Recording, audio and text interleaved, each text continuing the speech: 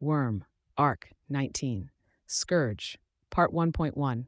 The school's bell tolled, oddly deep, with an echo that continued unending. I couldn't see it through the cloudy haze that consumed my vision, but I felt as though the lockers were straining against their hinges in keeping with the rhythm. The same went for the floor tiles, and the hundreds of footfalls of the students milling around me. A pounding rhythm. I couldn't keep my footing. I was blind, still, but that wasn't the source of the problem. It seemed vaguely familiar, the way every impact seemed designed to hit me where it hurt, to knock me off balance and leave me in a state where I was spending too much time reeling and staggering to push back or find safety. Someone tall shoved past me, and his bag caught on my nose. It tore at the skin between the nostrils, and I could feel warm blood fountaining from the wound.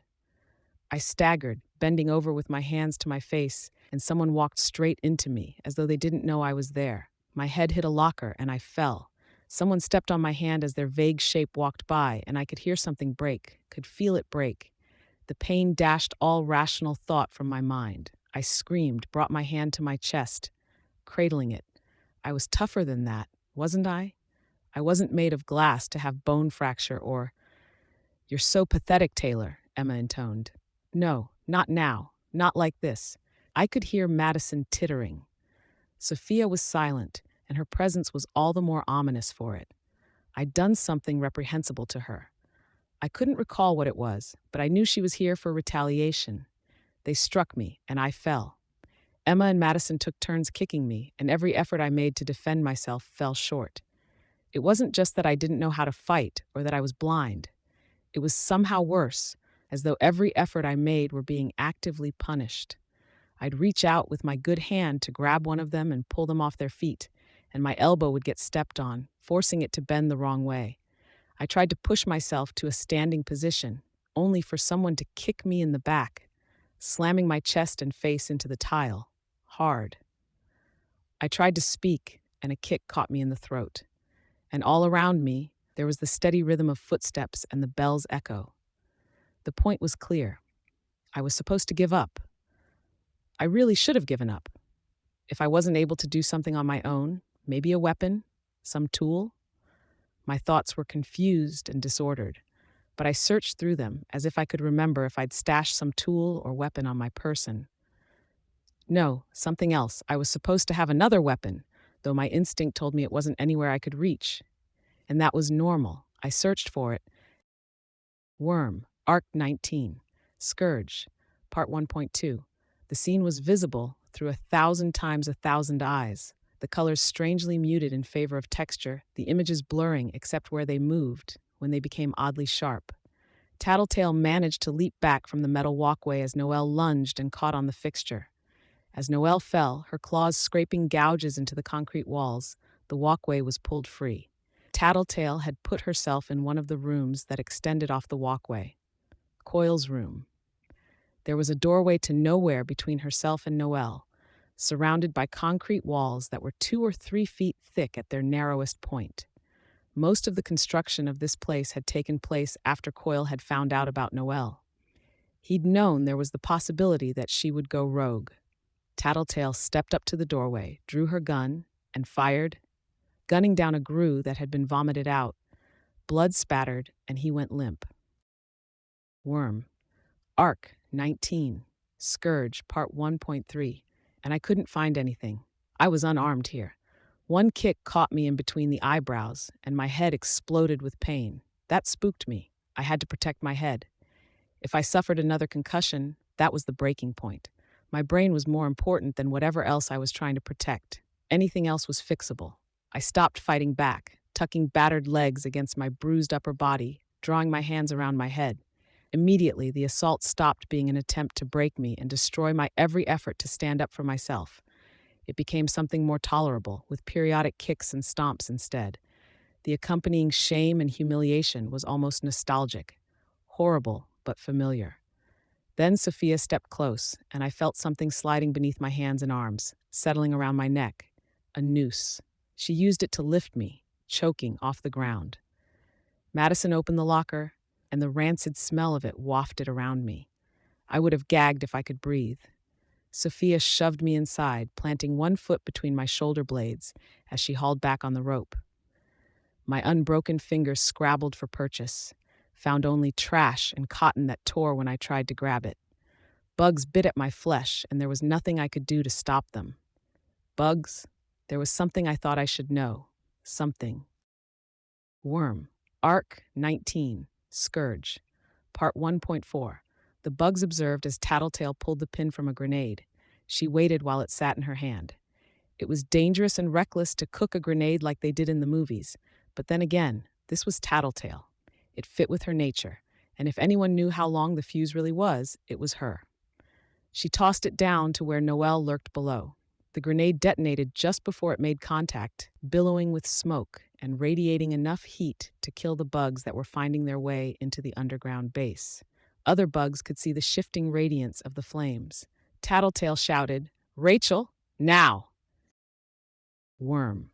Arc 19. Scourge. Part 1.5. That eluded me, like the water that escaped the ever-thirsty Tantalus.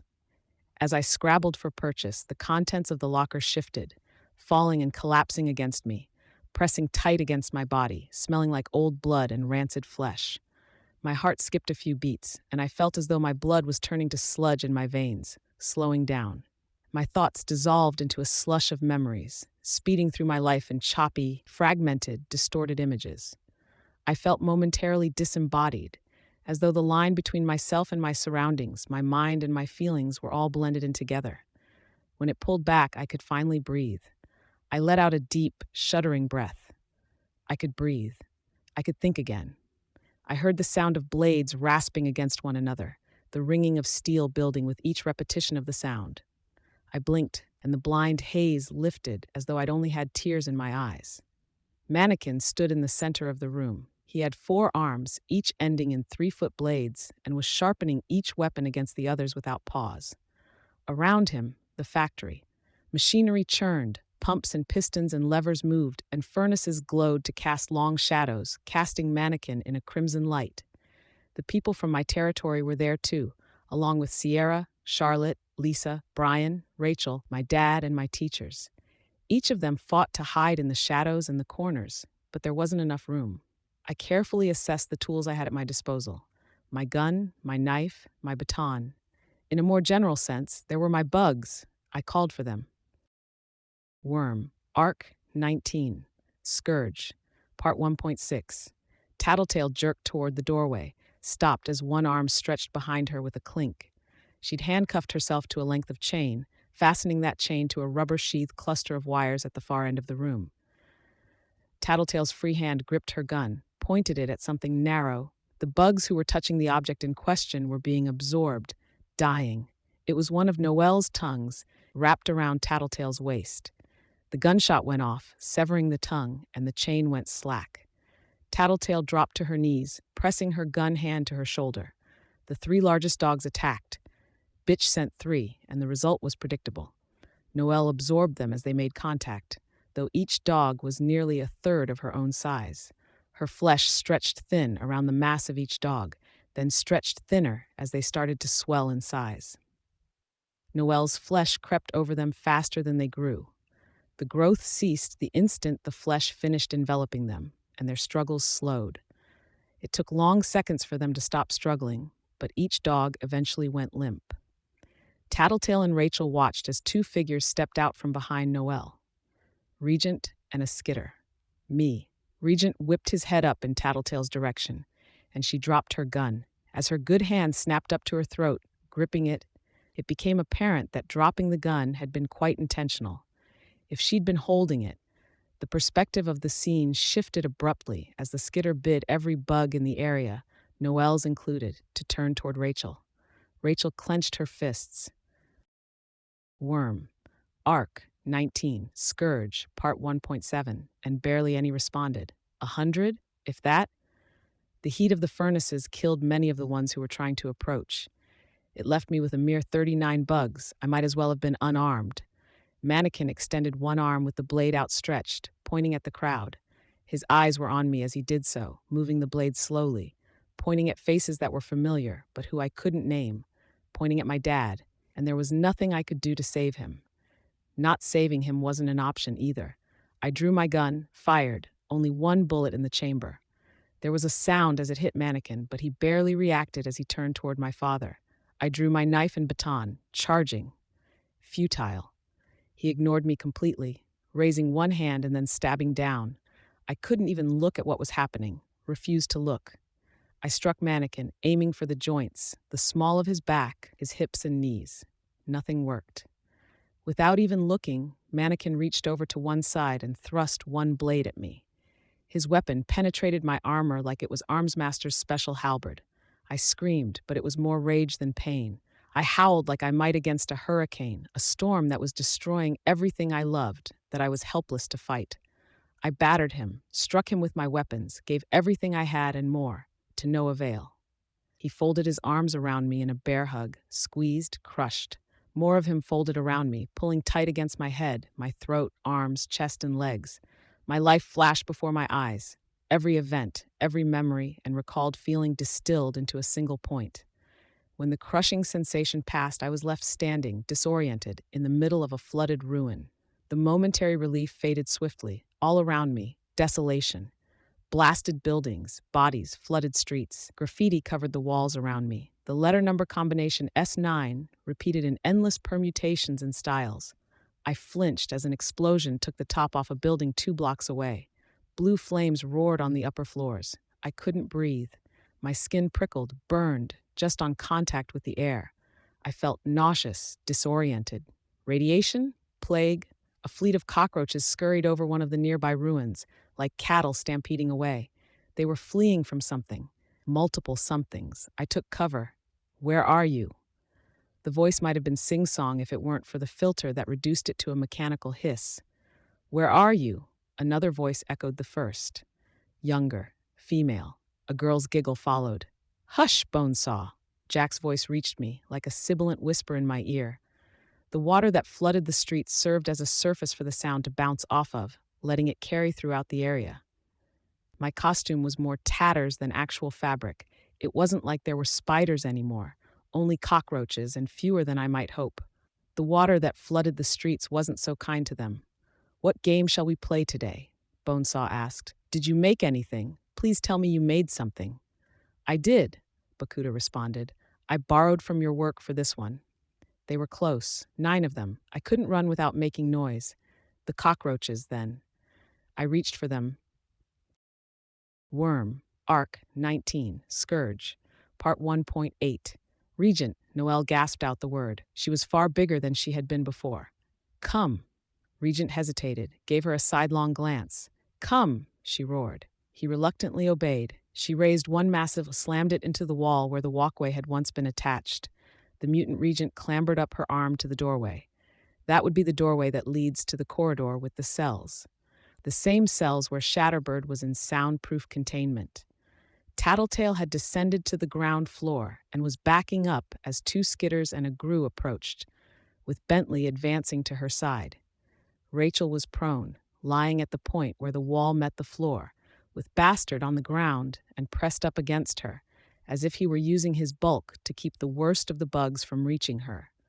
Her other dogs were smaller, big, but much smaller than they could be. You take flyers, I take ground, one skitter asked the other. The other skitter grunted her reply. Have to share, be smart about this one. Grue, hang back. She might try pulling something, Skitter 1 ordered. Harder to make a counterplan against bugs. Me? Pull something? Tattletale asked. She was cradling one arm and covered in vomit. Judging by the body parts that surrounded her, Bentley had taken apart the clones that Noelle had vomited at her.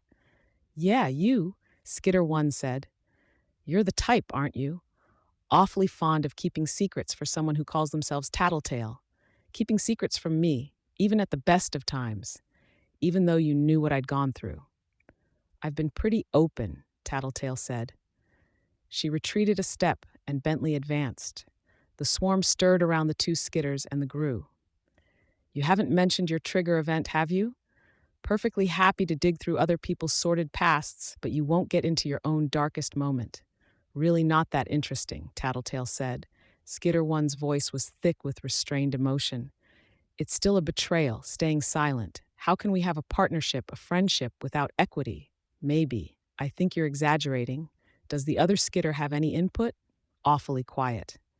Skitter 2 made a growling sound that might have sent a small dog running for cover. I'm the quiet type. That you are, Tattletale said. No commentary, no manipulations, Skitter 1 asked. Nothing nasty to say to throw us off balance? You're already off balance enough. Besides, I don't think anything I had to say would get through. How can I target your weak points when you're nothing but? That's so? Skitter 1 asked. Doesn't happen often, does it? You're not as cocky now. Do you feel scared? Just a bit, Tattletale said. She'd backed up enough that she'd reached the wall. The mangled staircase stretched out beside her, almost entirely torn free of the wall. Why don't we turn the tables then? Let's see how I do, trying to fuck with your head, Skitter 1 suggested. I'll pass. Bentley, attack. The dog hesitated, hearing the command from an unfamiliar person, but he did obey. Skitter 2 ran towards him, surrounding herself with crawling bugs. At the last second, she took a sharp left, sending a mass of bugs flowing to the right. Bentley managed to follow her, struck her with his front paws, and shattered her legs. Skitter 1's flying swarm flew over him and began binding him with threads of silk. It was too little, a distraction at best. Tattletale fired her gun, and Skitter 1 went down. The bullet didn't make for an instant kill, and the bugs continued doing their work. Tattletale thrashed as the bugs started to cluster on her, took aim again, and the grue swept darkness over Skitter 1. She disintegrated, reappeared as the darkness sloshed against the far wall, teleporting things via his darkness. As divergences from the base power set went, it was pretty extreme. Heroes are on their way, Skitter 1 shouted to Noelle, one hand pressed to the flowing chest wound. I could sense them, observing with the same bugs that Skitter 1 was using. Tattletale had left each of the doors unlocked as she'd made her way into the base, and Miss Militia was leading a squadron of Protectorate members and her wards through the series of rooms and tunnels. More bugs sought Rachel out, and she kicked her legs at the gap where they were flowing in beneath the left side of Bastard's stomach. Shatterbird appeared in the doorway at the end of the tunnel. She was holding the Regent clone by the throat. She pushed him forward and let his limp body fall. It landed in the heaping mass of Noelle's flesh.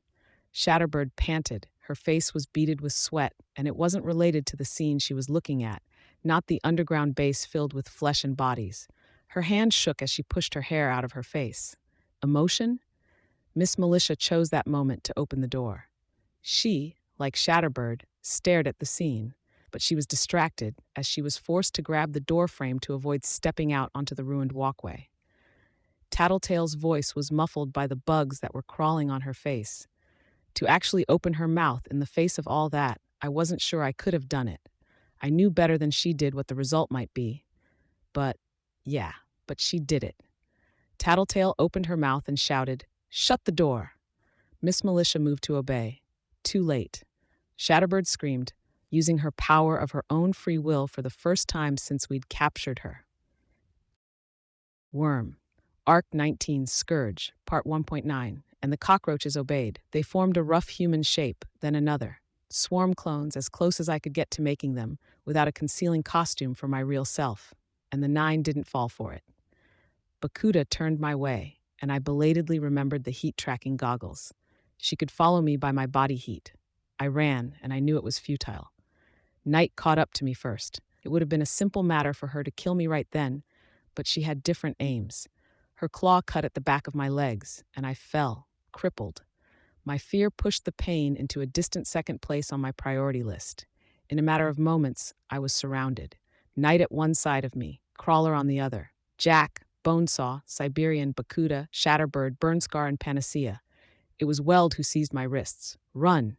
I tried to warn him, but the words didn't reach him.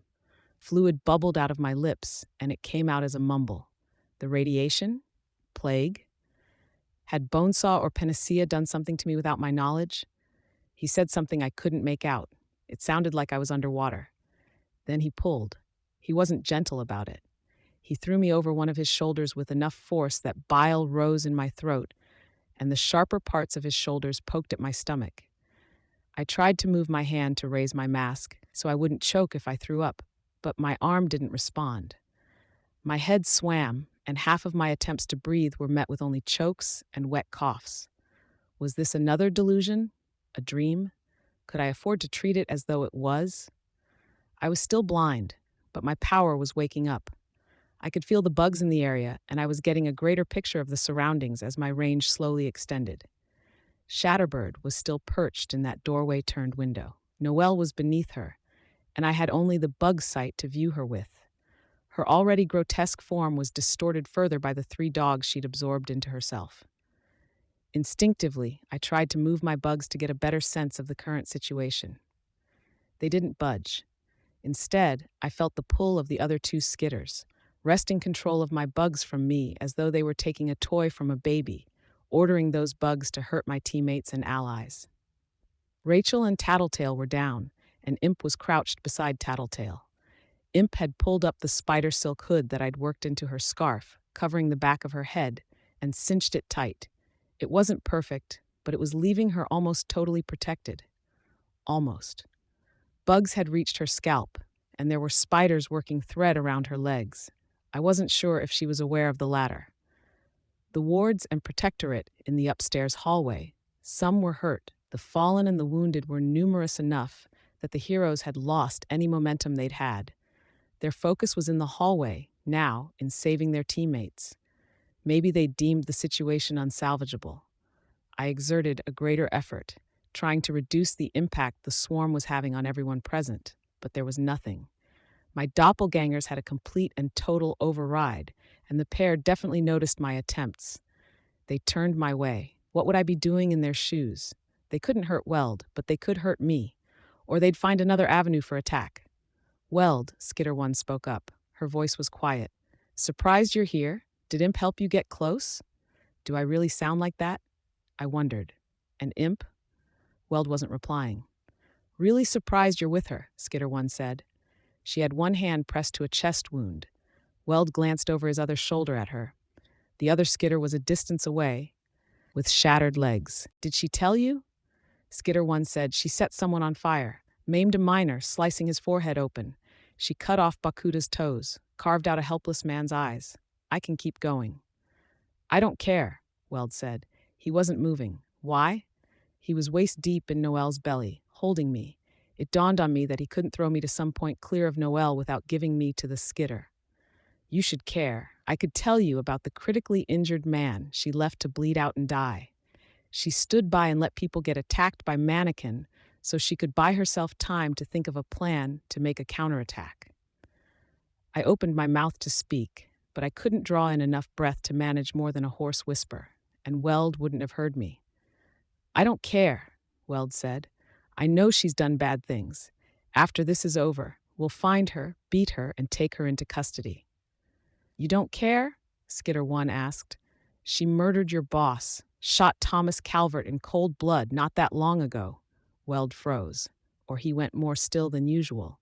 Whoopsie, Imp said. She'd appeared behind Skitter 1. A slash of her knife ended Skitter 1's contributions to the discussion. Sorry to interrupt. I couldn't say whether Skitter 1's feedback had done anything to change his behavior, but Weld wasn't gentle when he grabbed me and flung me overhand. My legs tore free of Noelle, where her flesh had closed firmly around my legs, and I was sent flying. Unable to move to protect myself or react to the landing, I sprawled where I landed, 15 or so feet from Noelle. Weld turned back to Noelle. His left hand changed to become a blade, and he used it to hack and slash his way through Noelle's side. His other hand dug and scraped for purchase as he deliberately and intentionally submerged himself. My bugs found their way to the others. I did what I could with my bugs to drive Shatterbird away from the doorway and put her out of reach of Noelle's tongue. Once she'd started staggering back, I set about finding and destroying the bug clones who were attacking people and ignoring my powers. The door where the wards and protectorate had been lurking opened. Miss Militia tested her weight on the staircase, then leaped down to ground level. She trained a gun on Imp as she noticed the girl crouching over Skitter 2, the taciturn Skitter with the broken legs. Imp executed the girl, glanced at Miss Militia, and shrugged. I tried to speak, coughed. I pulled my bugs away from Rachel and Tattletale. Miss Militia stared at Noelle, her eyes adjusting to the poor lighting. "You fed her?" Miss Militia asked. "Rachel?" Tattletale said. "Come on." There was a clapping or slapping noise, and Bastard lurched to his feet. Rachel stood, and the other 3 dogs spread out around her. "You fed Echidna?" Miss Militia asked, disbelieving. "Echidna? Right. They'd coined a name for her then. And we'll feed her more," Tattletale said. "Rachel, all of the spare dogs, try not to get in Weld's way." The dogs began to grow, flesh splitting, bone spurs growing, and muscles swelling to greater size. Rachel hesitated. "Do it!" Tattletale shouted. Rachel gave the orders, shouting, "All of you, hold! Malcolm, go left!" She slapped one dog on the shoulder, and he bolted. "Coco, go right! Twinkie, go right!" The other 2 dogs gave chase, stampeding past me as they ran along the right side of the room. "Hurt!" Rachel gave the order. The dogs attacked the closet target, Noelle. They got stuck in her like she was tar. But I realized that the converse was also true. Noelle was absorbing them, but she was unable to move so freely as long as this much extra mass was stuck to her. It was like the way we'd fought Weld, sticking metal to him. The problem would be when she spat out the dogs. I tried to move, but I felt like I had 50-pound weights strapped each of my arms and legs. My face burned hot, and my vision swam. It wasn't an entirely unfamiliar feeling. I felt sick. With that thought, it dawned on me. Noelle absorbed living things, and that apparently extended to bacteria. Where others had bacteria in their digestive systems to help them digest food, Noelle, Echidna, had no need for such. When she absorbed the ambient bacteria and molds from her surroundings, she was storing them, weaponizing them like she did with rats and insects. They were used to debilitate her victims, render them unable to fight back while her clones got the upper hand. It meant I was sick, and I'd have to hope that whatever the illness was, it would be short-lived. Shatterbird was still thrashing, trying to do something with her glass and failing because she couldn't breathe or see. Echidna couldn't move, as her legs were caught on the dogs. The other clones had been executed by Imp, as far as I knew. The sticking point was Weld. Tattletale had apparently figured out that he was immune to Echidna's absorption ability, but he wouldn't be immune to her basic shape-shifting ability. She didn't have a lot of control over her form, or she surely would have chosen something without that number of legs, without the 3 mutant dog heads, but she did have the ability to shift her flesh around, and Weld was limited in how fast he could cut that flesh away. Rachel had moved to my side. She put her arms under my shoulders and my knees and lifted me, grunting. I twisted around to cough and gag. I managed to move one arm to my face, but didn't have the strength in my fingers to move the fabric at my neck. Rachel found it instead, pulling it up and halfway up my face. I coughed up lumps of stuff that tasted the way raw meat smelled. "Careful," Tattletale said. "Incoming. Dogs." Noelle had apparently moved one of her heads around because she managed to spray a stream of vomit our way. There was a pause as her body heaved.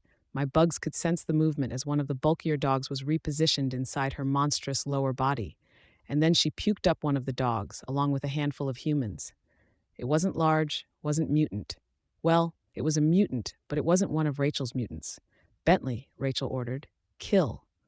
The bulldog lunged and seized the smaller dog in its jaws in a matter of seconds, crushed it in a heartbeat. "Yeah," Rachel said, her voice low enough that only I heard it. "Feels wrong." "Why?" Miss Militia asked. "Why was it small? When we were hanging out with Panacea during the Slaughterhouse 9 fiasco, she put her hand on Sirius," Tattletale said. "And she said that the tissues die as they get pushed out from the center. They're more like super zombie dogs, really, with a juicy, living center." "And Echidna doesn't copy dead things," Miss Militia said. Tattletale nodded. "We got lucky. I was worried it would only be a little smaller." Weld was fighting to emerge. He had his hands on Gru and one of the dogs. He hurled them out, and Miss Militia caught the dog. Imp and Tattletale hurried to drag Gru away. "Did you bring all the stuff I asked for?" Tattletale asked. "Yes. It won't be enough. So long as you've got some, it'll help. Just need to buy time," Tattletale said. Echidna's bulk shifted. I couldn't see it with my own eyes, but with the blurry vision the bugs offered, I could track how she was getting her legs under her. I could see that there weren't any distinct bulges anymore. She was breaking down the mutant flesh she'd stripped away from Rachel's dogs, and she was making it her own. 6 dogs. If my estimates about them being roughly a third her mass were right, she could be 3 times as big as she'd been before. "She'll be stronger," Miss Militia said, putting the dog down. "If this doesn't work, we just gave her a power boost for nothing." "We're saving the people she took," Tattletale said, "and we're buying time. It's not nothing." Echidna heaved herself up to her feet. She vomited forth a geyser of fluids and flying clones. Our ranks were scattered, knocked over and pushed away from Echidna by the force and quantity of the fluids. It was stronger than before. Whatever the source she was drawing from was, she'd reinforced it with the mass she'd gained from eating the dogs. No less than 15 clones littered the floor, and there were another 12 or so dogs and rats in their mass. Miss Militia didn't even stand before opening fire. Twin assault rifles tore into the ranks of the clones as she emptied both clips, reforged the guns with her power, and then unloaded 2 more clips. Several clones were avoiding the bullets more by sheer chance than any effort on their part. One Grace clone managed to shield the bullets, moving her hands to block the incoming fire. One stray shot clipped her shoulder, but she was holding out. Echidna spat up another wave, and I hurried to get my flying bugs out of the way. I still couldn't move, but I held my breath. The wave hit us on 2 fronts, an initial crush of fluid and bodies, and the bodies from the first wave that had been shoved up against us.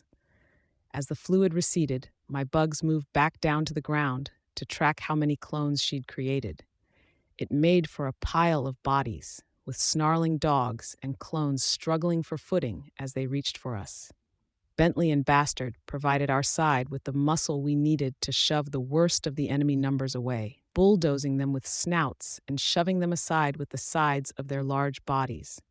Miss Militia followed up by sweeping the area with a flamethrower. She stopped, waiting for the smoke to clear, and Tattletale shouted, "Again! Weld's still inside!" Another wave of flame washed over the clones. They were regents, tectons, and graces, as well as various dogs, and none were able to withstand the heat. Each and every one of them burned, but this much heat and smoke, even with this space being as large as it wasn't an assault we could sustain. Echidna opened her mouth for a third spray, then stopped. One by one, bodies were dropping from her gut. "No!" Noelle screamed, from her vantage point on top of the monstrous form. Weld forced another dog free, and Echidna moved one leg to step on it. Grace and Tecton fell, and Weld dropped after them. He turned the blade of one hand into a scythe, then chopped a segment of Echidna's foot free. With one motion of the scythe, he sent Tecton, Regent, and some of the dogs skidding our way, sliding them on the vomit-slick floor like a hockey player might with a puck on ice. Echidna deliberately dropped, belly flopping onto Weld, Grace, and the dismembered foot that had stepped on the 6th dog. Miss Militia was already drawing together a rocket launcher. She fired a shot at the general location where Weld was. He forced his way free of the resulting wound a moment later, the dog tucked under one arm, Grace under the other. Echidna swiped at him, but he hurled the others forward to safety a second before it connected. He was slammed into the wall, but he didn't even reel from the blow. He made a dash for us. "Retreat!" Miss Militia gave the order. The staircase shook precariously as we made our ascent, one group at a time. One of the capes had frozen the staircase of the metal walkway to the wall to stabilize it. They started getting organized to hand each of us and the dogs up to the door, but Rachel barreled past, carrying me and 2 dogs, with Bastard and Bentley following behind. As we reached the doorway, dogs were handed to the able-bodied. Others were helping the wounded. Clockblocker had fallen, and Kid Win was being moved with a makeshift stretcher formed of one of the chain-link doors that had been in the hallway. There was a lot of blood. It was Shatterbird's power, I realized. I'd barely registered the event. Shatterbird was still in the hallway on the other side of the underground complex, standing away from the main fighting, perhaps, or waiting for an opportunity. She'd found the locker where Regent kept her costume, was using her power to put it on while simultaneously fighting off the bugs that were still biting her. Echidna reared back, apparently gearing up to vomit, and Miss Militia fired a rocket launcher straight into the monster's open mouth. It barely seemed to slow Echidna down. Vomit spilled around her, crawling with vermin and bugs. The monster was moving slower now. The entire structure shook as she advanced on us, sections of the walkway crumpling and screeching where her bulk scraped against it. But the door was just that, a door. 3 feet wide and 6 feet tall. The tunnels the trucks had used were too small for her mass, even if one ignored the fact that they'd been strategically collapsed. The entire area shook with the impact of her furious struggles. She was trying to tear her way free. The violence only ramped up as we made our escape, to the point that I was worried the building above us would come down on top of our heads as we headed outside. The warm, fresh air was chill against the damp fabric of my costume as we escaped from beneath the building. I could sense other heroes and trucks stationed nearby, no doubt surrounding the area. The second we'd reached the perimeter, Tattletale collapsed to the ground, propping herself up with her back to a wall. Gru and Regent were placed next to us. We were covered in blood and vomit, half of us so weak we could barely move. It didn't convey the best image. Vista wasn't inside Echidna, Weld said. If she's still in the building, Triumph, phone her, Miss Militia ordered. Yes'm, Triumph replied. Miss Militia turned to Tattletale. She gestured at the nearby vehicles. You said you wanted containment foam. I did, Tattletale said. You think she'll fight free? Almost definitely, Tattletale said.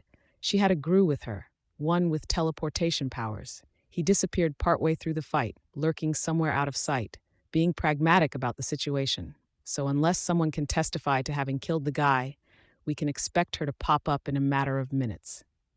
Minutes, Miss Militia said. No reply from Vista, Triumph reported. Keep trying. She gets free in a few minutes, and we'll use the containment foam then? Assault asked. I jumped a little at the realization it was him.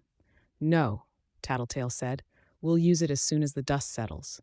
Dust? Assault asked. She withdrew her cell phone, raised her voice. If any of you have force fields, put them up now. Tattletale started punching something into the keypad. Miss Militia grabbed her wrist, prying the cell phone from her hand. Stop. It's our only option. What's our only option? Buying time, Tattletale said. She wrenched her hand free, but Miss Militia still had the phone. How? You could punch the last 2 digits, 1 and 4, into that keypad. See for yourself, Tattletale said. Or you could give me the phone, let me do it, and then if Vista's in there, your conscience is less muddy, if not exactly clear. Miss Militia turned her face toward the phone, stared at the building that loomed over Coyle's not-so-secret base. Shatterbird, I started to speak, had to catch my breath. She's in there too. She was talking to Noelle, to Echidna. Last I saw, they might be deciding to work together. I won't have a clear conscience no matter what I do, Miss Militia said. But I might as well own up to it. Miss Militia touched the phone twice. Long, quiet seconds reigned.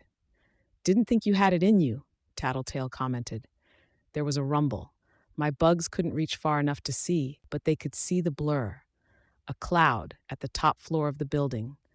Another cloud expanded out from the top of the building, 1 floor down from the first. The explosions continued, escalating, ripping through the building in stages. I couldn't even breathe as I experienced the resulting aftershock, the vibrations as the building folded in on itself, plummeting down to the construction area. What? Assault started. There was another explosion, muffled, and my bugs were in range for the explosion that followed. Plumes of earth rose in a rough circle around the building, and then the ground sank, the entire underground base folding in on itself. Even with the debris of the fallen building on top of it, the area seemed to form a loose depression. Fitting for the criminal mastermind, I thought. Shh, Regent said, his voice reedy. He didn't use it on us? I asked Tattletale. Coyle? She was staring at what must have been a massive cloud of dust. He tried, sort of, she said. His computer was rigged to blow everything up if someone tampered too much. I found the stuff when I went looking for his files, as I moved in. Scared the pants off me when I realized that it was already in motion. Before that, I asked, when we were waiting for the meeting? Couldn't afford to let Echidna loose, she said. And I think I would have known. Can't say for sure. It took minutes for everything to finish settling.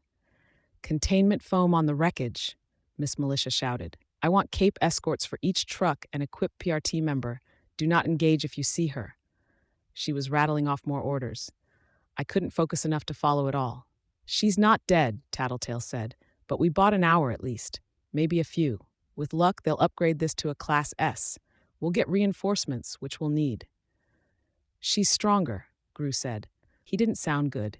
You fed her. Had to, or she would have escaped before the explosion. But she's stronger, Gru repeated himself. Tattletale nodded. Do you have a plan? I asked. She shook her head. Not really. Ideas. I have a few too, I said. Not good ones, though. I'll take bad ideas, she said. She sighed wistfully. Fuck, I really wanted an evil mastermind headquarters of my own. It'll be years before I can build one for myself, Tattletale groused. So impatient, Regent clucked his tongue. Tattletale pushed herself to her feet. The next part's going to be 3 times as bad. I'm going to go see if we can scrounge up some healing.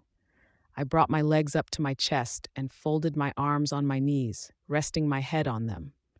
The visions I'd seen were swiftly fading into memory, but the ideas behind them lingered. For the first time in a long time, I wasn't sure I wanted to fight, to step up and save others. A large part of me wanted to say it was up to the heroes, to take the unsure thing over doing it myself and knowing I'd done everything I could. I turned to Gru. You okay? He didn't respond. Gru, I asked. Nothing. I used my bugs to search for someone who might be able to give medical attention. Everyone was milling around, active, busy. Us undersiders aside, there were only 2 people nearby who weren't active, trying to contain and prepare for a potential second attack. Weld and Miss Militia. They were talking, and they were looking at me, Thomas Calvert. My clone had informed them, and they'd seen our faces. Worm. Arc 19. Scourge. Part 2. I wanted nothing more than to stop, to look after Gru and lick my wounds, but I couldn't let the heroes come to one of their deeply misinformed conclusions at my expense.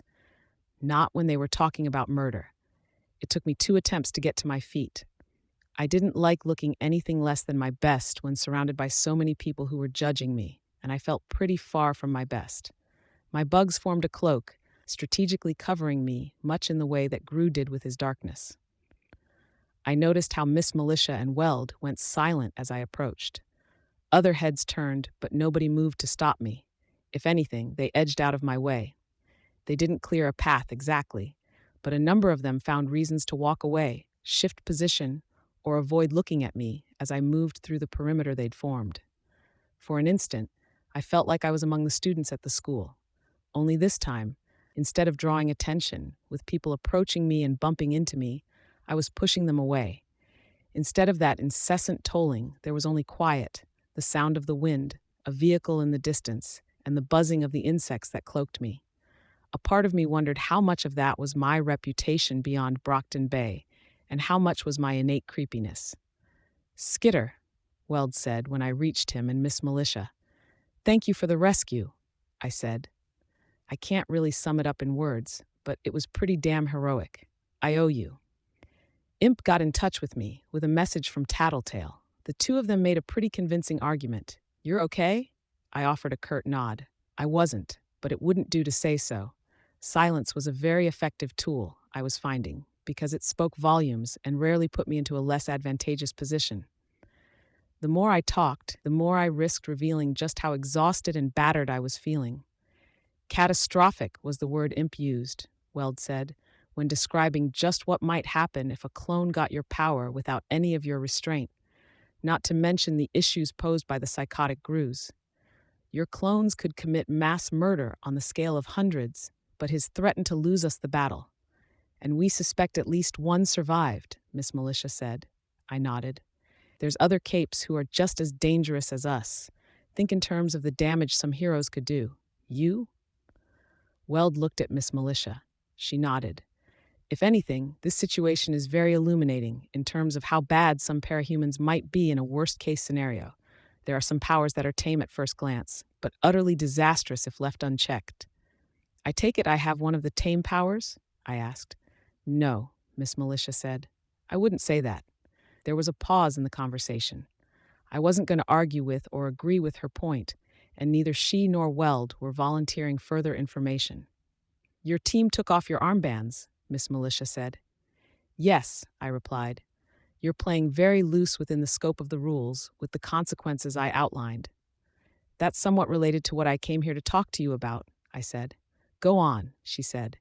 The clone told you things, I ventured. I wanted to address them before you jumped to conclusions, or at least, I wanted to address one major point. You were conscious? Weld asked. I nodded. Weld spoke. I understand if your clone was lying, psychological warfare, creating division in the ranks. I'd be willing to believe the clone is capable of it in light of our past experiences with you. No offense, but I still had to tell my boss. I didn't respond right away.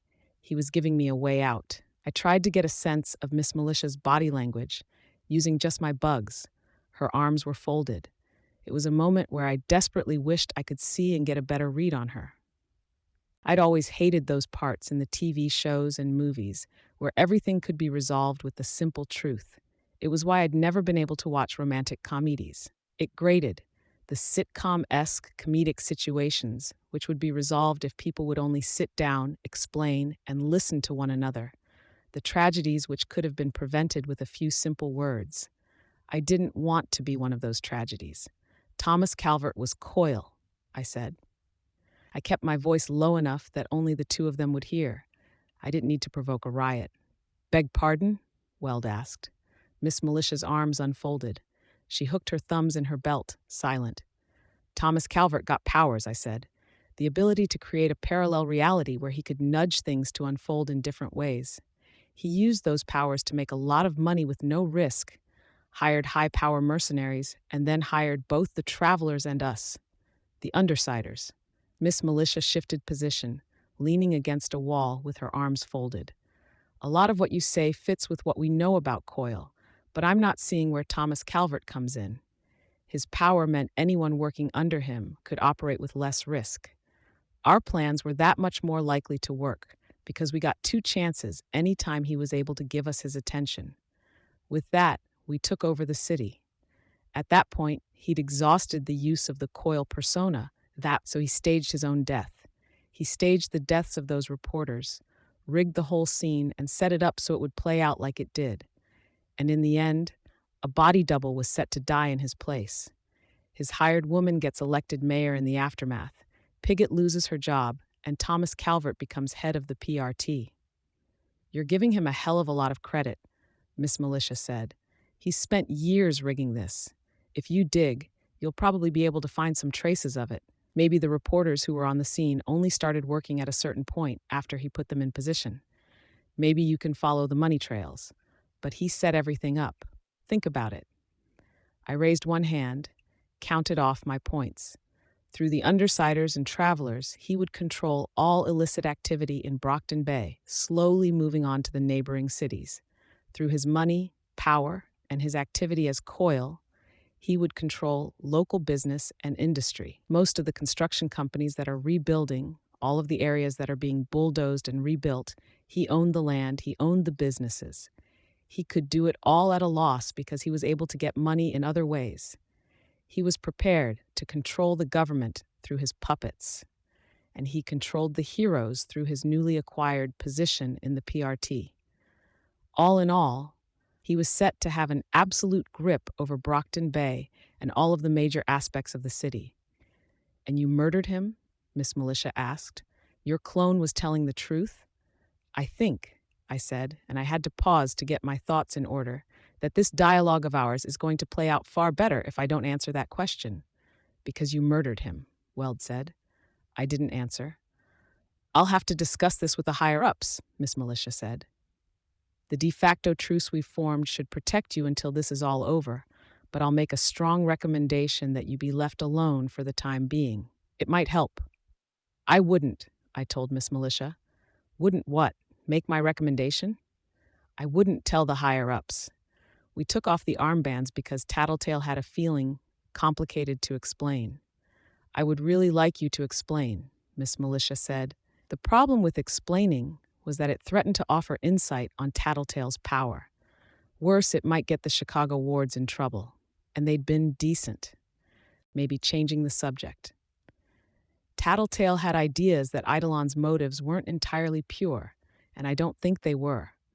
When we got closer, I overheard Eidolon talking to Noel. He knew a few things that suggested he already knew what Coil was doing. Eidolon? Weld asked. Miss Militia put a hand on my shoulder and ushered me away from the perimeter where the heroes were walking around and getting prepared. I was pretty sure nobody was able to hear out, but I didn't object. She leaned close and spoke an order in my ear. Explain. This explanation was having the opposite effect I'd intended. It threatened to get me and the others in deeper trouble. Do you know what cauldron is? I asked. A rumor, Miss Militia said. It was an idea that cropped up around the time the first major parahumans did, and occasionally a person or group will use that idea and claim some greater conspiracy or a power connection. In every case, it is investigated and thoroughly debunked. I frowned behind my mask. If you don't think Cauldron's responsible, how do you explain the monstrous parahumans? Like Gregor the Snail or Neuter? Or me? Weld asked. He was just behind us. Or you, I said. I've run into too many situations that involve Cauldron to buy that it's a series of hoaxes. The merchants had vials that granted powers and a suitcase detailing some contract with Cauldron. I read some of it before Faultline's crew absconded with the rest of it. Did you actually see someone drink and gain powers? Miss Militia asked. No. It's a name that's acquired enough momentum and prestige that people will occasionally use it to their advantage. Nothing more, Miss Militia said. Then why did Eidolon say that Coil was involved with Cauldron and that Cauldron was responsible for Noel? I asked. Miss Militia pursed her lips. I don't know. It could be that you're lying. If I was going to lie, I'd pick something more believable. Or you're picking something so unbelievable that it'd take ages to sort through the data. In the meantime, this situation gets resolved and we let you walk away unharmed. I have talked to my team and I've seen your records. You tend to do that. Protect yourself in the present with details and arguments that would take a long time to verify. I'm not looking for an argument, I said. If you don't believe that Calvert was Coil, then that's fine. I just wanted to put all my cards on the table. Except for actually admitting to the murder, Weld said. Right? I said. Assuming we believed you, what are we supposed to do with this knowledge? Miss Militia asked. For now, I asked, nothing. Operate as you would otherwise. But keep your eyes open with this information in mind. And if we keep our eyes open, thoroughly investigate this allegation about Calvert and Coil, and we still decide to arrest you, will you agree to come peacefully into custody? I shook my head. No, I don't think so. So it's really selfishness that brings you here, Miss Militia said. You don't expect to change the way you operate, and you expect to get away with acknowledging that you murdered a man, if not outright admitting it. But you want us to change how we handle our end of things based on your hearsay. If you want to see it as self-serving, that's your call, I said. Maybe that's how you work. But I don't have high aspirations now. I saved Dinah. I want to protect the people in my territory and stop the forces that might hurt them, be it the Slaughterhouse 9, Coil, or Echidna. Maybe you won't believe me when I say so, but I'm not trying to argue in my own defense here. I won't confirm or deny what the clone said, but nothing I'm saying here really gives me an alibi or leverage to escape the situation. You're giving us excuses to soften the impact of the crime you committed, Miss Militia said. I'm not admitting to anything, I pointed out. You know what I mean. Maybe they are excuses, kind of. It's one way of looking at it. Another way is that maybe now you can be more wary when talking to Eidolon, or pay more attention when you start looking into Calvert's daily life. See if anything points to Coil. He wasn't stupid, but you don't devote that much time and energy to something without some blurring of the lines. I don't gain much if you do that, but you could stand to benefit. Maybe, Miss Militia said. Are you speaking from experience? Weld asked. When you talk about blurring the lines between identities, I turned toward him, remembered that he'd seen my face. That would be telling. Could be, he answered. It's something I'm interested in. I never had the benefit of a secret identity. Overrated as far as I can tell, I told him. I thought of my dad. Was he the victim of a blurring of the lines, or just a casualty in a long series of events that had affected the whole city? Or both? This seems like a good time to cut in, Tattletale said. She approached from around the corner, turned her head in Miss Melicia's direction. "May I steal Skitter from you?" Miss Militia waved a hand to one side, silent. Tattletale was leading me off when Miss Militia spoke up. "I don't know if you're speaking the truth." She trailed off. I opened my mouth to speak, then shut it. Silence was safer. "But if you are, I appreciate it. It's not like me to demand evidence, to suspect everything, but I have to. My teams can't afford for me to give anyone or anything the benefit of a doubt." "Being in charge is hard," I said, without turning her way. Tattletale gestured in the direction we were going, then walked beside me as we left Weld and Miss Militia behind. Whatever warped disease Noelle had dumped into me to weaken me and leave me unable to fight back after I'd been vomited out was steadily wearing off. That was only a part of the overarching problems, though, and I still felt drained. My stamina was pretty rock bottom, and the recent fight hadn't helped. I was hungry, thirsty, and I wanted to crash for 15 or 30 minutes. Oddly enough, though she no doubt felt far more spry than I did, it was Tattletale who fell a half step behind me as she walked to my left, and it seemed very deliberate in how she did so. She'd done something very similar when we'd been on the rooftop, a subtle maneuver to help portray me as the leader and as someone to be respected. Tattletale was scary in her own way, in a very different way than I was scary. But scary, that she was showing deference or whichever would suggest something, even if people didn't consciously realize it. The alternative interpretation was that she'd been hurt more in the fight than she was letting on. "Skitter," Tattletale said. "Meet Scapegoat." My bugs passed over the young hero, and he didn't flinch. He would be one of the wards unless his stature was misleading. His costume was a robe, though closer to Murden's in style than Panacea's. My bugs traced beneath the robe to detect armor that suggested the costume was intended to be worn into a fight. He wore a mask attached to his head by a band that felt like metal, apparently designed to flip up. 2 curling horns were attached to the band, at the sides of his forehead. "Scapegoat?" I asked. "A healer?"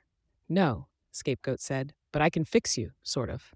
"What do you mean by sort of?" "What I do is fragile. It's not healing.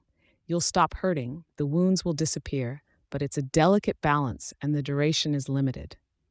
"I'll take what I can get," I said. "When the duration expires, unless certain conditions are met, the injuries come back. Sometimes not as bad, sometimes worse, and they're usually slower to heal." "What's the duration?" I asked. "Anywhere from 1 hour to 6 hours. And the condition?" I asked. "Longer you go without breaking the effect, the better the chance the injuries stay gone." "Sit," Tattletale said. I sat. Scapegoat touched my hand. I felt a wave of sensations rushing over me. Being hot, being cold, vibrations, the feeling of different fabrics and skin contacting mine, all at once. The feeling of my costume against my skin became intense, sharp, even overwhelming. I jumped and pulled away. "It's okay," Tattletale said. I nodded, gave Scapegoat my hand once again. Tattletale explained, "Scapegoat's effect operates on a quantum level. He's digging through potential realities to find unhurt versions of you that are close enough to who you are right now that everything fits together seamlessly." "Except the injuries," I said.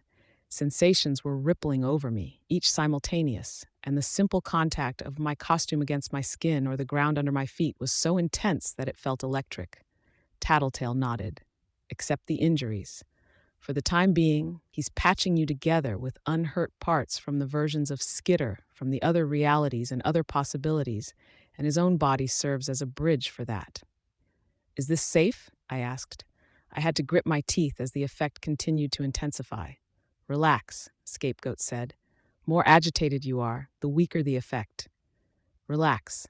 I reached out to my bugs, trying to feel what they felt, see what they saw, hear what they heard, and displace myself from my body. It was a method I'd tried many times before, almost meditative. "It doesn't take much for the effect to break," Tattletale said. "A heavy impact, a new injury, or a major shock. If that happens, all the injuries come back, probably worse."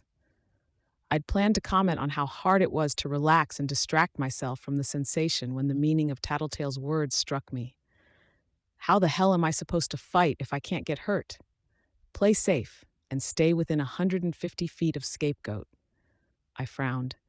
"I don't think I can operate like that." I can stop, Scapegoat said, if you're feeling ungrateful. You're barely functional, Tattletale told me, ignoring him. A lot of it's just the way that her puke makes you feel sick. It's wearing off. You're saying you'd rather keep going the way you are? Tattletale asked. Ribs, lungs, exhausted, battered. If it means being able to fight without having my hands tied, maybe, I said, and not feeling like this. Scapegoat's process sucked. But you can't fight, not in this shape. It doesn't really matter, Scapegoat said. It's too late to undo it. All at once, the sensation stopped. My entire body seemed to vibrate like a silent tuning fork might in the absence of the sensations. My ears were ringing, and spots swelled behind my eyelids. I opened my eyes, and I still couldn't see. No, it was different. There wasn't a white haze. I wiped at the lenses of my mask, and dried bile and blood flaked off, leaving them more or less clear. I blinked a few times, then took a deep breath. I could see, and I could breathe. She's fucking blind, Scapegoat yelped. I looked down at Scapegoat.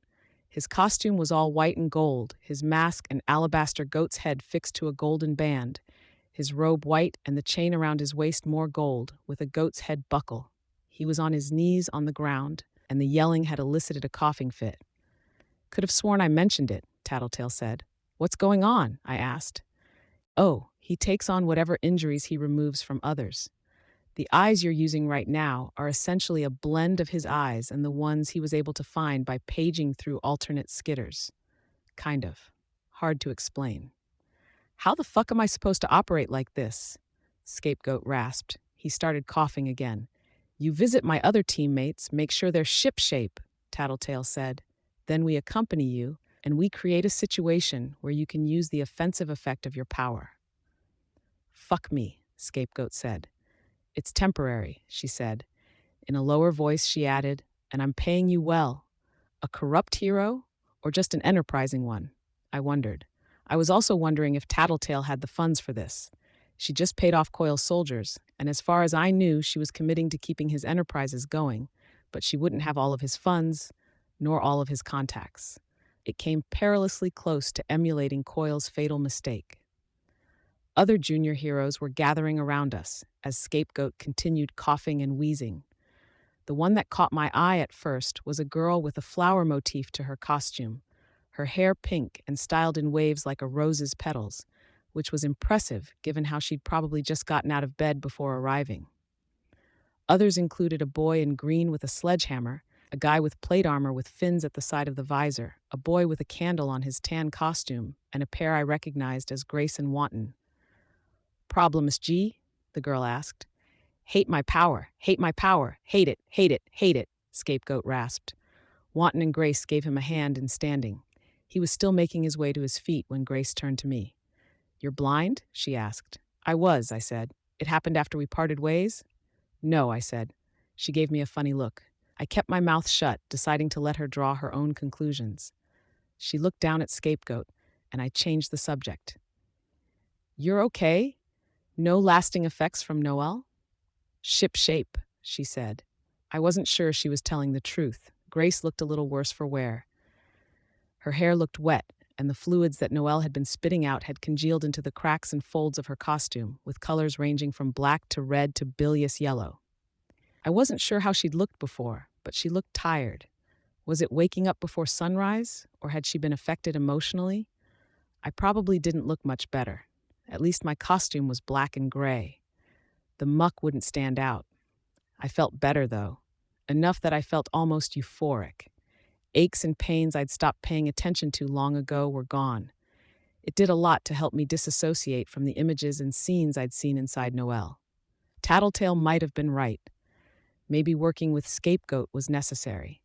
If making this permanent was an option, I was willing to do what it took to preserve the effect, keeping Scapegoat close and keeping myself in one piece.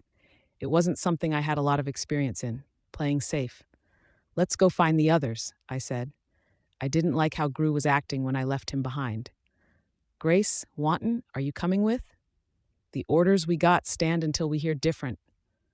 Grace said, We're supposed to accompany you. Good. Then let's see about getting Bentley and putting him on the dog's back. Tattletale shook her head. Too many impacts, with him lumbering around like he does. Either you or he take too heavy a hit, and we're back where we started. What if we find a containment van and put him in the passenger seat? I asked. The last van didn't fare too well, Tattletale said. We'll use containment foam to keep him safe and in one piece if we have to, I told her. I hope it doesn't come to that. Let's go. I started to move to pick Scapegoat up off the ground, but Tattletale stopped me, putting one hand on my wrist. Treat yourself like you're made of glass, she said. No heavy exertion. Don't get hurt. Don't strain yourself. That's a little extreme, I said, but I didn't touch Scapegoat. It took two people to help Scapegoat to walk. Grace walked on one side of him, Tattletale on the other. When he'd taken on my injuries, had he received a more crippling variation? I was hungry to observe and absorb every tidbit of information I'd been missing. I could see the heroes gathered, all eyes on the wreckage of the building. PRT officers were treading the perimeter, spraying volumes of containment foam onto the rubble. 80 heroes, if my bugs were counting right. Maybe 8 in all were in the air. It made it easy to find Eidolon. Like Grace, his costume had been tinted by the film of dried fluids. He was a few stories above the ground, and his cape flapped around him in the strong winds. It was hard to make capes look good. They had a way of clinging to the body, or flowing the wrong way, getting caught around an arm. It took a measure of majesty to make it work. Eidolon could pull it off. Ironic that the slang for a parahuman was cape, and so few of us wore them. I'd worn a short cape not so long ago, barely long enough to reach the small of my back. I'd adopted it more for utility than style, to give me more concealed area to hide my bugs and for the marginal extra protection it afforded me. I didn't have it now, and I was somewhat glad. I might have felt more self-conscious seeing Eidolon up there. I'd wind up worrying if I really had the ability to make it look good when I needed to focus on projecting confidence. There weren't many villains here, and now that I could see, I was getting evidence to my previous concerns about being watched. We reached the Undersiders, and I knelt beside Gru. Imp was beside him, and both Regent and Bitch were standing nearby. Regent gave me a nod, and I nodded back. Sorry to do this, I said. I looked at the 3 heroes that had accompanied us, but I'd like to have a private conversation with my teammates. The bugs flowed from my costume and the surroundings, forming a moving curtain that separated me from Grace, Wanton, and Scapegoat. I gradually widened it, forcing them to back up. Wanton let Grace support Scapegoat and tried to venture forward into the swarm. He snorted and backed up as bugs crawled into his nose, ears, and mouth. I gave him a few seconds to experience the sensation, then removed them. He didn't try a second time. What's going on? I asked, keeping my voice low. He's gone quiet, Imp said, not responding much. He flinched when I tried to touch him. Being inside Echidna, you see things, I said, variations on your trigger event or ugly moments from your life. Oh, Imp said. Oh. I looked at Gru. He was staring off into space with darkness gathered in thick ropes around him to the point that I couldn't make out how he was sitting. He did that instinctively, I'd noted. The more he withdrew into himself, suppressed his emotions, the more his darkness manifested around him. If it was this bad, then I wasn't sure what I could do. I knelt beside him, and even with the darkness that wreathed him, I could sense him pulling away. Imp, I said. What? You should take him home. But I can help. I know, I said. You've helped a lot already, but he can't stay here, not like this. If he relived his trigger event, he's going to need reassurance from you. His other trigger event was about you, Imp said. She sounded almost accusatory. Maybe, I said. I stared into the black lenses of her mask. Do you want me to take him? Because I will. I'll leave. Tattletale can lead the Undersiders, and you can stay and focus on assassinating clones. She drew her knife, turned it around in her hands, as if she were considering it. Whatever you do, I told her, make the call fast. If you aren't staying, I want to get moving fast. I need to collect bugs before the fighting starts up again. She glanced down at Gru, then she looked at the others. Regent and Rachel were watching us carefully. For my part, I looked at Gru. I wanted nothing more than to walk away. I'd be okay being partially blind, waiting weeks or months to see if maybe my senses came back, if it meant holding him, helping him through this, giving him whatever support he needed so badly. I could so vividly recall the vision I'd seen of Mannequin, and all the people I'd cared about struggling to get to safety. Everyone had been counting on me, and I'd been failing them. Odd that the recollection was somehow reassuring to me in this brief moment. In the same moment, I turned to Imp, and Imp turned to me. The black lenses of her mask met my yellow ones straight on. "You're the leader," Imp said, and that was answer enough. I reached out and took Gru's hand. He flinched, trying to pull away before I got a firm hold. I managed it anyways, seized his hand between mine. "Gru," I said. I kept my voice firm but quiet. "It's Skitter. Taylor. I need you to listen." He didn't budge an inch. I squeezed his hand. "Listen, you're going with Aisha, understand? I think I know the kind of thing you saw, what you experienced, but you need to remember the important part, okay? You didn't fail. You did what you wanted to. You saved her, you saved me, and you saved yourself." He tugged, trying to pull his hand away, and I held fast. The darkness was swelling around him. "There's only one more part left. Just like you did then, you need to walk away. Leave the scene behind. It's the best thing you can do. You turn your back and you walk away from where all the ugliness happened. Understand? Go with Aisha. You two go home together." I stood, and I pulled on his hand at the same time. He resisted. "Take her home," I said. This time, when I pulled, he worked to climb to his feet. I took his hand and placed it firmly in Aisha's. I watched them walk away, hand in hand, and when I couldn't see them with my eyes, I sensed them with my power, followed the movements with the blotchy vision of my bugs. The bugs I'd formed into a barrier drifted in my direction and congregated on me. The younger heroes were a short distance away, and Tattletale was with them. They were watching as reinforcements arrived. Alexandria and Legend had joined Murden, Chevalier, and Eidolon, the big guns. We were finally treating this like a Class S threat. When I approached Tattletale, the other Undersiders followed me. Regent and Bitch with a litter of dogs of varying size trailing around her, chains clinking where they were attached to collars and harnesses. Tecton was on the other side of the crowd, looking somewhat worse for wear. Grace and Wanton started making their way toward him, and I followed by necessity, because they were helping a blind scapegoat hobble along. Our trip led us past the collection of major heroes and the crowd that had gathered around them. Glancing at them, I could see Tattletale in my peripheral vision, a smile spreading across her face. I felt a moment's trepidation.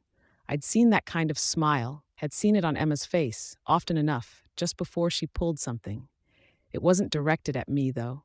I reached out for Tattletale's arm, but she was already speaking. "Cauldron," she said, the word just loud enough for the heroes to hear.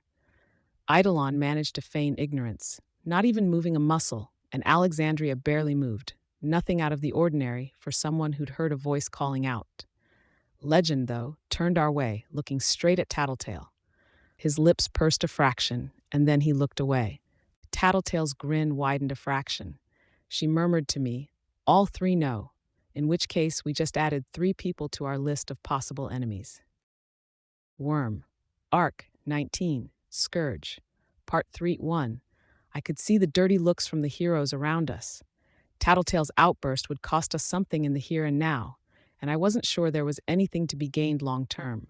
Meanwhile, we were the only real villains that I was aware of, surrounded by people who didn't trust us, people who expected us to try something. I was acutely aware that the Chicago wards and scapegoat would be listening in if I said anything to Tattletale, and the thing I most wanted to say to Tattletale would be the worst thing to say on a lot of levels.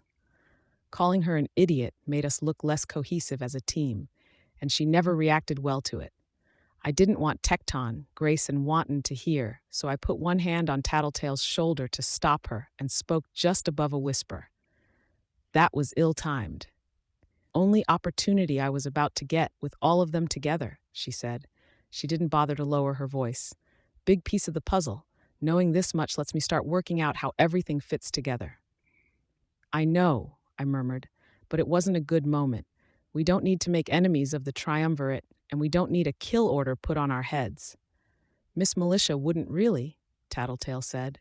"That so?" I asked. "Or is that another one of your educated guesses?" "Educated guess," Tattletale said. "Let's not forget that there's other capes with a reason to hate us, and provoking their bosses might motivate them to get on Miss Militia's case about that kill order and cleaning up Brockton Bay. If an order comes down from above, it doesn't matter if she's willing to kill us or not. Let's do our best to avoid seeming dangerous. Sure, she said. Got what I wanted anyways. I wasn't sure I was happy with that outcome. She wasn't saying she wouldn't do it again. Keep in mind that we're tired. It's easier to make mistakes. I get it. It's cool, Tattletale said. But just like you need time to get your bugs together, I need background info to work with before I get into a fight. That's not a fight we want to start right now, I said. Maybe ever. I have ideas. Trust me a little, she said, smiling a touch. I frowned behind my mask, then led the way to the wards. I couldn't be lecturing her about picking her battles if I didn't do the same, and arguing this point with Tattletale wasn't going to help us right now. Something to address another time, another day. What's going on? Tecton asked. Discussing strategy, I said. How are you guys, Wanton? Mirden caught up with me, collected all the radioactive stuff, Wanton said. My other form feels a little weak. Might be that my real self is feeling drained. Might be that whatever powers my other self is. And Raymancer? I asked. Wanton glanced at Tecton, but he didn't respond. I could tell from their body language. I'm sorry, I said. Nausea, vomiting, headaches, weakness. And even if he makes it through today, it's probably going to kill him in the next while, Tecton said. There's healers, I said. Tinkers who understand radiation. I'm sure they've got good doctors looking after him now. If you'll accept my saying so, I'd say your priority is here now, this situation. Tecton shifted position, straightening his back so he stood a little taller. With his power armor, it put him head, shoulders, and chest above me. I had to admire the power armor. Even the idea of power armor, it was kind of scary to me. Putting together a piece of machinery that could bend steel bars and punch through concrete was impressive enough on its own. But doing that and then climbing into said machinery, walking around in it, knowing that a single malfunction could cause a potential catastrophic failure, being trapped in that armor, or worse, having it accidentally leverage that terrible strength against the wearer inside. I was still operating like I had when I was blind. A centipede crawled over the lens of my mask, obstructing my vision. I willed it to move away. Tecton wore his suit well. He was a walking tank, wide as he was tall, a glossy rust brown with brass highlights. His eyes were barely visible, but I could see his eyes behind the mask, studying me. He wasn't venturing a reply. Had I been too forward? Too presumptuous? Worrying about him is fine, I said, and the image of Gru sitting at the base of the wall flickered through my mind's eye.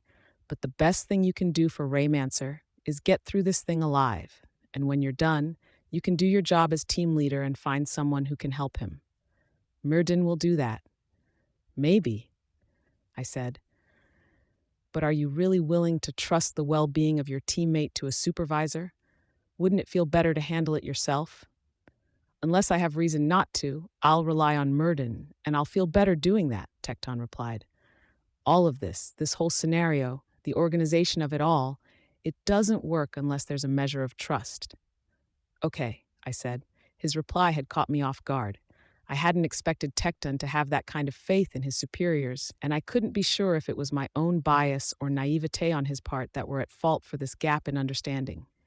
Even if I were right, though, it wasn't my place to fix him. You lead the way you have to. Sorry to make assumptions. It's okay, Tecton said. Doesn't matter if you do or not, I'll just keep making sure you and your team don't create trouble.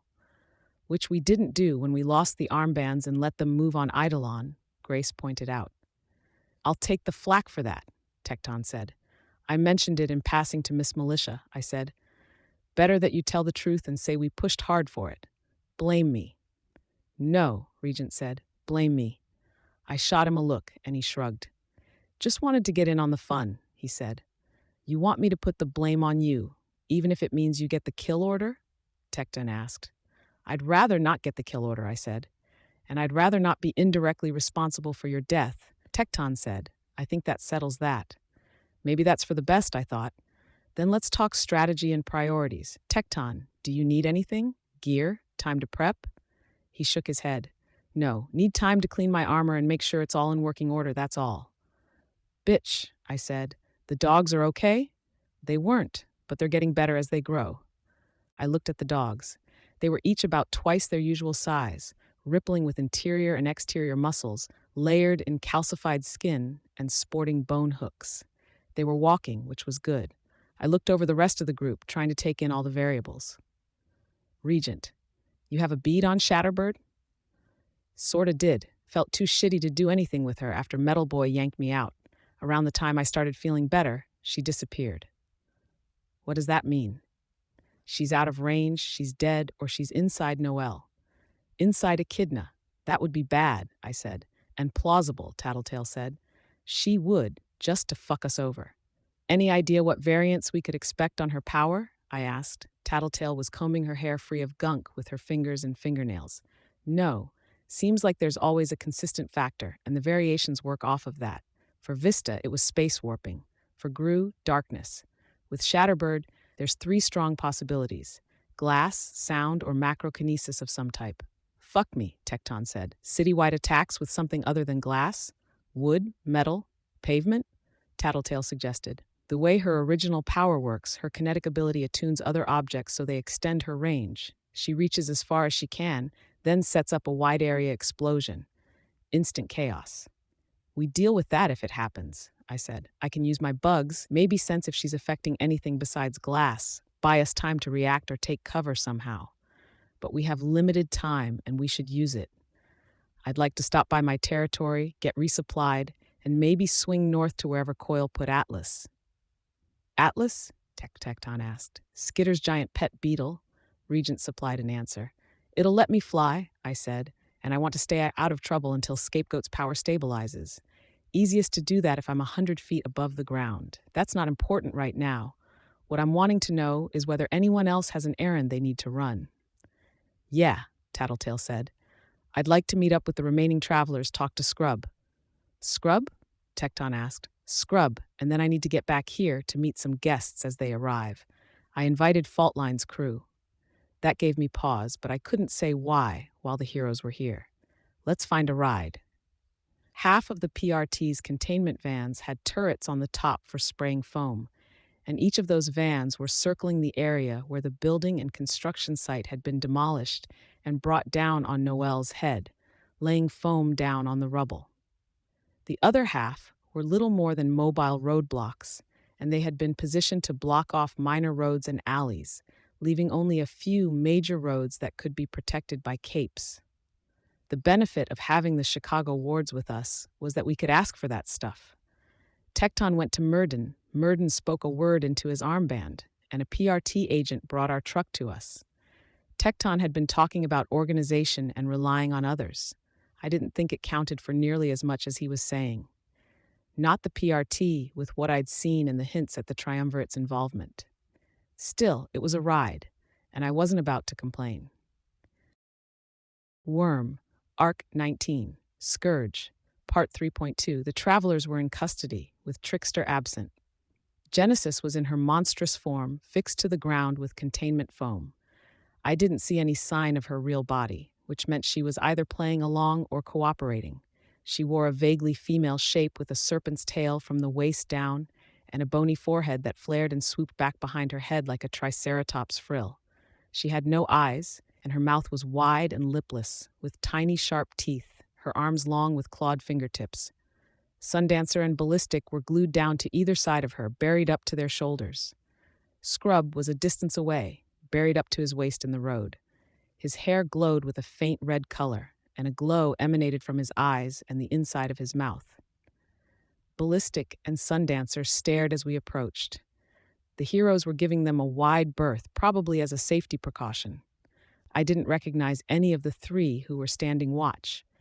A boy and girl, each with short bows and headbands with a bull's and ram's horns, and an 8-foot-tall hulk of a girl with a muscular physique that had to be power-induced and a shovel broader than I was. She was stooped over, nearly to the point of having a hunchback, and she had a severe overbite that left her top row of teeth sort of hanging off the front of her face. Her hair was tied into thick, dark braids that hung nearly to her toes, partially obscuring her face. Like Weld, she wasn't wearing a mask. "Wards West!" "Yo!" Tecton called out. The large girl turned around. Her voice was deeper than Gru's when she spoke. Chicago wards. Not that I'm one to talk, but you're missing a few members. They didn't. Nobody's died yet, Tecton said, extending a hand. She shook it. He said, got a couple sitting this one out. Barak put in for vacation. I think he's feeling the pressure after the Leviathan hit, and he's hoping to have a good excuse to miss the next Endbringer hit. I told him he's not forced to come on these missions, but he's compelled to defend others, she said. Yeah, Garnet gave this one a pass. Raymancer came, but he took a bad hit. Injured? Radiation poisoning. How bad? She asked. Bad as it can get without killing you right away, Tecton replied. Like I said, nobody's died yet. She bobbed her head in a nod, and her hair swung in front of her. She reached out and put a large hand on his armored shoulder. Her voice was surprisingly gentle when she said, I'm sorry. Tecton didn't reply right away. Sympathy could be a horrible thing to give someone depending on who they were and how far along they were in their acceptance of the event. I felt moisture in my eyes, but it was Gru I was thinking of. With something to distract myself, I could deal. I'd compartmentalize, focus on getting the job done. But if someone gave me a few simple words and a touching gesture like this girl was offering Tecton right here and right now, I suspected I wouldn't be able to resist losing my composure. It was a good thing, perhaps, that nobody on my team was that type. I'd like to talk to the travelers, Tattletale said. The large girl looked at Tecton, and she talked to him instead of Tattletale. Hell of a babysitting job, Tech. These are the guys from the news. Speak for yourself, Tecton said, gesturing toward her captives. Where's Fisher Boy? The captain's sitting this one out. I'm in charge for this mission. There was genuine cheer in Tecton's voice as he said, You've been wanting that for a while. She smiled, which amounted to revealing more of her top row of teeth than anything else. I won't get a promotion for real. They never give them to people like me. I wouldn't worry. You're winning them over, Tecton said. That camaraderie. If I'd joined the wards, would I have had that? How would things have unfolded? Tattletale, Undersiders, this is Gully. I'm only as strong as I am because of the data I got from studying her power.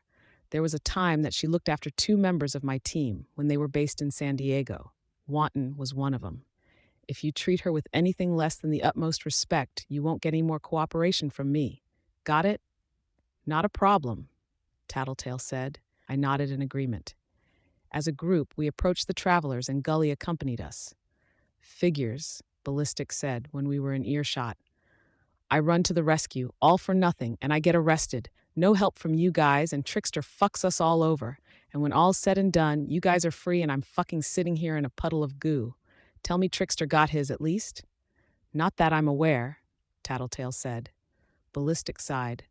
Sundancer wasn't moving. She sat in a hunched-over position. Is she okay? I asked. Of course not.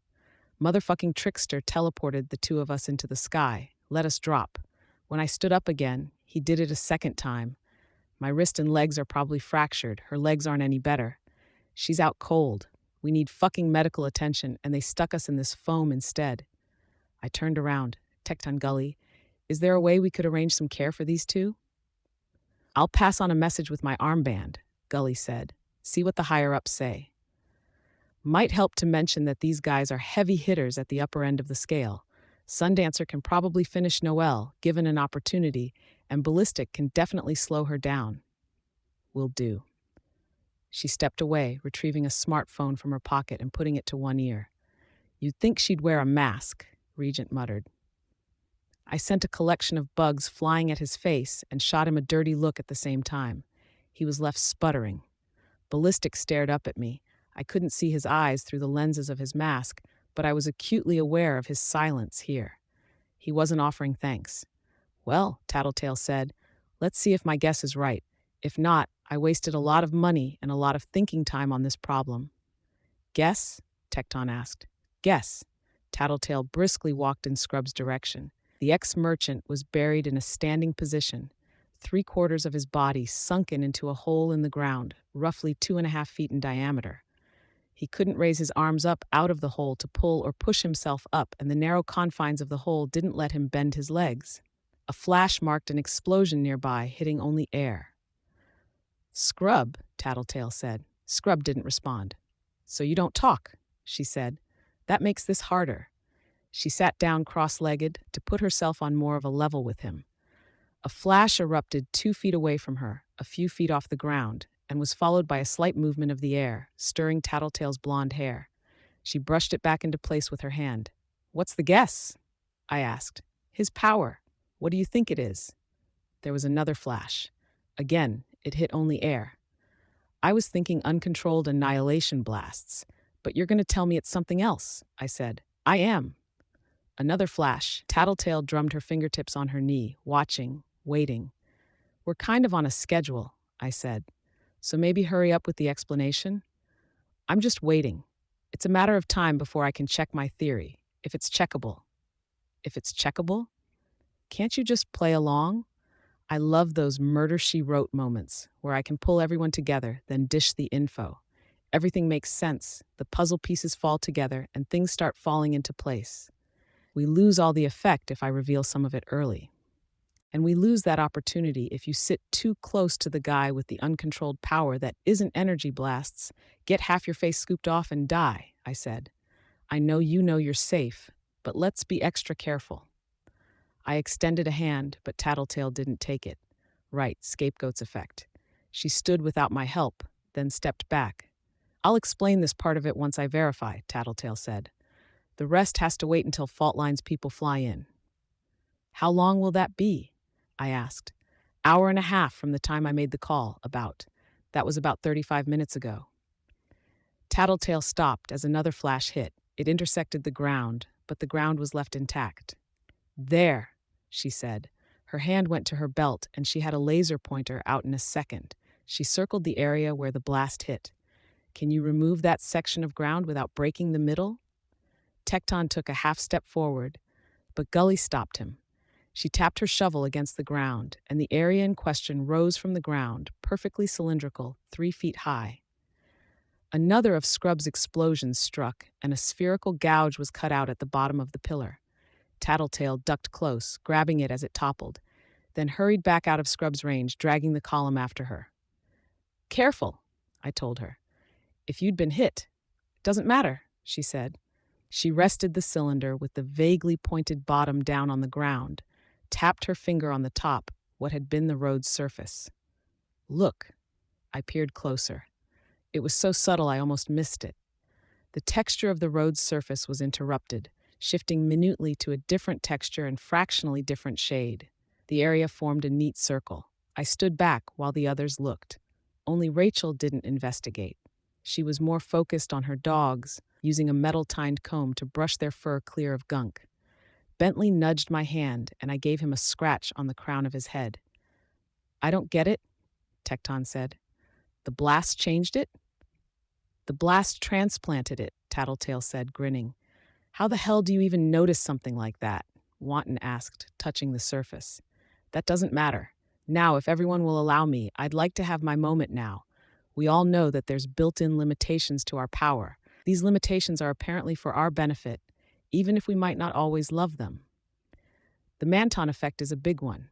We get powers, and in the moment those powers take hold, we get some hardwired restrictions that keep those powers from hurting us. A running theory says that it goes too far and overgeneralizes to humans or living things who aren't us. Another says that it's just our empathy at work, that we have built-in limitations because we care about our fellow human beings, and our powers acknowledge that. With me so far? I'm listening, I said. There's other limitations or advantages that come with the powers. Sundancer over there can't be burned. Temperature completely and 100% normalizes within a certain range of her body. Our old buddy Shadowstalker could pass through surfaces but never sank into the ground and fell to the center of the earth. And Scrub here, with his uncontrolled power, never blasts the ground out from under his feet, and he's far less likely to collapse a building onto his own head by accidentally destroying a critical support. Why? Nobody volunteered an answer. Tattletale smiled. She explained, looking at this, I'm thinking it's because the same passengers that give us our powers are connecting us to some other parallel Earth, maybe even individual collections of Earths for each of us, so that there's no ugly interactions when two powers meet. Scrub here shunts matter into an Earth where there's architecture roughly corresponding to our own, but he won't tear up his own footing because he's shunting in the more permanent elements as his power shunts stuff out. When Shadow Stalker displaces her mass, she displaces it into another Earth, distributing her mass and her footing across the two worlds. She's still all there, she's just not all here. And when Sundancer superheats her immediate area, she's doing what Scrub does, and shunting a roughly human-shaped patch of superheated air and fire into a parallel Earth, shunting room temperature air into her immediate surroundings. Doesn't that mean that they'd be causing destruction in some hapless world? Wanton asked. Good question. Tattletale grinned. Yes, probably. Could be that every time Sundancer's power protects herself, she's setting the approximate location of her other Earth on fire. Nothing's saying that other Earth is populated, but it could be. I shivered. It was too much to think about. Does that apply to other powers? Mine doesn't really protect me. Ah, Tattletale grinned. She raised a finger. But here's my question to you. What's your power source? Where are you getting the energy you use to relay and receive information from your bugs in real time? Keep in mind that so far, the only person who's been able to intercept, understand, and replicate your signals has been Leet.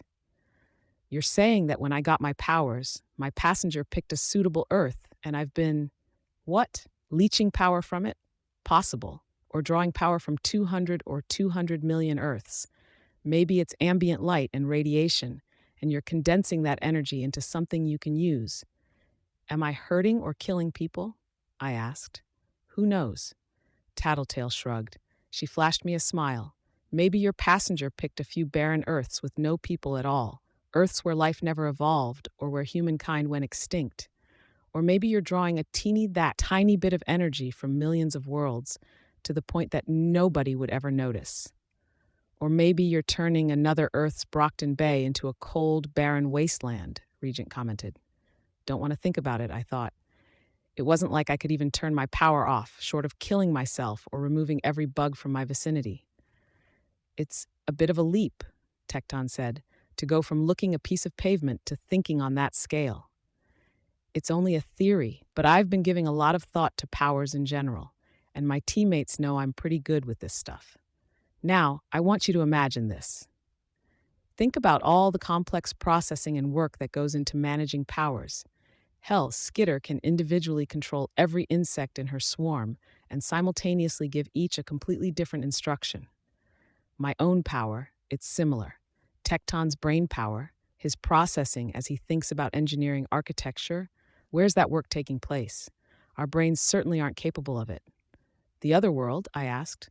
But how? Who? She asked. Tell me, I said.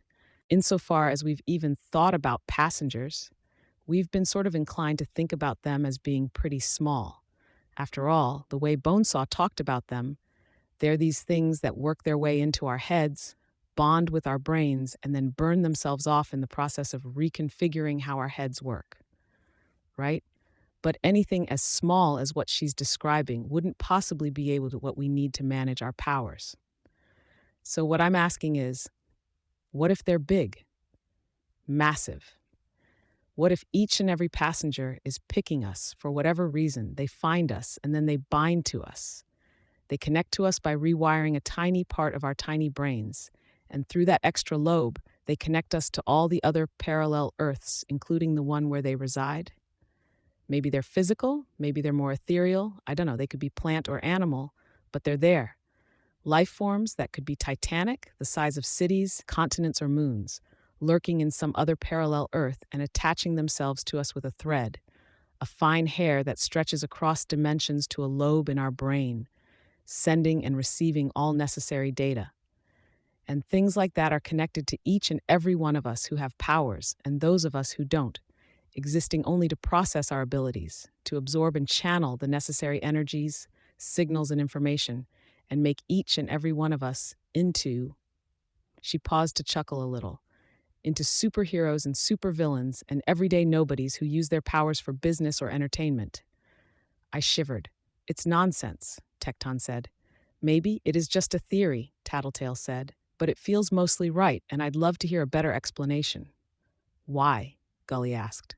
Why would they do that? If they're that powerful, if they're that big, why care about us? Excellent question, Tattletale replied. She grinned. No clue. I'm not saying it's not an interesting theory, I hedged, but how does this tie into the Echidna situation? Is she an Endbringer, and do the Endbringers relate to the passengers? Oh, I'm pretty damn sure there's no real connection between her and Endbringers. I saw her at work. Nothing really fit as far as the various things I saw about Endbringers. No, she's something else. Then what does this have to do with her? Because this definitely could have waited. Well, there's two major factors at play here, Tattletale said. Two plans. Numero uno is that it's really quite possible that Echidna's got a broken passenger.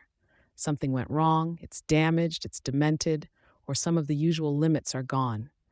Hell, maybe it's gaining more of a grip over her as she brings more of the passenger into this world to operate her body, and the usual processes that keep a passenger passive and sleeping are missing in hers. Or it could be that her passenger is trying to make its way into our world. And it's city-sized? Wanton asked. Or moon-sized? Tattletale shrugged. It's not like she couldn't get that big. I was thinking about throwing Rachel's dogs at her until she couldn't support her own weight, but she'd still be able to use her power and puke. And while her clones seem to be getting more fragile, weaker, and more plentiful as she grows, I'm not positive that's a good game plan. Not fucking risking my dogs like that again, Rachel said. Of course, Tattletale added. There's that too. I can't really say more about Echidna without finding more about Cauldron's process for granting powers, and I'd really like to grill the travelers on that front. But understanding all this is our best bet for understanding Echidna and potentially stopping her, or even fixing her. I glanced at the others. But there's some powerful people who wouldn't want us to dig for more information about Cauldron. There are, Tattletale said. She glanced at the heroes who were with us, Tecton, Wanton, Grace, Gully, Scapegoat, and the twins. Which means we may be doing this without the support of the other heroes who are here to stop Echidna. Which is probably sensible, because they probably won't be on board with the next idea I'm going to propose for a democratic vote. The second reason why I wanted to carry out this particular research project. I get the feeling I'm not going to like this, Grace said. Tattletale smiled. I think we can tear a hole between dimensions. Worm, Arc 19, Scourge, Part 4. I was perfectly happy, Scapegoat said, being able to tell myself that, hey, the news is blowing things out of proportion. There's no way Brockton Bay is as scary as they're making it out to be.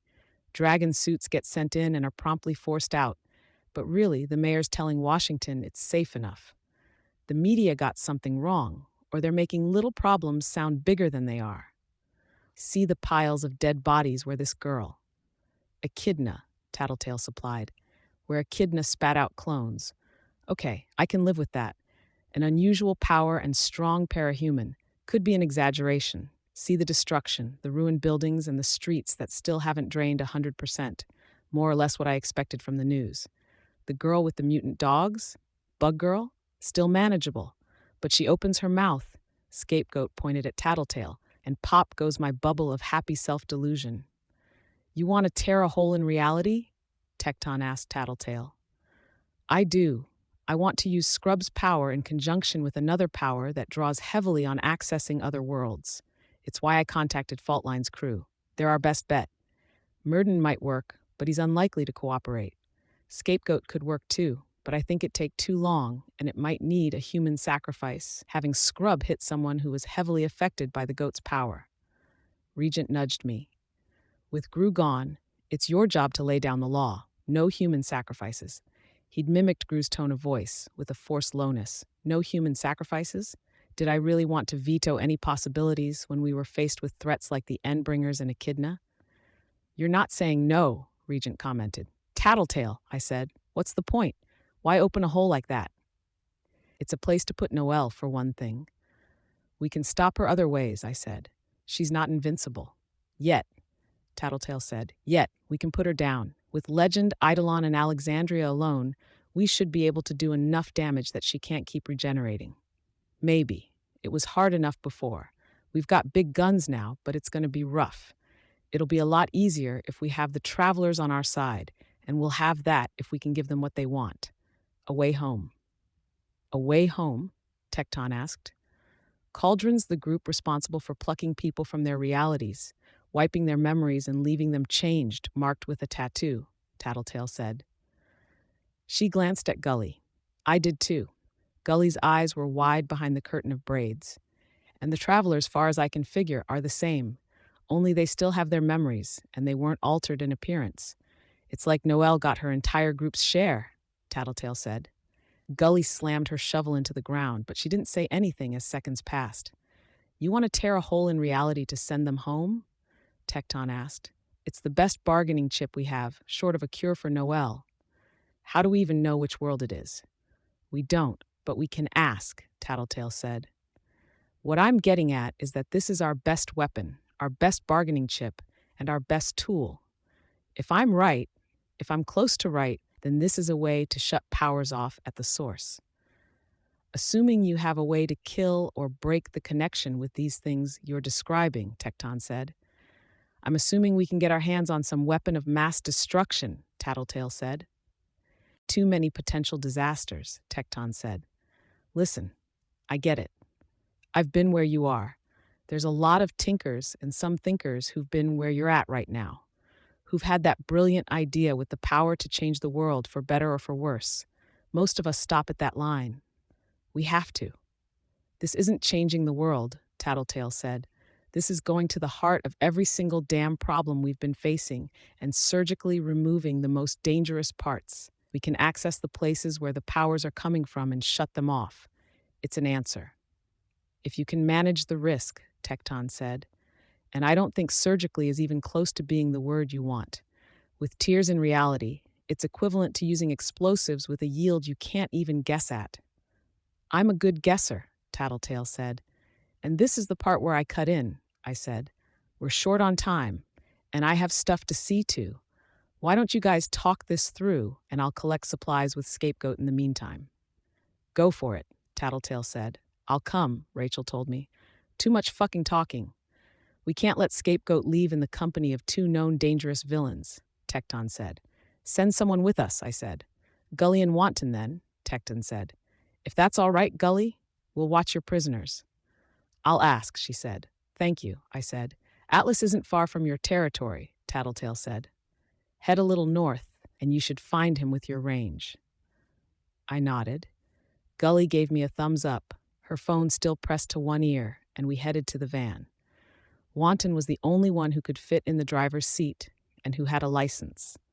With Gully and Bitch both in the back, I figured it would be safest to ride with them.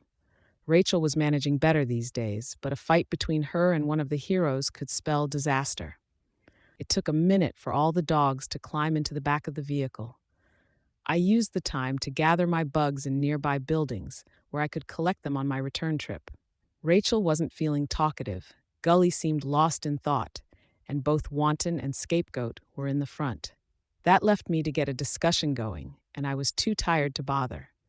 I closed my eyes, arranging my bugs into an arrow on the dashboard of the van.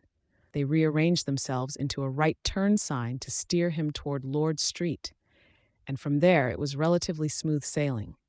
Someone had given the order for evacuation, and people were being directed to the shelters. We had only two indications that things would get any worse.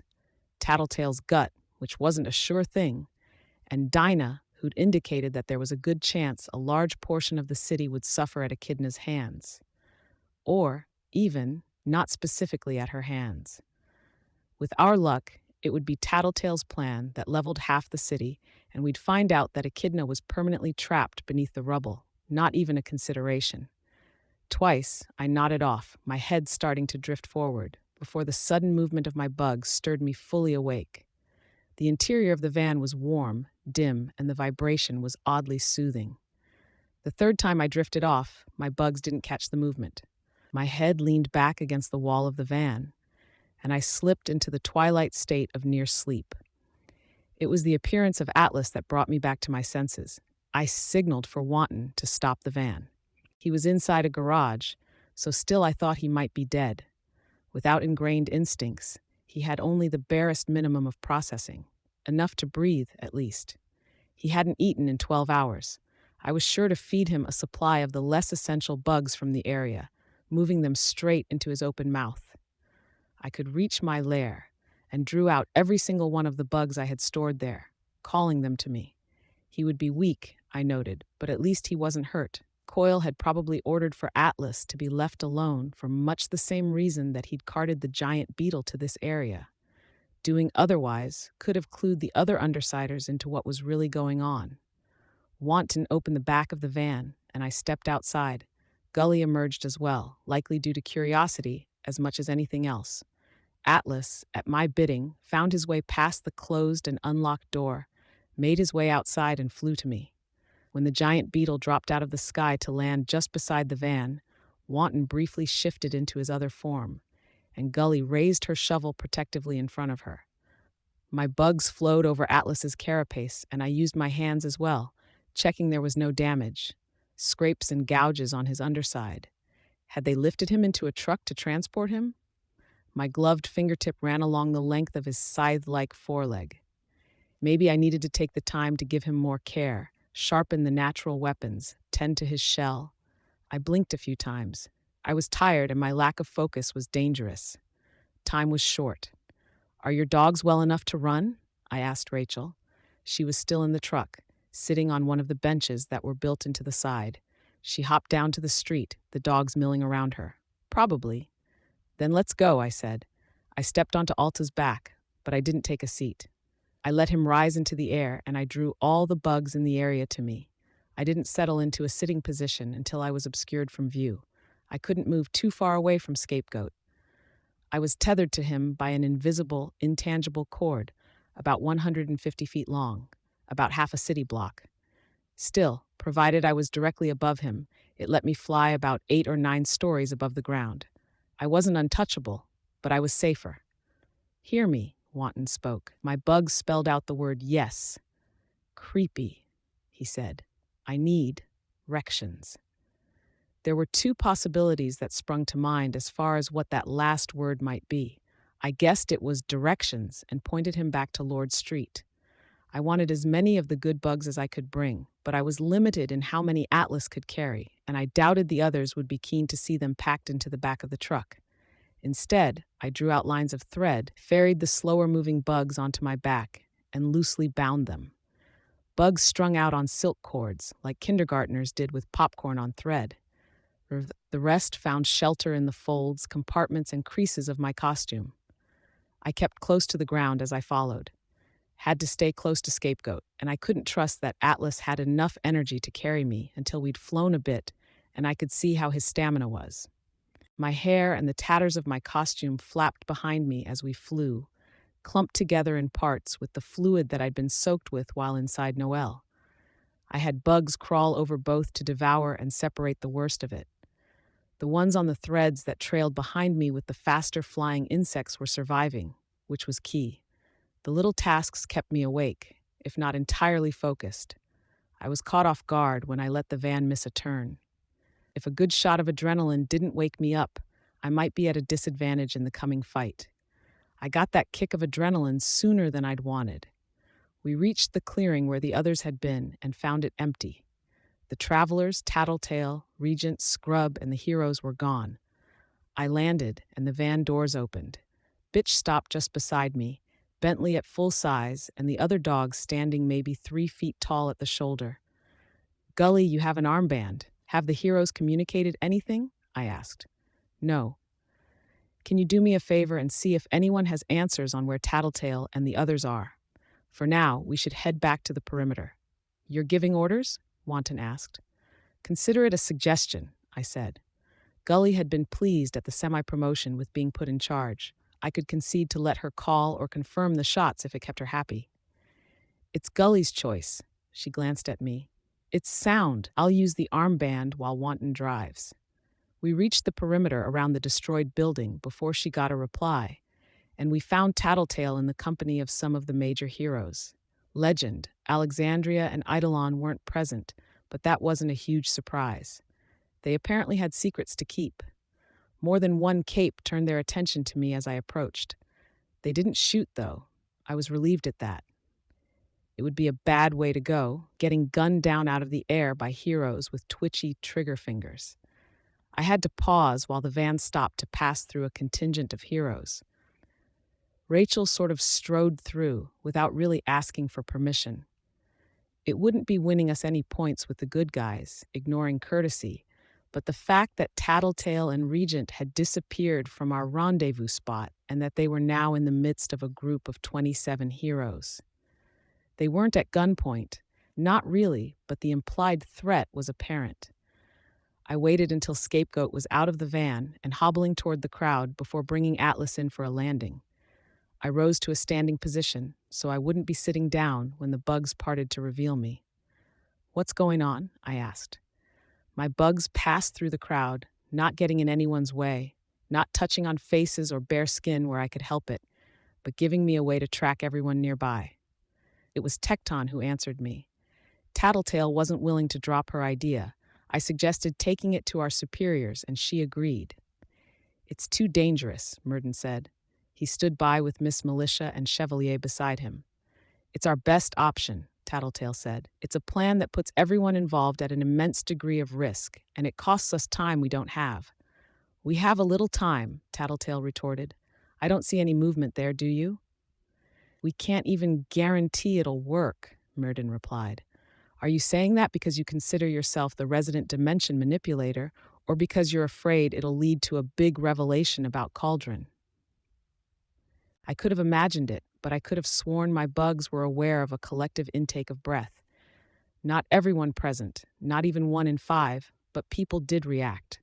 How far did this reach? "What are you talking about?" Murden asked. "No, I'm not seeing anything from you. Guess you're in the clear," Tattletale replied. "Tattletale," Miss Militia cut in. "This isn't the time for games, making accusations in the hopes of finding information." "I agree," I said. "Stick to the topic at hand." "It's not a game," Tattletale said. She looked at me, and she wasn't smiling.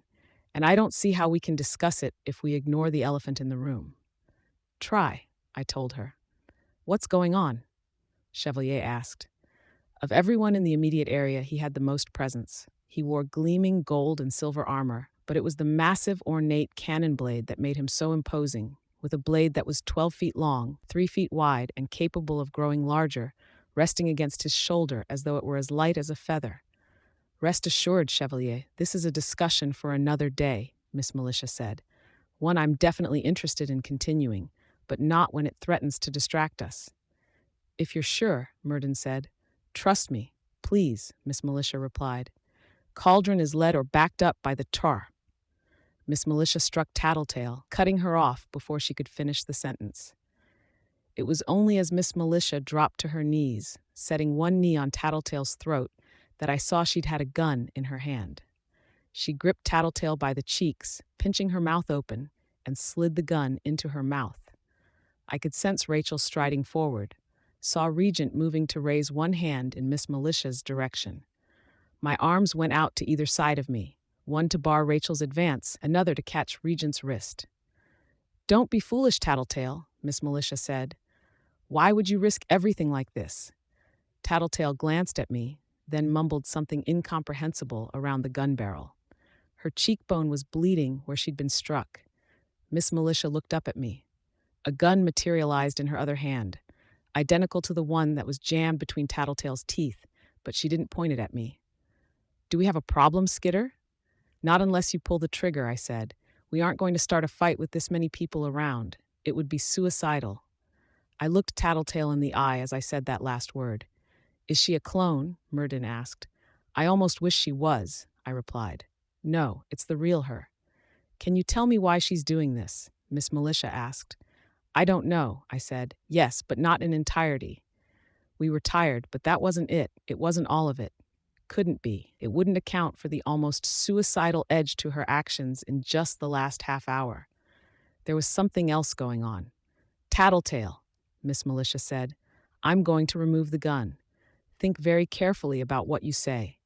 Deliberately attempting to divide our ranks could be seen as a violation of the truce, and I will push for the kill order if it goes that far." Tattletale nodded. She winced as the gun was removed. You can't put a kill order on the other Undersiders. They aren't responsible for anything I'm saying.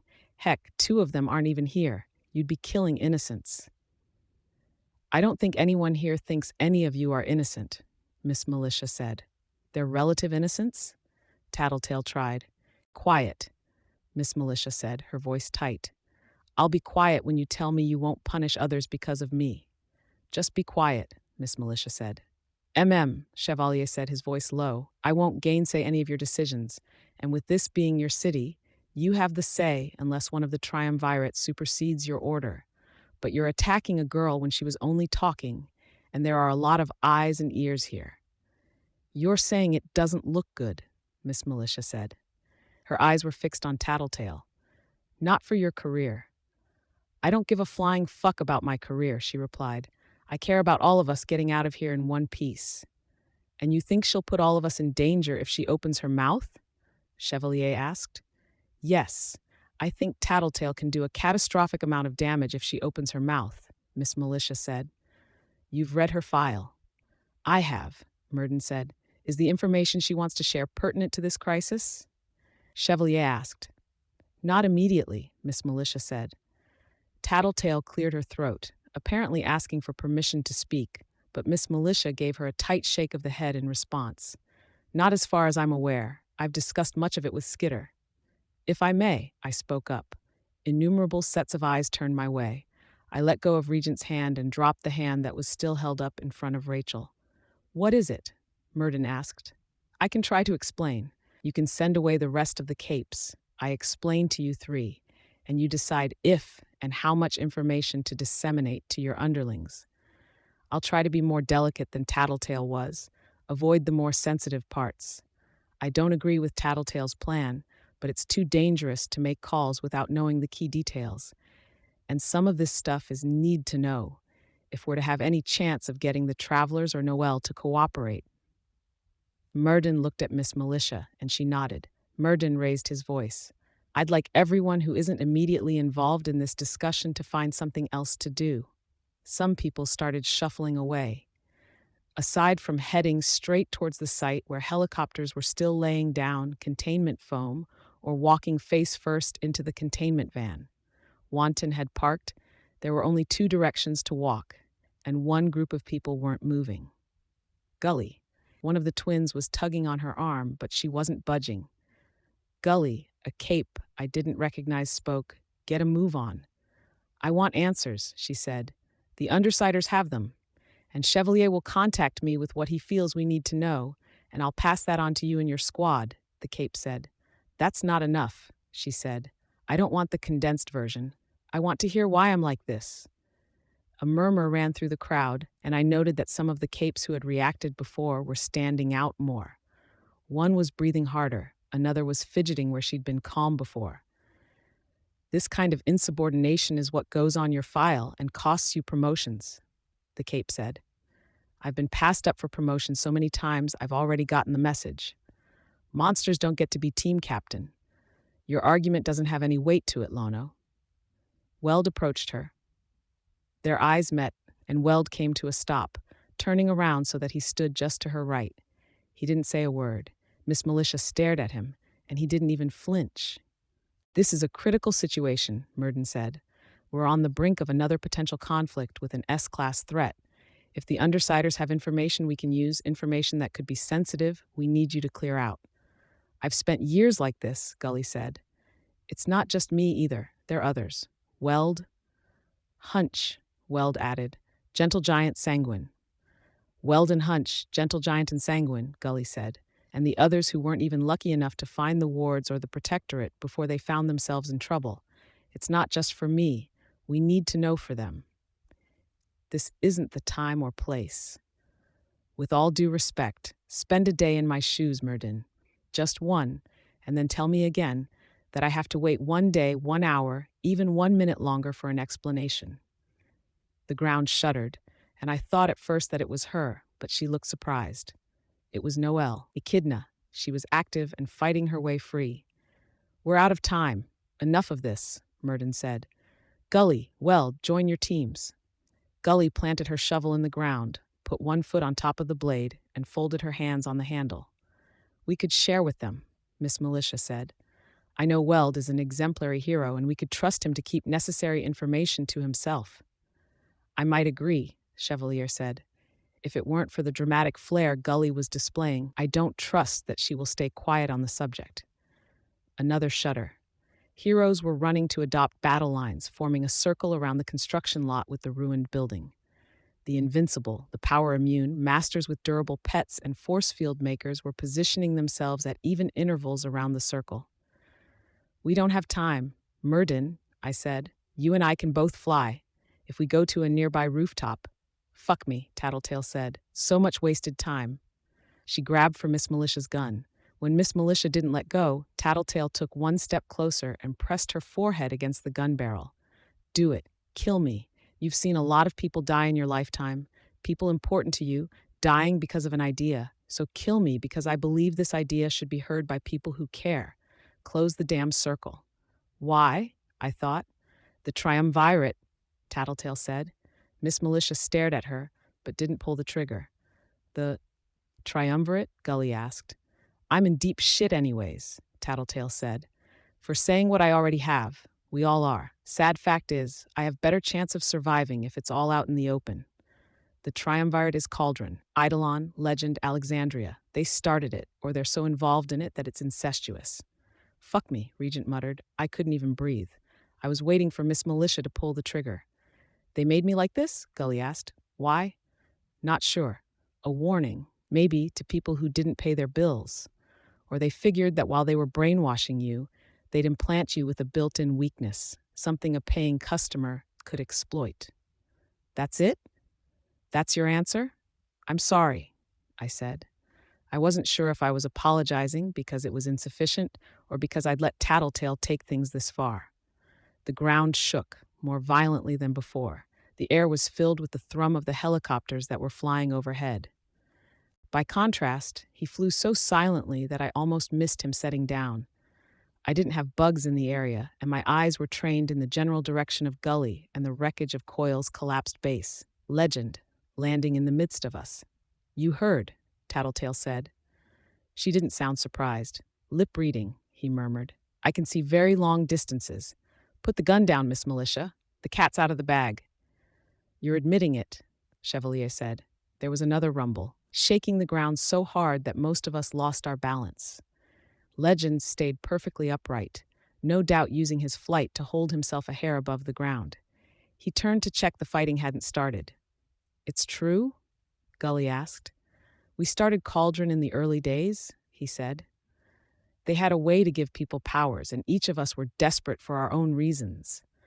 We should have had trigger events, but we weren't lucky enough to have the potential.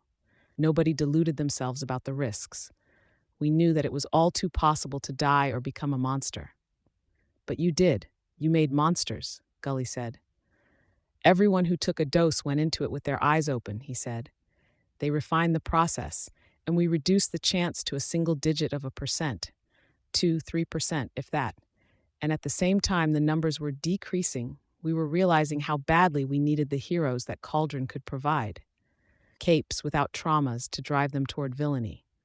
Cauldron turned it into a business, producing heroes and acquiring funds from the wealthy to redirect to Endbringer recovery and further research into powers. We knew it wasn't ideal, that some would turn to villainy, but with the appearance of the Slaughterhouse 9 and the damage the Endbringers were doing, we had to do something." "How do the travelers factor in?" Miss Militia asked. "They got a hold of a dose meant for another group of people. They weren't screened, they didn't follow the necessary procedures, didn't get the psychological or physical checkups, and even with that, we had no idea that the formulae could produce anything like this echidna." "But the travelers are from another world," I said. "Aren't they?" "The Simurgh," he said simply. "Madison, Wisconsin, 1.5 years ago. She opened a dimensional gate. You were there, Murden. You met Trickster and Echidna." Murden's eyes widened. "The hospital room." The ground rumbled again. A burned husk of a building at the far end of the street toppled with a crash. "But if Cauldron's not taking people from other worlds," Gully said. "What?" "It's not Cauldron," Legend said. His voice was flat, without effect. He met her eyes. Manton worked for Cauldron before an incident with his daughter led to a psychotic break and a break with the organization. He left with samples that he passed on to others.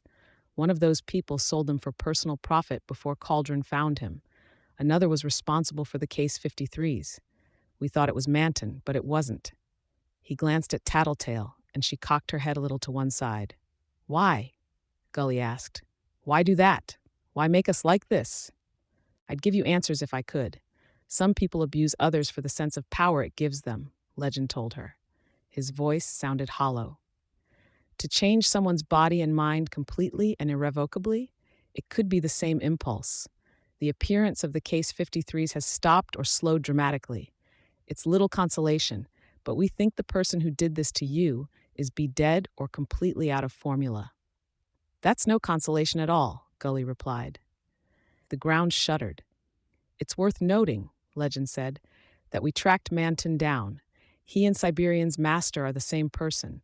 Dragon and Defiant have a beat on the 9. They expect a confrontation to start soon. But I could only think of when Legend and I had been looking down at the 9 from above.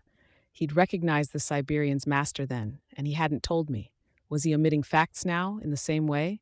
Was he lying like he had then?" "The Siberian is Manton?" Murden asked. Legend nodded. "And Manton is ultimately responsible for the Case 53s. I know it's not the explanation you each hoped for, but it's the reality. Understood?" There were nods all around. I wasn't sure if anyone else saw or if they knew her well enough to say, but Tattletale was smiling, and it wasn't the one she wore when she was being friendly and easygoing. It was the one she'd had before she'd unloaded on Panacea, back at the bank. The one she'd had before she revealed to Coyle just how she'd screwed him over. I directed a bug to fly across her face, brushing the skin. She flinched and looked at me. I only stared at her, willed her to be quiet. Saying anything would be disastrous here. I wasn't sure how much of what he was saying was truth, but Legend had just stepped in here, pacified the situation. Tattletale shrugged with one shoulder, a fractional movement that only my swarm really noticed. Nope, the smile disappeared from her face. "Sure," she said, a little belatedly. The rumbling continued, steadier now. "Is that the essence of what you wanted to tell us?" Murden asked me. "What Legend said about Cauldron? Only thing I'd have to add is that the travelers came from another Earth. Except for Trickster, they're more or less on our side here. Tell Ballistic, Sundancer, and Genesis that we can get them home, and they'll help. They have the kind of firepower we need." "Will." My bugs sensed Echidna clawing her way to the surface. "Armband," I interrupted Chevalier. "What?" "Warn them. She's here." It was too late. The grue that was accompanying Echidna emerged from the hole she'd dug. He raised his hands, and I could see the wave of darkness rolling out from the entrance to a parking garage to sweep over the assembled heroes. She wasn't beneath the fallen base. With her shape-shifting and the teleporting grue's help, she'd found her way through a side tunnel, clawed or punched her way up into a nearby parking garage, a place where she could stage her attack. Echidna materialized out of the darkness the grue had created. She was nearly twice the height she'd been before, to the point that the human body on the top was minuscule, a speck by comparison. A human figure atop a broad 3-story building. Her legs were more robust now. There weren't any feeble limbs like the ones my bugs had glimpsed or touched.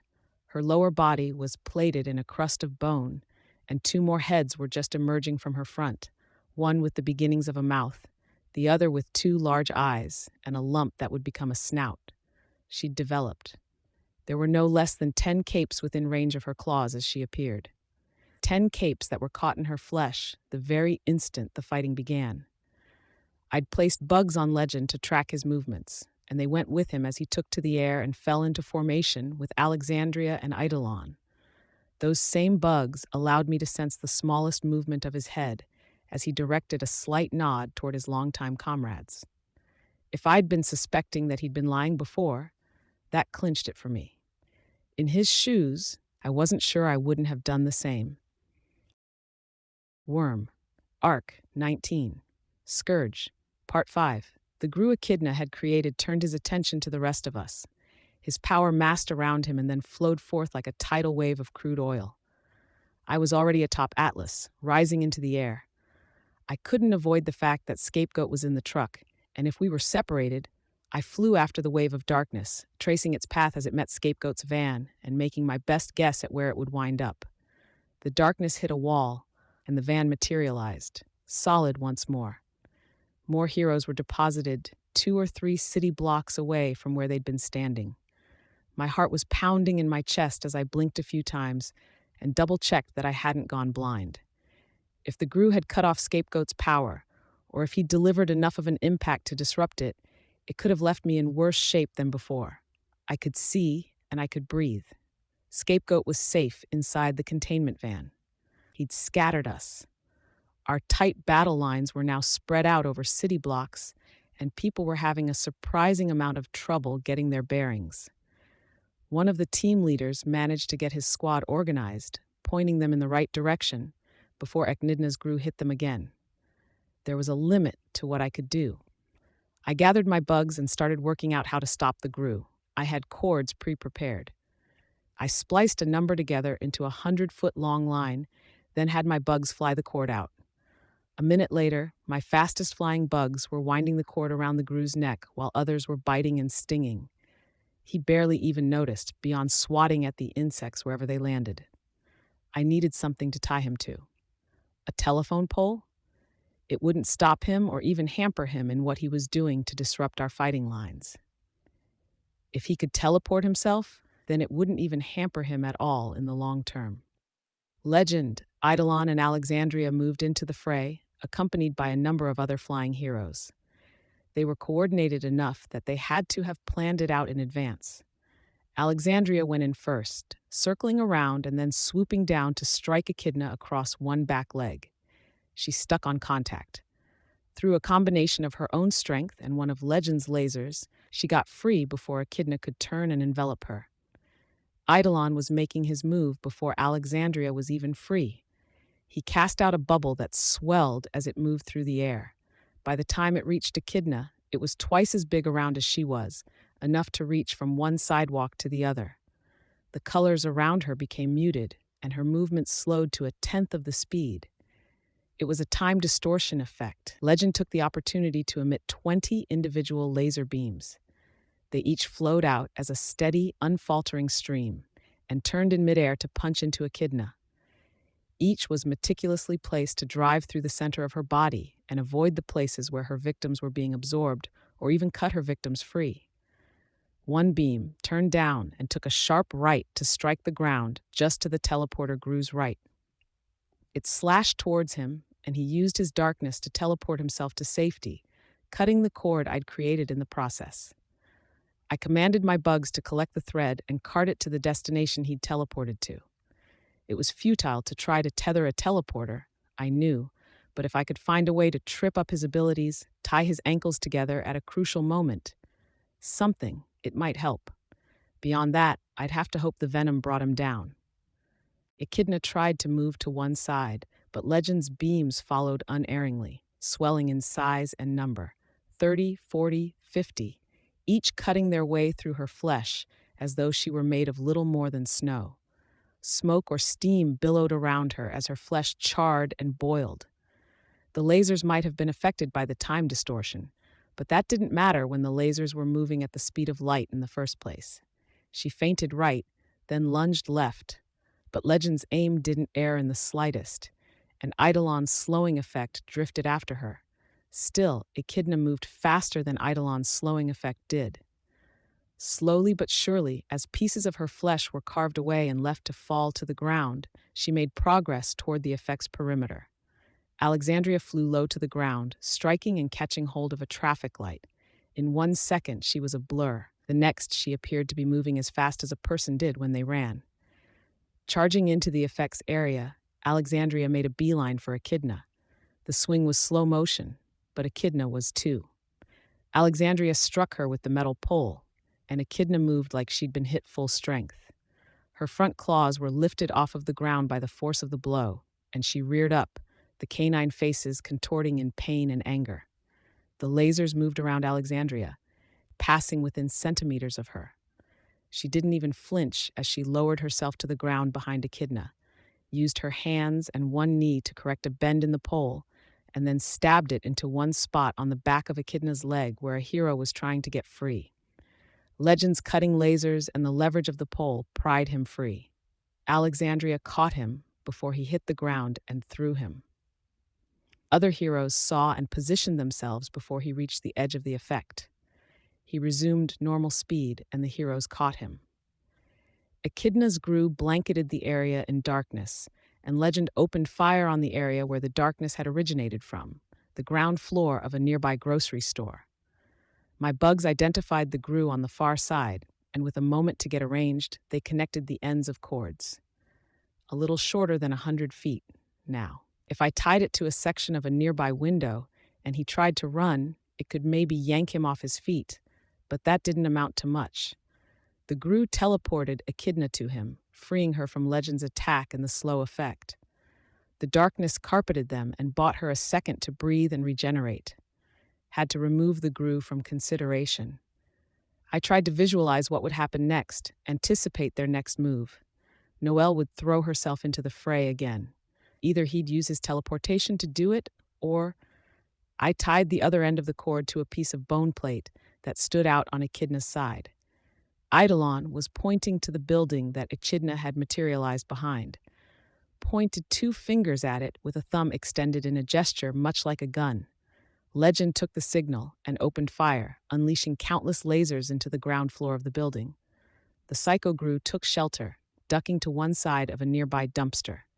At the same time, Echidna did just what I'd hoped for. She bolted. The cord went taut, and the grue was pulled off his feet by the suddenness and force of her movement. I hadn't tied it into a proper noose, but the cord was around his neck.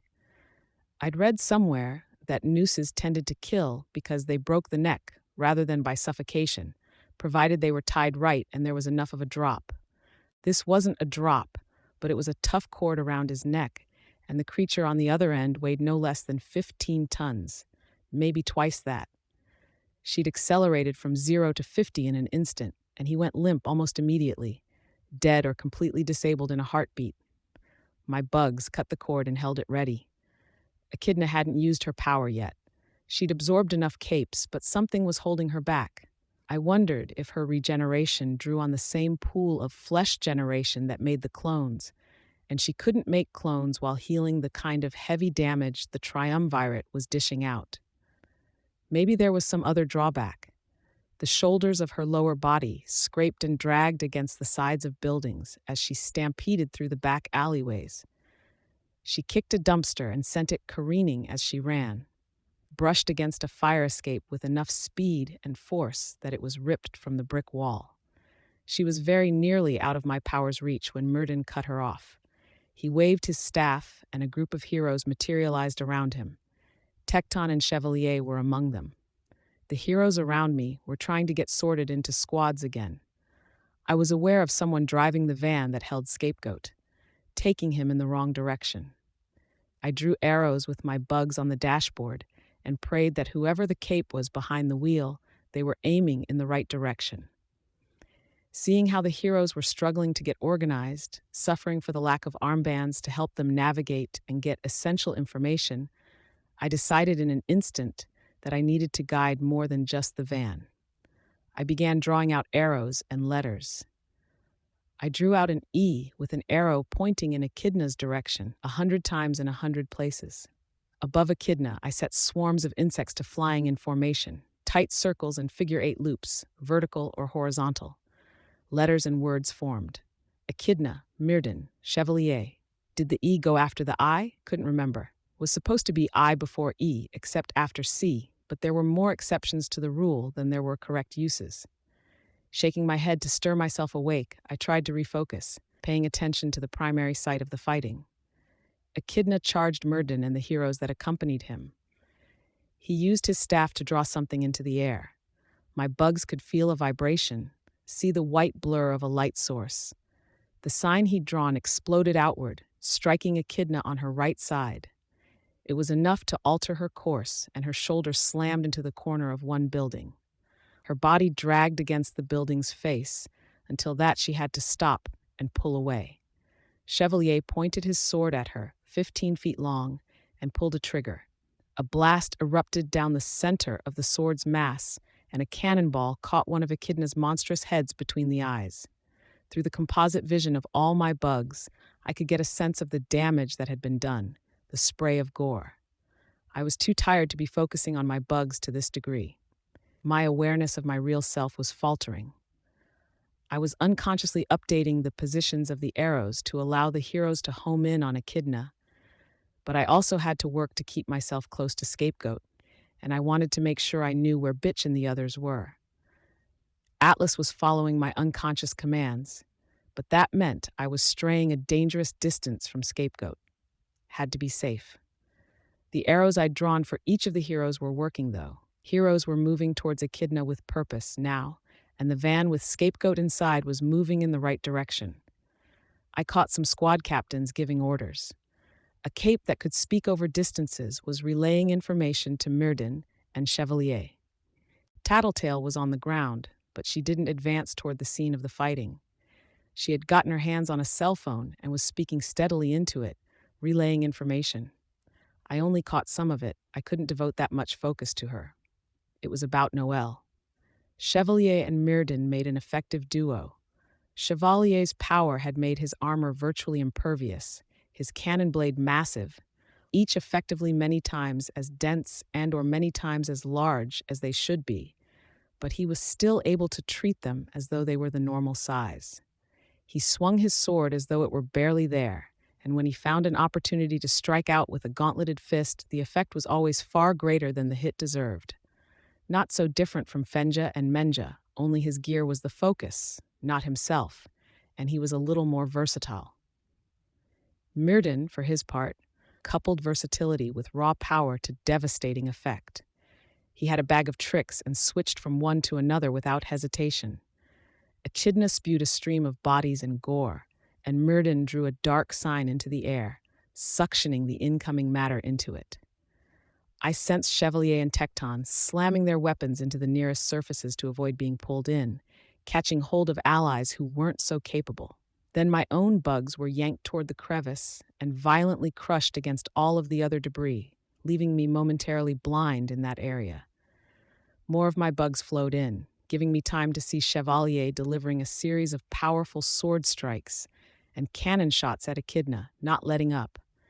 He paused, throwing himself into a side alley as Noelle tried to stomp on him, and Myrddin released the matter he'd suctioned in as a condensed bullet of gore, dust, crushed bodies, and dead bugs.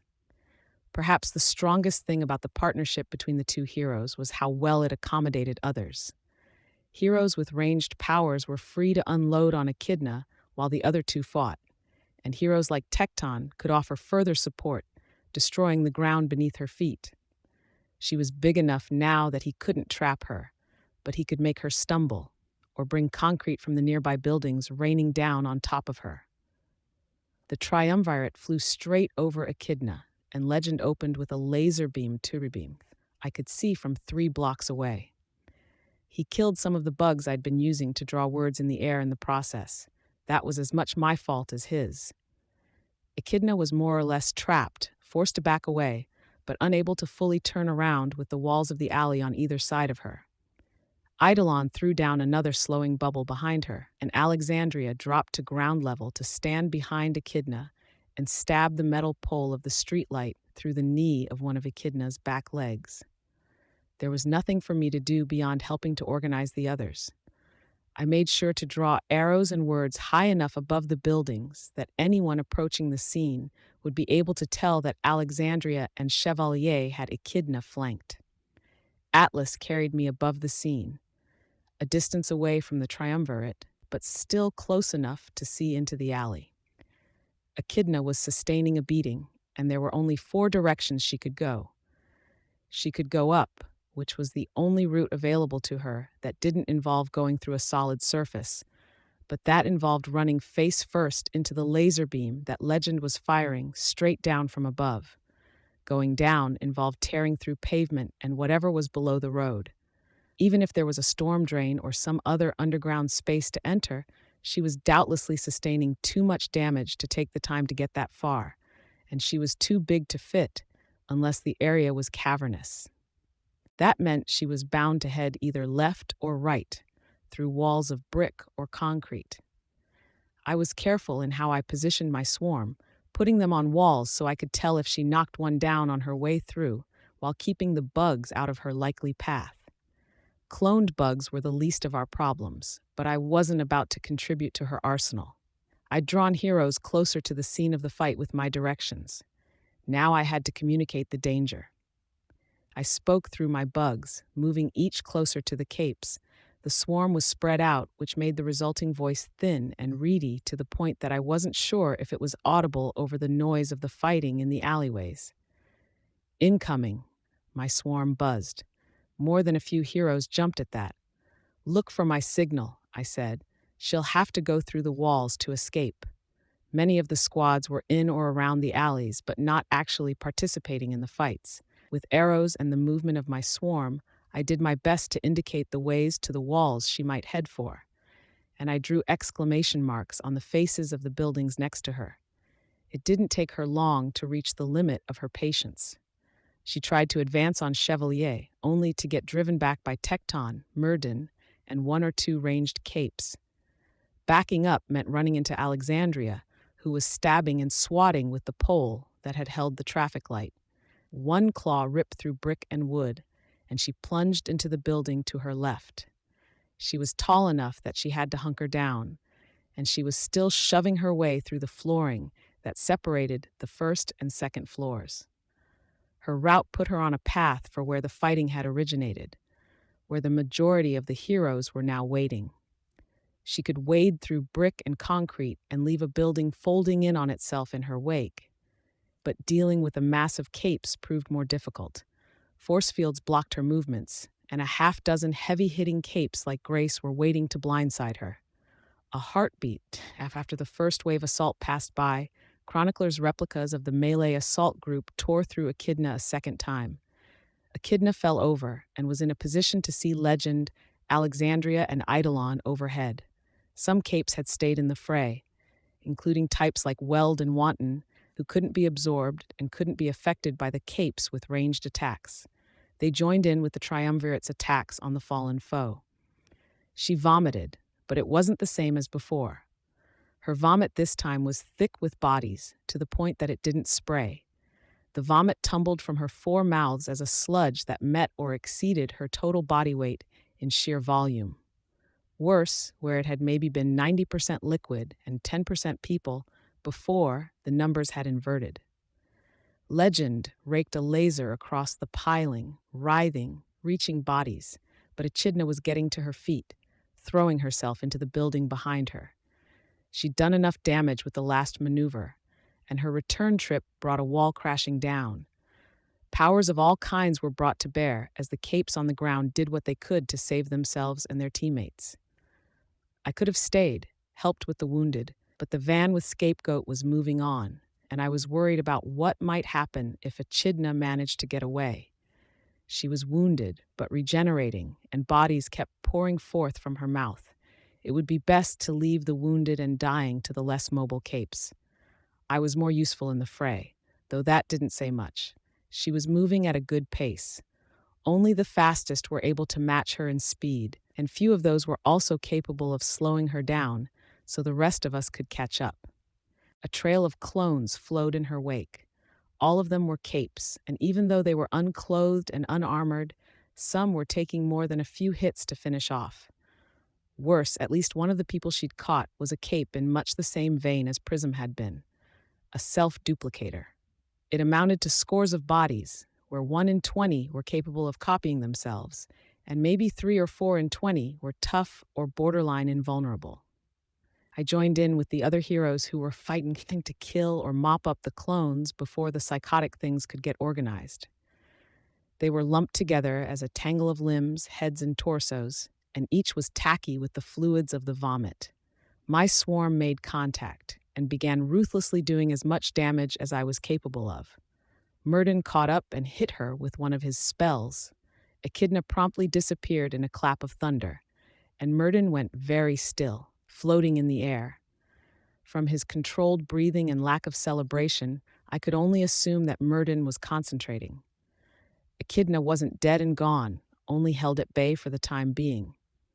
I was willing to bet it was the same effect he'd used to carry Chevalier, Tecton, and his other teammates into the fight in the alleyway. In the meantime, the rest of us were left to dispatch the clones as quickly as possible. They were frailer looking, with features missing. There were clones without ears, clones without noses, clones with missing fingers. Half finished, their skin was so thin as to be translucent, and most lacked hair, or their hair was so sparse as to barely matter.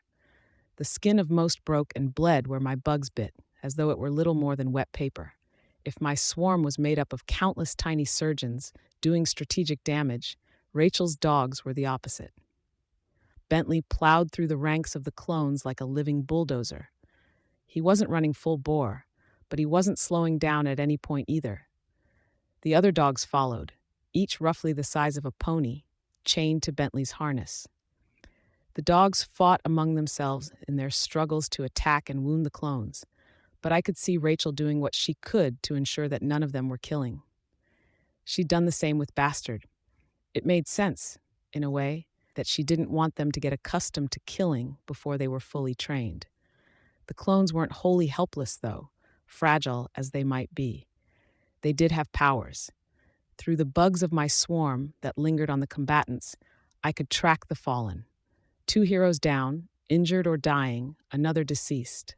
We were outnumbered, and we couldn't afford to lose one person for every 20 clones that fell. Echidna had created at least 100 clones in the course of her last getaway. She would create 100 more when she reappeared if we didn't find a solution.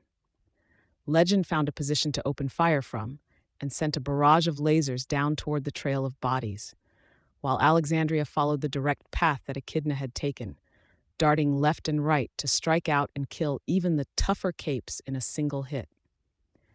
In the midst of the chaos, a speaker began blaring at the top of one containment van, the same voice that had come from the armbands.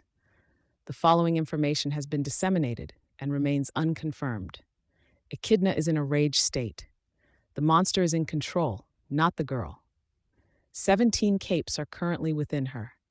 Her rate of regeneration and production of clones is derived from a central core within her lower body that produces an endless quantity of biological material. A body part severed from the core will die.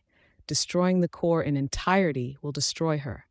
Tattletale, I thought. She'd passed on the info she'd gleaned. Scapegoat was out of the van and shouting. Weld was among the capes that came to his assistance. He held a female clone in his iron grip with one hand over her mouth.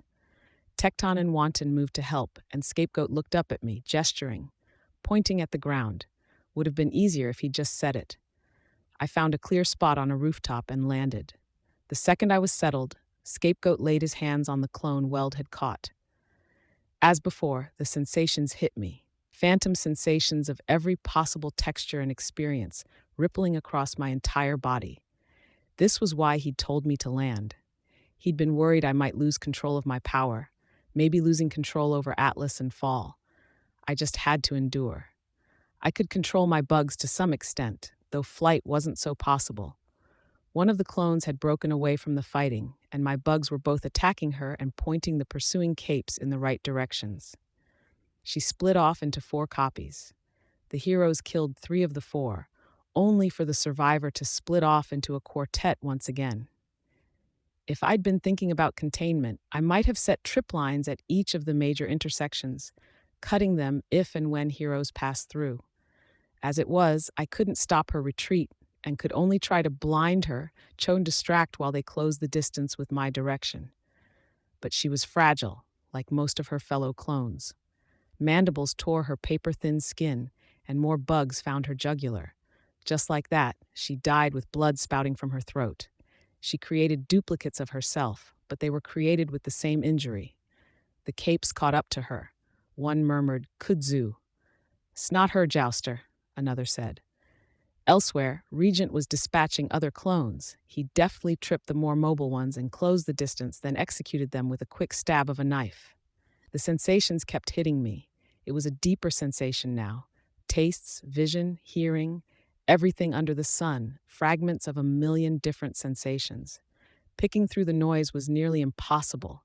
I had to find refuge in my swarm's senses, disassociate from my body. If I hadn't been trying so hard, I might have missed it. It was more subtle than the first time I'd heard it, a keening noise that my own ears couldn't hear. Even many of the insects were unaware. Using my swarm, every bug in the 4-block range, I buzzed out the alert. Shatterbird! Some capes reacted fast enough. Helmets with visors were torn free, intact armbands and cell phones discarded. Some erected force field barriers. I was tearing off my mask, bundling it in the fabric that hung around my legs. There were others, too, caught up in the fighting, yet others dependent on hardware with silicon chips that they couldn't shirk so quickly.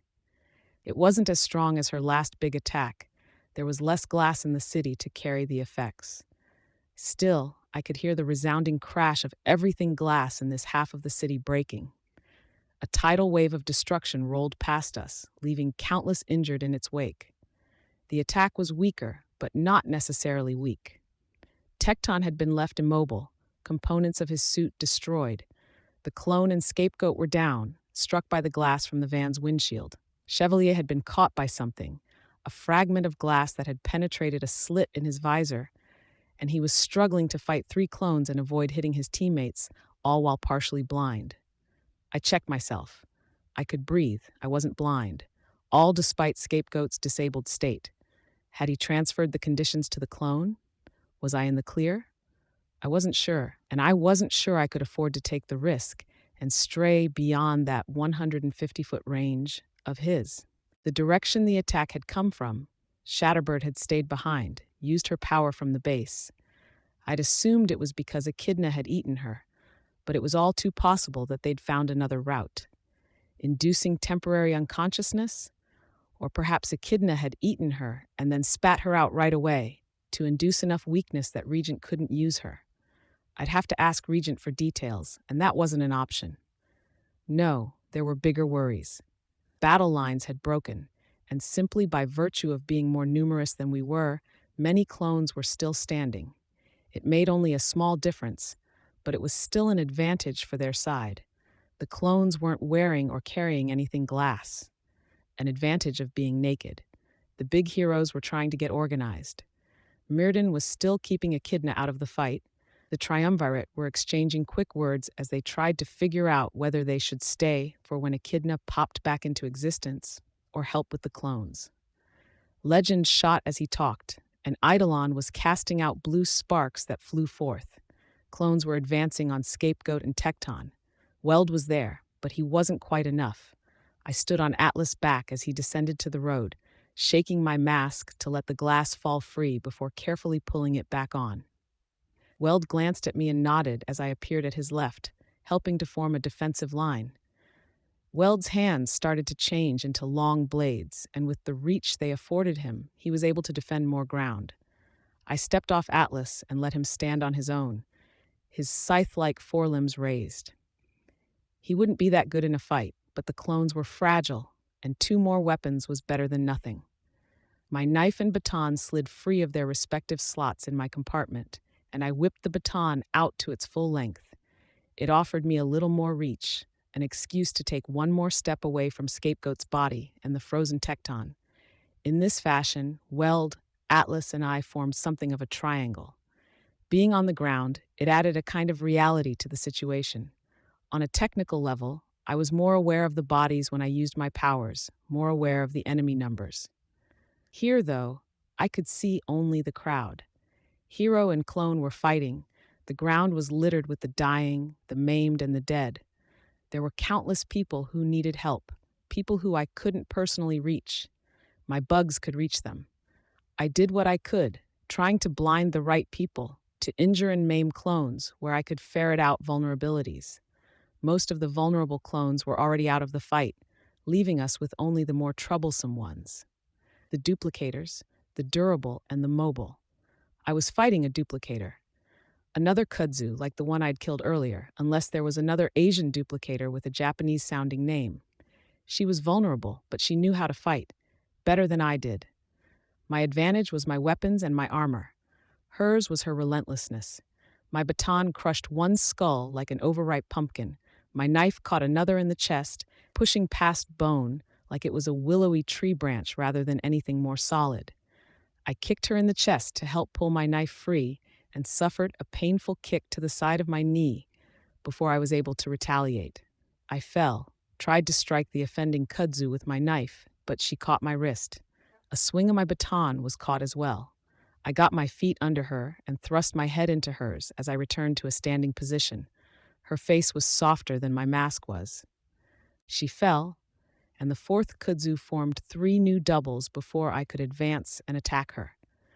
One kicked me hard enough that I had to lean against Tecton's armor to get my balance. My swarm had hurt the one kudzu who'd stayed back, and the new doubles were feeling the same pain. But they were still fresh, weren't tired or hurt from previous rounds. Weld fought with an invincible man who was smoking, his hands hot enough that they were heating Weld's flesh. The man grappled him, and Weld's attempts to strike him were having little effect. The man dug his fingers into Weld's chest, and white-hot metal dripped to the ground. He was digging for organs. I hated to spare bugs when I was fighting the kudzu clones, but I sent some Weld's way. They coated the man and found some flesh they could damage. "His back, Weld," I shouted. "His front half is tough, but everything that isn't facing you is vulnerable." A kudzu took advantage of my distraction to club me. I retaliated by stabbing her, a non-fatal blow. Weld pulled one arm free, reached behind the man, and started sawing into the back of his head. Serrated edges formed on the blade to allow for a better cut. Weld found something vital, and the man slumped to the ground. He turned to help me with the kudzu. A scattering of Legend's laser bolts tore through our surroundings, though he was blocks away. 3 of the kudzu I was fighting were hit by Legend's shots, and Weld lunged forward to stab the 4th. The least hurt of them vibrated and split off into a fresh set of quadruplets. Clones of clones, I thought. I could only swear in my head. My lungs weren't suffering like they had been earlier, but I was short on breath nonetheless. Overall, our side was winning, but we weren't winning fast.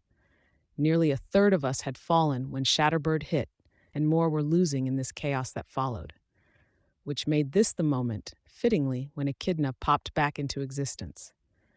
Eidolon and Legend had been doing what they could from range, and now they were forced to deal with Echidna, leaving the rest of us to deal with the remaining clones.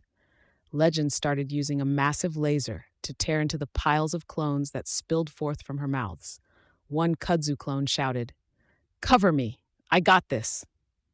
Roughly a quarter of the remaining clones broke away from their individual engagements, including the kudzu I was fighting.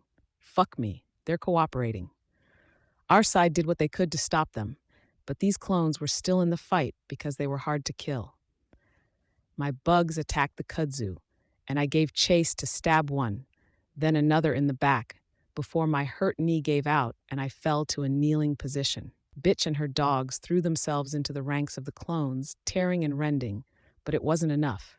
Chevalier wasn't far from me. His cannon blade detonated, painfully loud in my ear, and 4 or 5 clones died with each shot. Legend's lasers tore into their ranks, and Eidolon threw down a slowing field to stall for time. It was too little, too late. They were making a beeline for Echidna, for Legend, Alexandria, Eidolon, and Myrden. The kudzu who'd shouted got close to Echidna, and a tongue circled her throat. She was reeled in and stopped herself at Echidna's mouth, bracing herself in position. Chevalier took aim and shot. A miss. Miss Militia's rifle shot was on target, punching through the front of the kudzu's throat. But the kudzu's death wasn't instantaneous, and she had time for one last gesture. Echidna vibrated and then split off into 4 copies. 4 copies of Noelle. My breath caught in my throat in the moment I processed the reality of what had just happened. I managed to huff out a small, shuddering breath. They were withering and dying like kudzu's obsolete clones were, slowly but surely right off the bat, but there were still 4 of them. This was Echidna's greatest weapon. Ballistic had talked about her sense for tactics, but that was Noelle, really. This was Echidna, and she was too gone for much of that. No, the variations that naturally occurred in powers laid out a range of capes. Virtually every power was offensive. Just about every power had some use. That was the norm, the standard. But exceptions existed. They were the bone saws, the crawlers, the echidnas, the legends, Alexandria's, eidolons, and dragons of the world. By sheer fortune, they'd stumbled onto powers that set them head and shoulders above everyone else. Having the right variant, being in the right situation to use that power. If 1 in 100 capes met that kind of standard where they were just that much more versatile or powerful, then Echidna could make 100 capes, and chances were good that one of those would be exceptional in that way. An Echidna double turned and charged straight for us, stampeding through the clones to get to the troops on the ground. Force fields went up, Chevalier unloaded cannon blasts to stall her advance, and we all did our best to retreat. I took to the air with Atlas. The other 2 echidnas, including the original, started fighting the big-name heroes. Tongues lashed out, and Legend severed them with cutting lasers. The clones vomited geysers, spitting out no clones with the fluid, and Alexandria bore the brunt of the blow. Eidolon was creating blue sparks that floated around him, but when Alexandria began to lose in her struggles to keep the vomit from reaching her comrades, he switched to using a slowing field instead. He cast it down around 2 of the echidnas. The one he didn't catch vomited, and he threw up a small force field to ward off the attack. A narrow tongue was hidden in the midst of the vomit, a concealed attack. Prehensile, it snaked out and caught him by one arm. Eidolon was pulled in and clipped the force field he'd raised with enough force that he was momentarily stunned. The force field and slowing fields disappeared, and Alexandria was caught off guard by the sudden increase in her opponent's speed. Caught against its back, she started to tear herself free with the help of one of Legend's cutting lasers. A spray of vomit forced Legend to abandon his efforts to save his teammates and retreat for his own safety. He cleaned up the clones that the original echidna was still producing. A second later, one of the echidna doubles leaped on top of the other, sandwiching Alexandria between her and the other echidna double. The real echidna closed her mouths, and the vomiting stopped. She stepped on the tongue that had a hold on Eidolon, then stepped on the caught Eidolon. Legend did what he could, but even with the 3 echidna doubles looking more like the Walking Dead than anything else, he couldn't do enough lasting damage to any of the brutes. Miss Militia and Chevalier contributed some ranged fire, as did the heroes on my side of the battlefield, but the echidna doubles used their bodies to block the worst of the incoming fire. Echidna bit deep into her double, tore at flesh until she found the morsel caught between their bodies. Alexandria. I could see the muscles in her throat working as she swallowed. Each of her doubles made a final, reckless charge before falling to pieces. A hush of sorts descended on everyone present. 2 of our best caught. Echidna reared back a little, then spat as though she were coughing out a morsel of food she'd been choking on. And Alexandria had to be, with that long black hair. The woman stood, and I could see how she was missing an eye. She brushed her hair to one side, so it covered half her face, and I could hear a murmur. Director Costa Brown, someone in the crowd murmured. The head of the PRT and Alexandria were one and the same. I couldn't bring myself to care. I wasn't sure if it was just that I was in shock, that I was more focused on the fight that was looking a hell of a lot less winnable, or a simple lack of surprise that the PRT would have been so corrupt and imbalanced as to have a major balancing factor missing from their ranks. Miss Militia took aim with her rifle and shot. The bullet sparked as it clipped Alexandria's forehead. Alexandria shook her head. Another cough, another spit. Eidolon. I couldn't tell if he was unattractive by nature or if it was just mild deformations. He looked so small, so below average. He found his feet.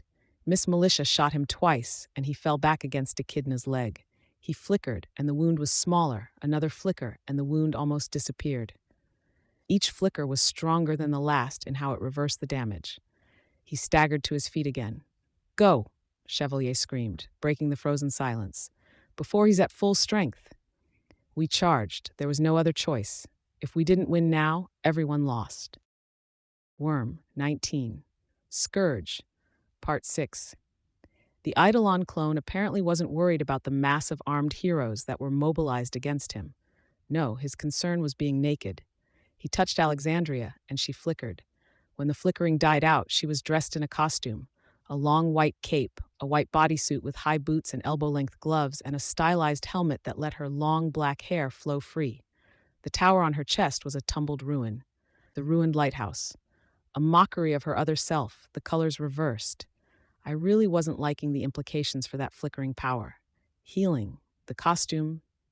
Legend shot the Eidolon clone before he could do anything more. A laser tore into the Eidolon's chest cavity, slashed out to carve into Echidna's foremost leg, causing it to buckle mid-step.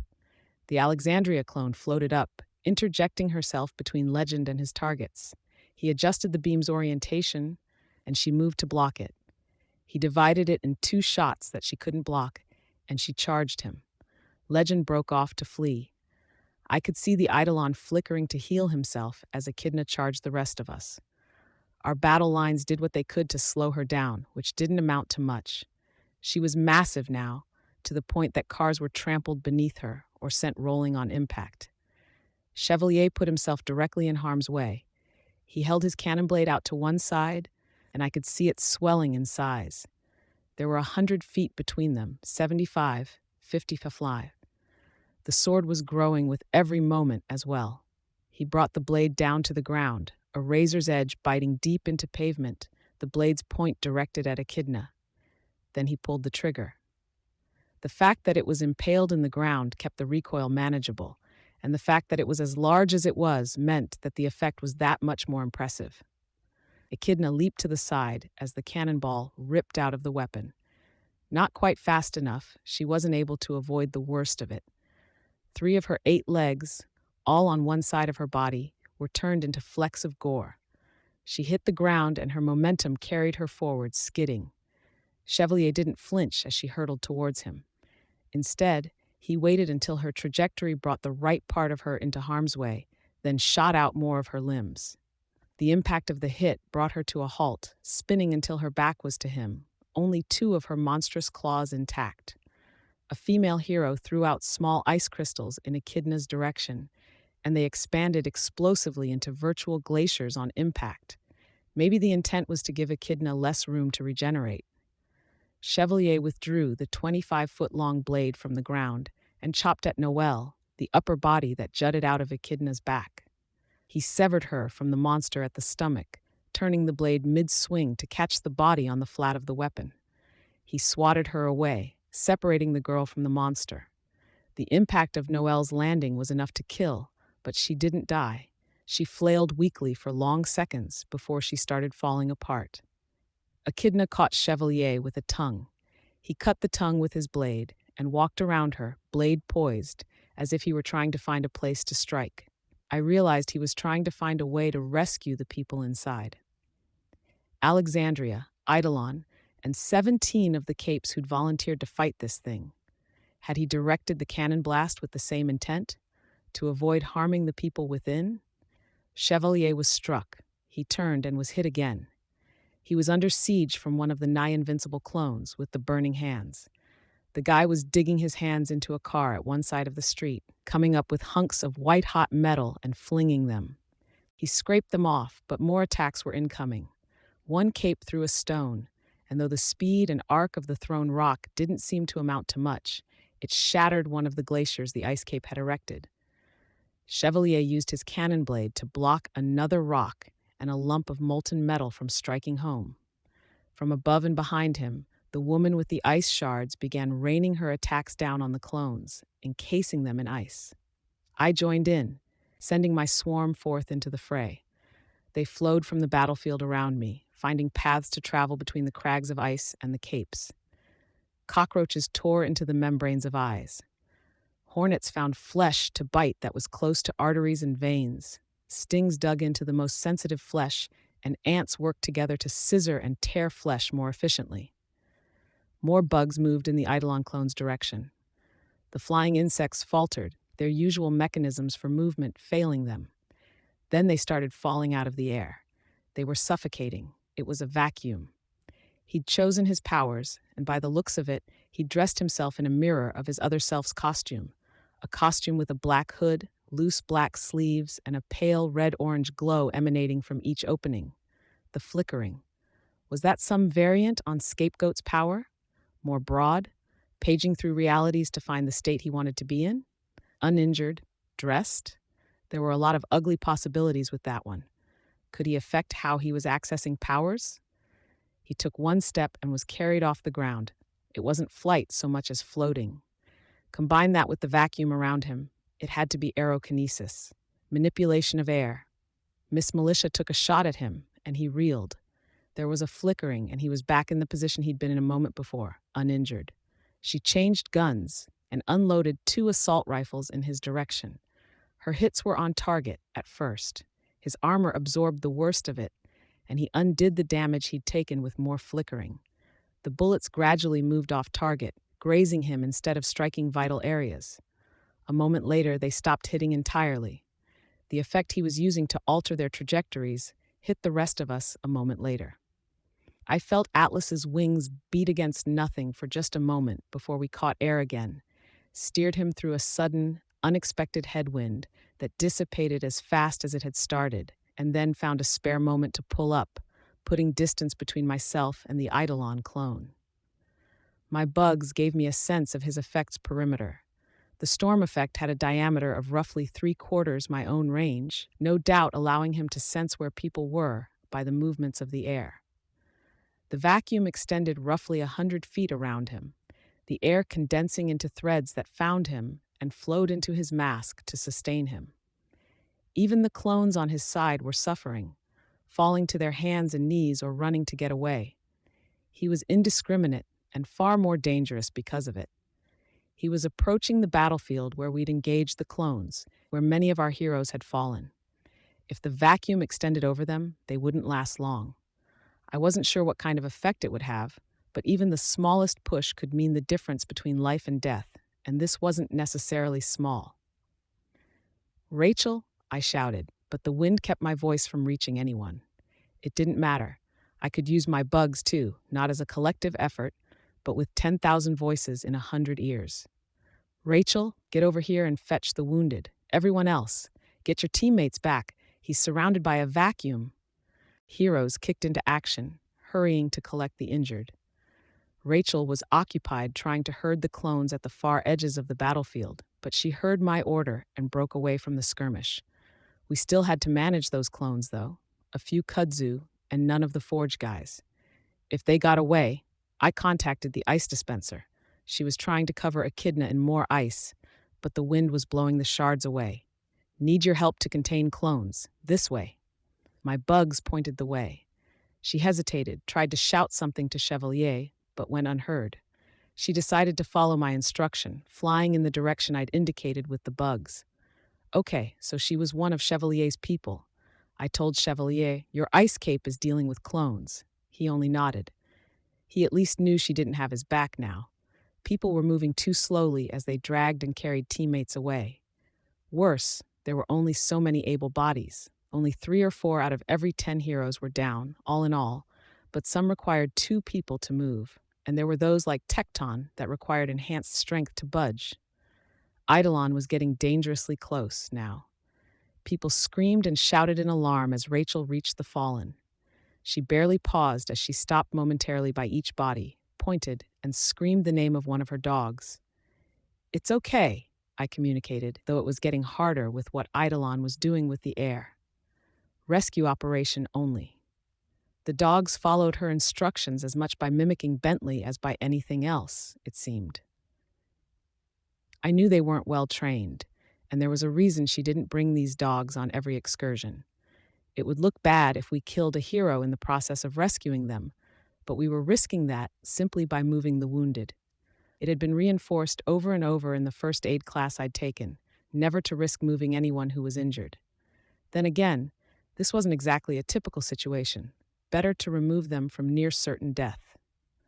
With Rachel rescuing the wounded, the Eidolon clone didn't have any easy targets in reach. Instead, he turned and floated toward Echidna. Ice was chipped and whittled away by what must have been sharp blasts and currents of condensed wind, with fragments flying toward him, twisting in midair and whipping back at the chunks of ice they'd come from, helping to chip away. Enough cracks formed that Echidna could use her 2 remaining limbs to leverage herself to her feet.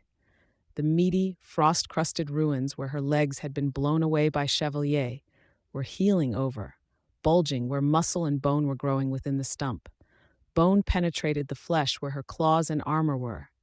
And on top, Noelle was already more or less regrown, her arms wrapped around her upper body in a straitjacket of flesh, her eyes closed and face turned toward the sky. Chevalier took aim and shot, and the cannonball veered in midair, slamming into Echidna instead of Eidolon's clone. One of Echidna's growing limbs was destroyed, but so was the glacier that had encased it. The Eidolon hit Chevalier with a focused blast of wind, and the hero went flying, the air in the Eidolon's range shifting to reduce resistance and carry him further. Chevalier was out of my range before he hit ground. Legend and Alexandria still fought above us. I could, when he passed into my range, note how he got faster the longer he flew, giving him the ability to put distance between himself and Alexandria. But he couldn't stop to take aim and shoot without losing that acceleration and giving her a chance to close the gap. The result was that he was flying in loops and circles, using the turns to find opportunities to take aim and fire on her. She dodged most, but the hits that did land bought him distance and time to stop and laser down clones who were attempting to escape. If any of them slipped away, it could be disastrous. One clone could track down their original self's family and murder them, or even go after innocent civilians. My bugs were blinding them, finding weak points, but there were some that my bugs couldn't touch that Legend was succeeding in taking out, like the Forge Man. Murden was below Legend in Alexandria, recuperating from holding Echidna at bay. He took to the air, flying up to Echidna and the Eidolon clone from behind. He pointed his staff at the Eidolon, and his target disappeared. The air the Psycho Eidolon had compressed expanded all at once, sending Murden flying off course and Echidna rolling sideways, plazat over a line of parked cars. For the moment, the vacuum was gone. Murden set himself down on the ground. He wasn't using his power against Echidna or the clones, which suggested that his reserves were low. The Eidolon clone reappeared. He turned and spotted Murden. The two started fighting, the Eidolon trying to close the gap and trap Murden in his vacuum, which was considerably smaller in area than before, but growing every second. He hampered the self-professed wizard's flying with headwinds and gusts, and sharp blasts of wind that Murden deflected or dodged. Murden, for his part, attacked relentlessly, pummeling the Eidolon with explosions of energy, alternating with scattered releases of whatever he managed to suck in while close to the ground. Echidna was mending, and with Chevalier down and our heavy hitters more or less out of the running, I wasn't sure we could stop her.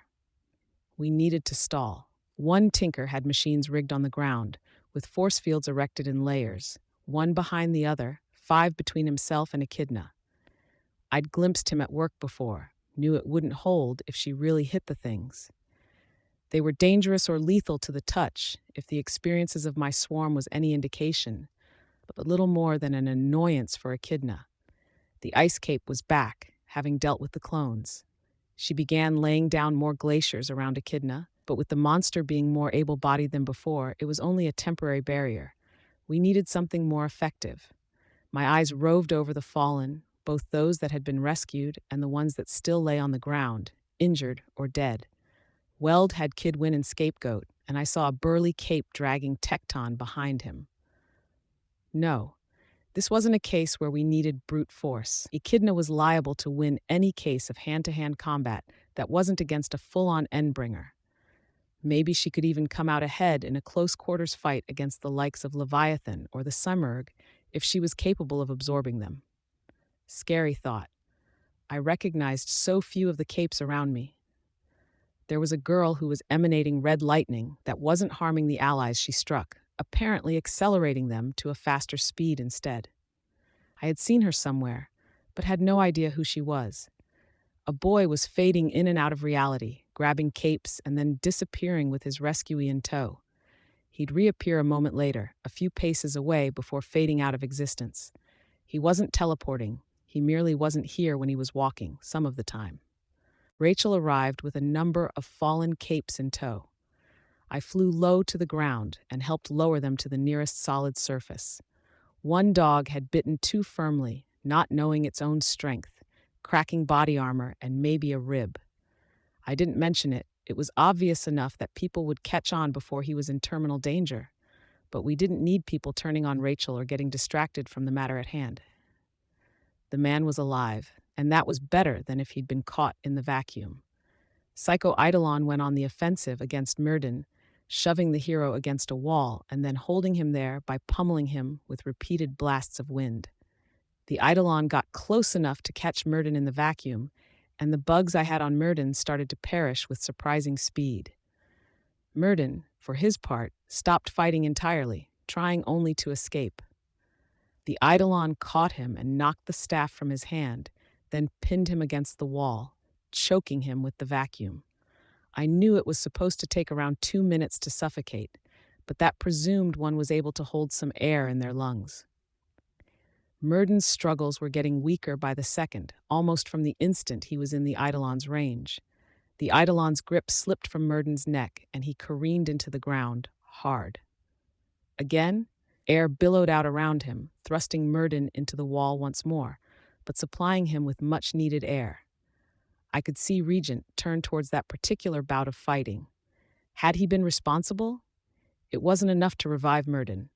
He fell to the ground, only a short distance from the Eidolon, and slumped down into a prone position. One hand pressed against his chest, and he went limp. The Psycho Eidolon stood, and Miss Militia opened fire, joined by several other capes. The Eidolon was driven back, forced to flicker to recover from the blasts. Again, his armor was absorbing the impacts. It would be the best stuff money could buy if it was a functional copy of what his other self wore, and it was healing every time he did. Then, as before, he found a way to divert the incoming fire away from himself. The bullets and laser blasts stopped, no doubt because the heroes didn't want the Eidolon redirecting any of their fire towards Myrden. My bugs flowed in, carrying a length of cord. I bound the Eidolon's neck as he walked up to Myrden's unconscious form, but there wasn't anything significant to tie the cord to. I chose a car's side mirror. He stopped short, a pace away from the fallen hero, then flickered. The cord came free of his neck as though he weren't even there, and he bent down over Myrden. I swore under my breath and tried to bind him again, knowing how ineffectual it would be at this point.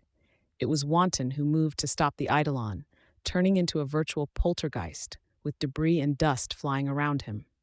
He barely slowed as Eidolon directed a blast of wind his way. The Eidolon flickered, and a knife with a wavy blade appeared in his hand. Before Wanton could reach him, he gripped Myrden's mask, raised the hero's chin towards the sky, knife held ready. His hand convulsed, and he dropped the knife. Regent. An instant later he flickered, rendering his hand untouched, the knife back in position. He thrust it into the soft underside of Myrden's chin.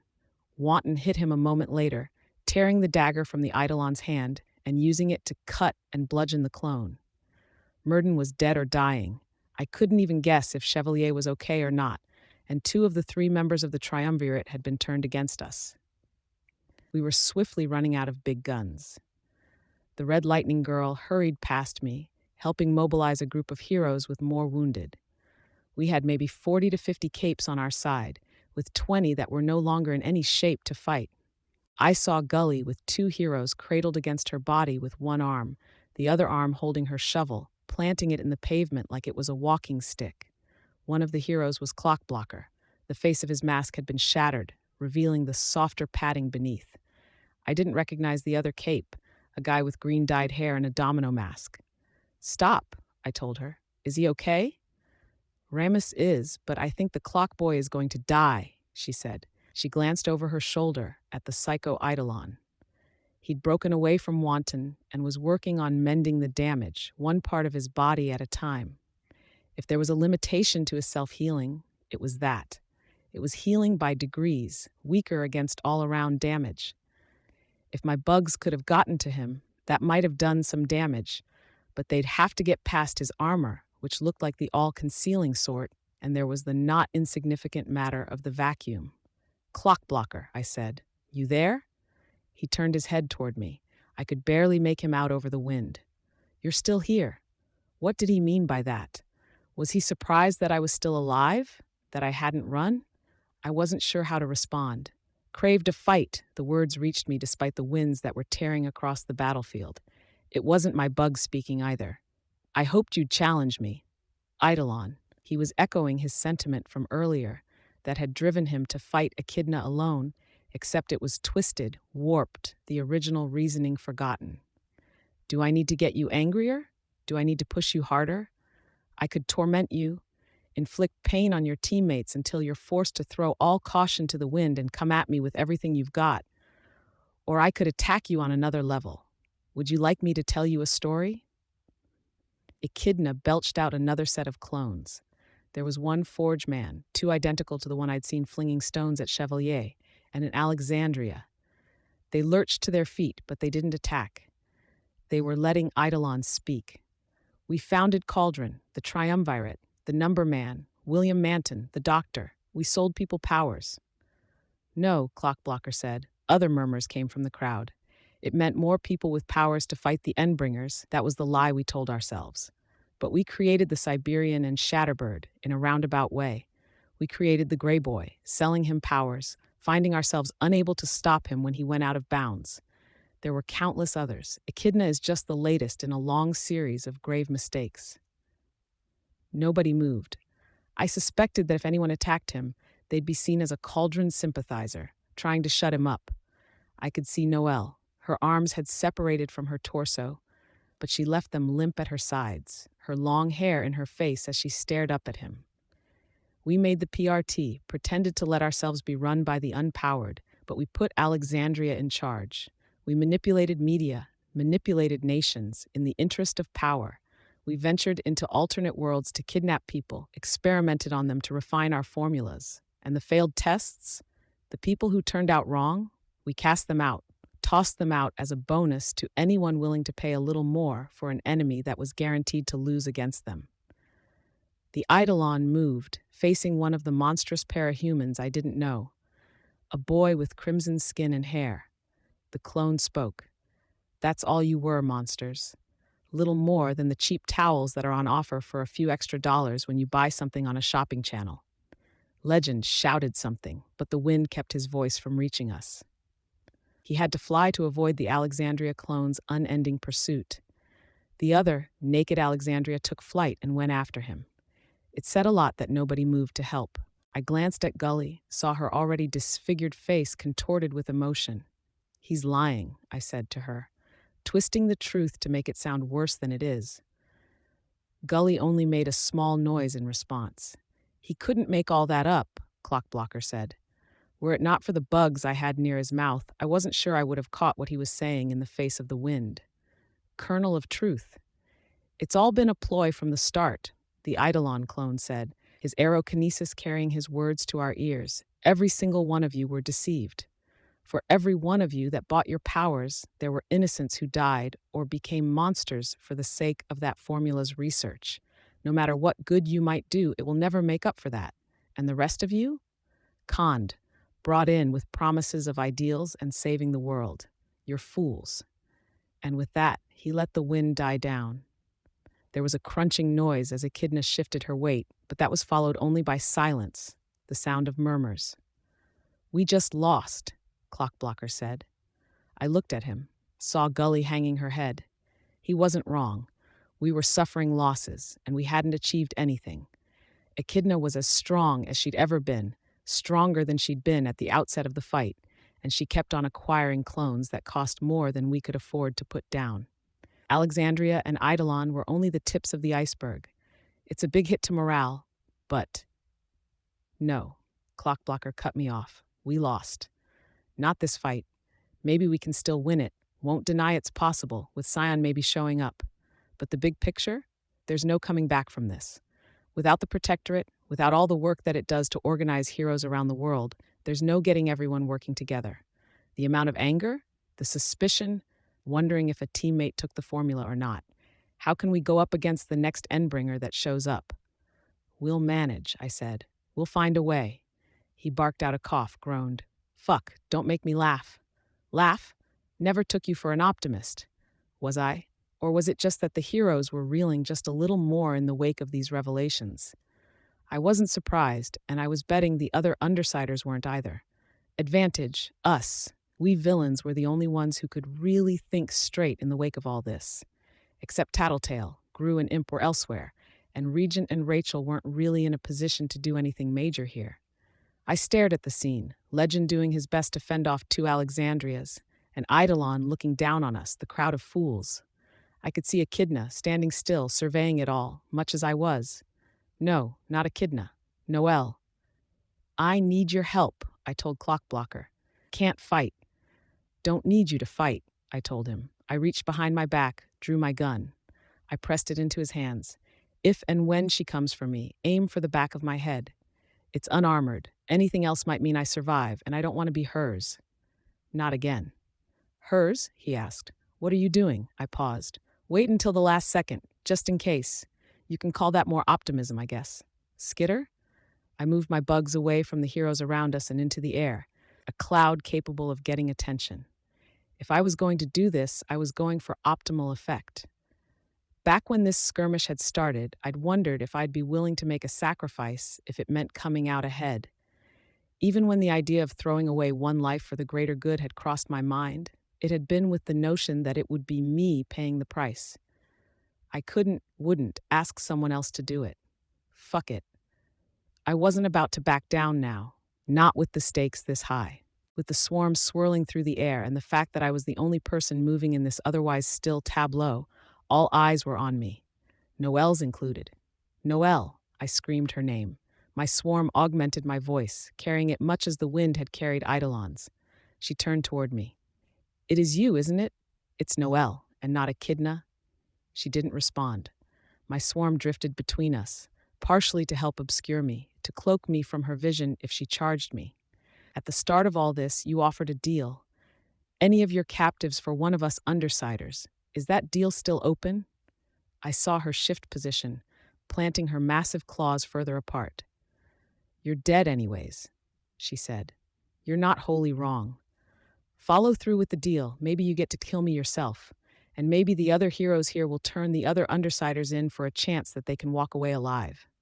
You're saying you'll let your team die? My team can fend for themselves, I said. Right now, I'm offering you me in exchange for Eidolon, that's all. The one who deceived them? She looked out over the crowd. What makes you think they want him? They don't, I said. I made sure that everyone present could hear as my bugs carried my voice. But they need him.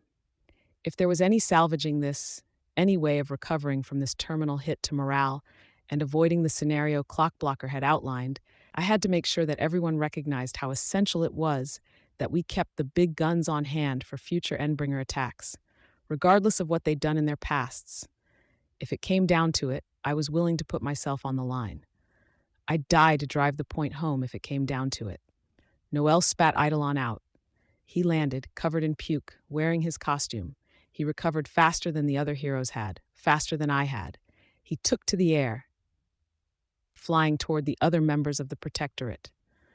A pair of flying heroes moved closer together, barring his path.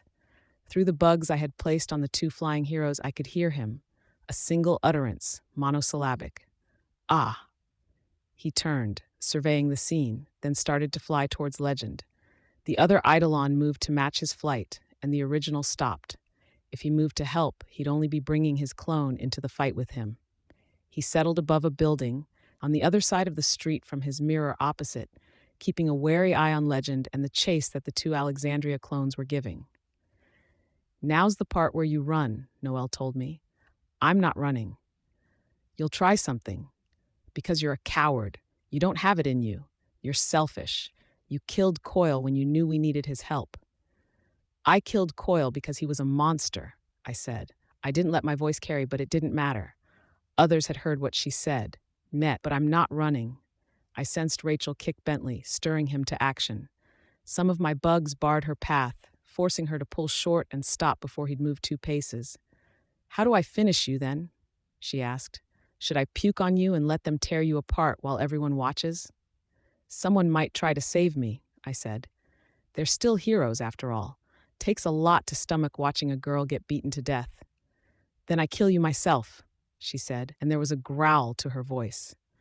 That would be Echidna chiming in, at least in part. They'll see what you're made of when you break and start running, and they can't stop me from tearing you apart." That said, she charged.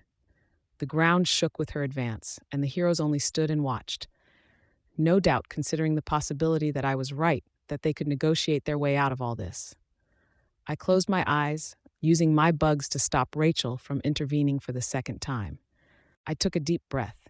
Every instinct I had told me to run, to find shelter, to survive, or take cover, but I had to do this. Instead, I used my bugs to whisper to Clockblocker, "Use your power." There was only one thing for him to use his power on. He froze the gun. Along with the gun, he froze the length of thread I'd attached to the weapon. The thread, in turn, was held aloft by the bugs that flew as a curtain between Noelle and I. I kept my eyes closed, relying on my bugs to feed me input, dissociating from my real self, because it kept me still, and that kept Echidna on course for the thread that extended vertically through the curtain. Spider silk was, generally speaking, about 2 to 3 times as thick as the thinnest part of a safety razor. That was still pretty thin, especially when Clockblocker's power rendered it immobile, utterly unyielding, even as a monster with 3 times the mass of an African elephant crashed into it. She tried to pull to a stop as she made contact with the thread, but her momentum carried her all the way through. The bracing of her foremost limbs against the ground only helped to force the separation of the two halves. Severed, the 2 pieces of her body crashed down to either side of me. Despite my best intentions, I stumbled a little at the impact. Hit the Eidolon clone. I spoke to Miss Militia through my bugs, hurrying to step away from Noelle's bisected form. Hit him hard. The Eidolon clone moved one arm in our direction, only to stop short. A thread that had draped his arm was now a rigid barrier, connected to the same thread that I'd positioned between Noelle and I. He tried to retreat, only to find the thread I'd circled around his neck holding him firm. He started to flicker, no doubt to escape. One arm free, then another. Miss Militia hefted her rocket launcher. Our Eidolon was already flying to Legend's rescue as she pulled the trigger. The Eidolon clone wasn't quite free when the warhead hit home. For extra measure, the explosion drove him against the threads that had draped his body. If I'd been good at the punchlines, I might have thrown one out there. The best I could come up with was, "Flicker that. Watch the 2 pieces," I communicated through my swarm, still backing away from Noelle. Tattletale said there's a core to her that's supplying the regeneration. Whichever half regenerates is the half with the core. We narrow it down, then we destroy it. We can win this. I could see Echidna's body swelling, growing huge with tumorous bulges as she sought to rebuild her other half. Still, she was nigh immobile, and the heroes were free to unload every offensive power they had on her. Wanton and Weld advanced, tearing into her, pulling people free and seeking something that might be her core. She was regenerating faster than they were dealing damage, but every passing moment saw one cape freed, more ground covered. Her other half was decaying at the same time. The captives that were trapped in her flesh were revealed as it desiccated, and capes freed each person in turn. She lurched, then forced herself into contact with her decaying other half, reconnecting to it. She was minus 11 captives, by my count, Alexandria among them, but she was reforming. I wouldn't be able to bait her like that again, but I might be able to contain her. I glanced at Clockblocker. Gully had carried him to Scapegoat, who had roused from unconsciousness, and he was getting care. He looked at me, offered me a curt nod. I wasn't sure how to respond, so I did the same. Behind me, Bugs could sense the approach of a containment van. Tattletale, I could hope, with Faultline's crew perhaps. Chevalier was perched in the fortified turret on top, his sword resting on one shoulder. We can win this fight, I mused, and this time I could believe it. But I was all too aware of the movement of a particular contingent of capes. Having deposited Clockblocker, Gully distanced herself from the other heroes, approached Weld and the red-skinned boy, the cauldron maid, standing apart. Across the battlefield, I was aware there were very few people standing shoulder to shoulder. People were distanced from one another as though their personal space was 10 feet across, avoiding eye contact, with no conversation, and I wasn't seeing any upturn in morale. There wasn't a cheer to be heard, and squad leaders weren't giving orders to their subordinates. I could only hope this divide wouldn't prove as telling as the one I'd delivered to Noelle.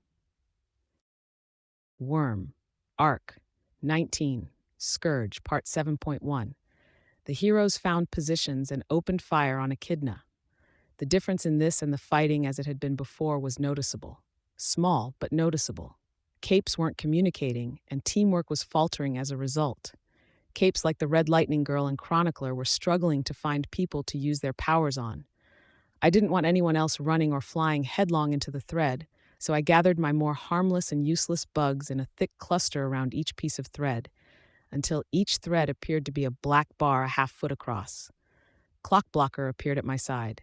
He was in fighting shape, though he didn't look it with his damaged costume. "Anything I can do?" he asked. "Anything else set up?" I shook my head. "She dissolves the thread if it touches her flesh, and things are too frenetic. Someone would get hurt." "Gotcha," he said. He didn't move from where he was standing. A minute passed as Echidna was bombarded. She wasn't quite at full fighting strength. She didn't have many capes to clone, and she was apparently hesitant to charge or make any sudden movements with the possibility of there being more thread. "Why didn't you tell me?" Clockblocker asked. "That I had something in mind?" I asked. "I guess a part of me thought that maybe if you figured out what I was doing, you wouldn't have frozen the gun. That's not fair. I don't think I've given you any reason to think I'm vindictive like that." "Not really," I admitted.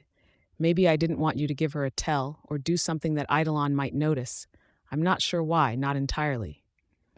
"So you're not really doing anything that those guys out there aren't. When it comes down to it, you're suspicious of us, just like we are of each other." "Maybe," I admitted. "It's a lot to take in. What do you even do from here on out?" "I don't know," Clockblocker said. A series of neon green concentric circles exploded outward from a point in the sky above, rippling out to disappear over each horizon. Eidolon had engaged one Alexandria clone, and whatever he'd done seemed to have finished her off. One left. Echidna belched out a mass of clones, and I added my bugs to the firepower that the heroes threw their way. Some slipped past the loose perimeter the heroes had established, and were promptly gunned down. "I'm guessing Tattletale told you the particulars of my power?" he asked.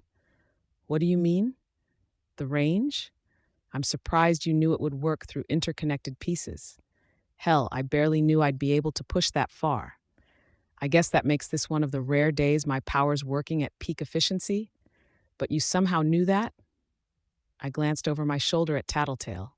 She was getting out of the van and was joined by Faultline, Labyrinth, and 4 members of the Travelers: Sundancer, Ballistic, Genesis in her wheelchair, and a blonde boy who resembled but didn't quite match Oliver in appearance. Tattletale was exchanging words with Regent. "Getting an update?" "You're not responding," Clockblocker noted. "I'm not sure what you want me to say." "Yes, Clockblocker," he added a falsetto note to his voice, bent one wrist to a 90-degree angle as he raised his hand to his mouth. "Of course we know more about how your powers work than you do. How else would we kick your posteriors with such frequency?" He faked a high society woman's laugh, where the laugh was said as much as it was uttered. A cape nearby, one I recognized as astrologer from the New York team, shot us a dirty look, before she returned to calling down projectiles from the sky. "I don't sound like that," I commented, trying not to sound as irritated as I felt. "I thought it fit pretty well for one of the wealthy crime lords of Brockton Bay," he said. I was a little caught off guard to see this side of Clockblocker, or more that he was showing it to me. Was it humor as a coping mechanism, or attempted humor as a coping mechanism, to be more on target? I could believe it, from the guy who'd chosen Clockblocker as his cape name. But to let me see anything other than the hard-nosed defender of the peace was something different. A show of trust, letting his guard down some. Or maybe it was just a coping mechanism, and he had a hell of a lot to cope with. Only an hour ago, he'd probably felt he had his whole future laid out for him. A career in the wards, transitioning into a career with the Protectorate, with funds, fame, and every side benefit and piece of paper he might need to mask his real identity. Now nobody had any idea how that would work out. Another circle exploded across the sky.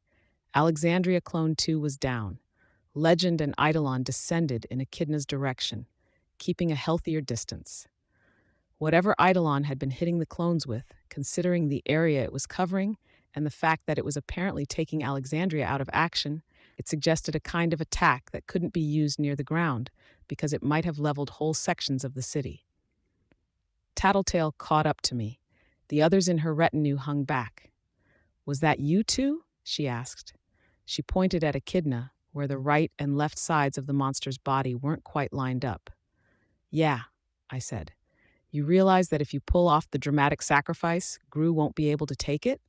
He's relying on you to be his crutch for the time being. You can't kick it out from under him mid-step." "He's stronger than you're saying," I murmured. I eyed Clockblocker, all too aware that he was listening in. Tattletale was aware too, which meant she was trying to communicate something. "Can we finish this discussion elsewhere?" "Why don't I just leave you alone?" Clockblocker offered.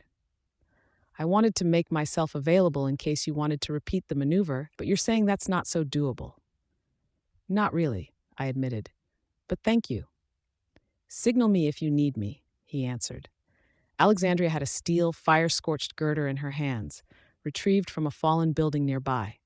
She wasn't flying, but she walked forward, relying on the girder's size and sheer presence to clear her way through the assembled capes. Her back was straight, her chin raised as her subordinates stared. Her black costume, it was fortunate for her, served to hide the worst smears and stains from Noelle's vomit. She swung the girder at Echidna like someone else might swing a baseball bat, and Echidna was knocked off her feet and into a building face. The girder didn't bend like the traffic light had. This was a piece of metal intended to help support buildings. Echidna opened one mouth, no doubt to vomit, and Alexandria flipped the metal around, driving one end into the open mouth and through Echidna, the other end spearing out of the monster's stomach. Before Echidna could react or retaliate, Alexandria flew straight up into the air, joining Legend and Eidolon. As attacks went, it wasn't a game changer. Something else? A symbol? A gesture to us? Echidna roared, lunged, only to hit a force field. The field shattered and she stopped short. The girder rammed further through her.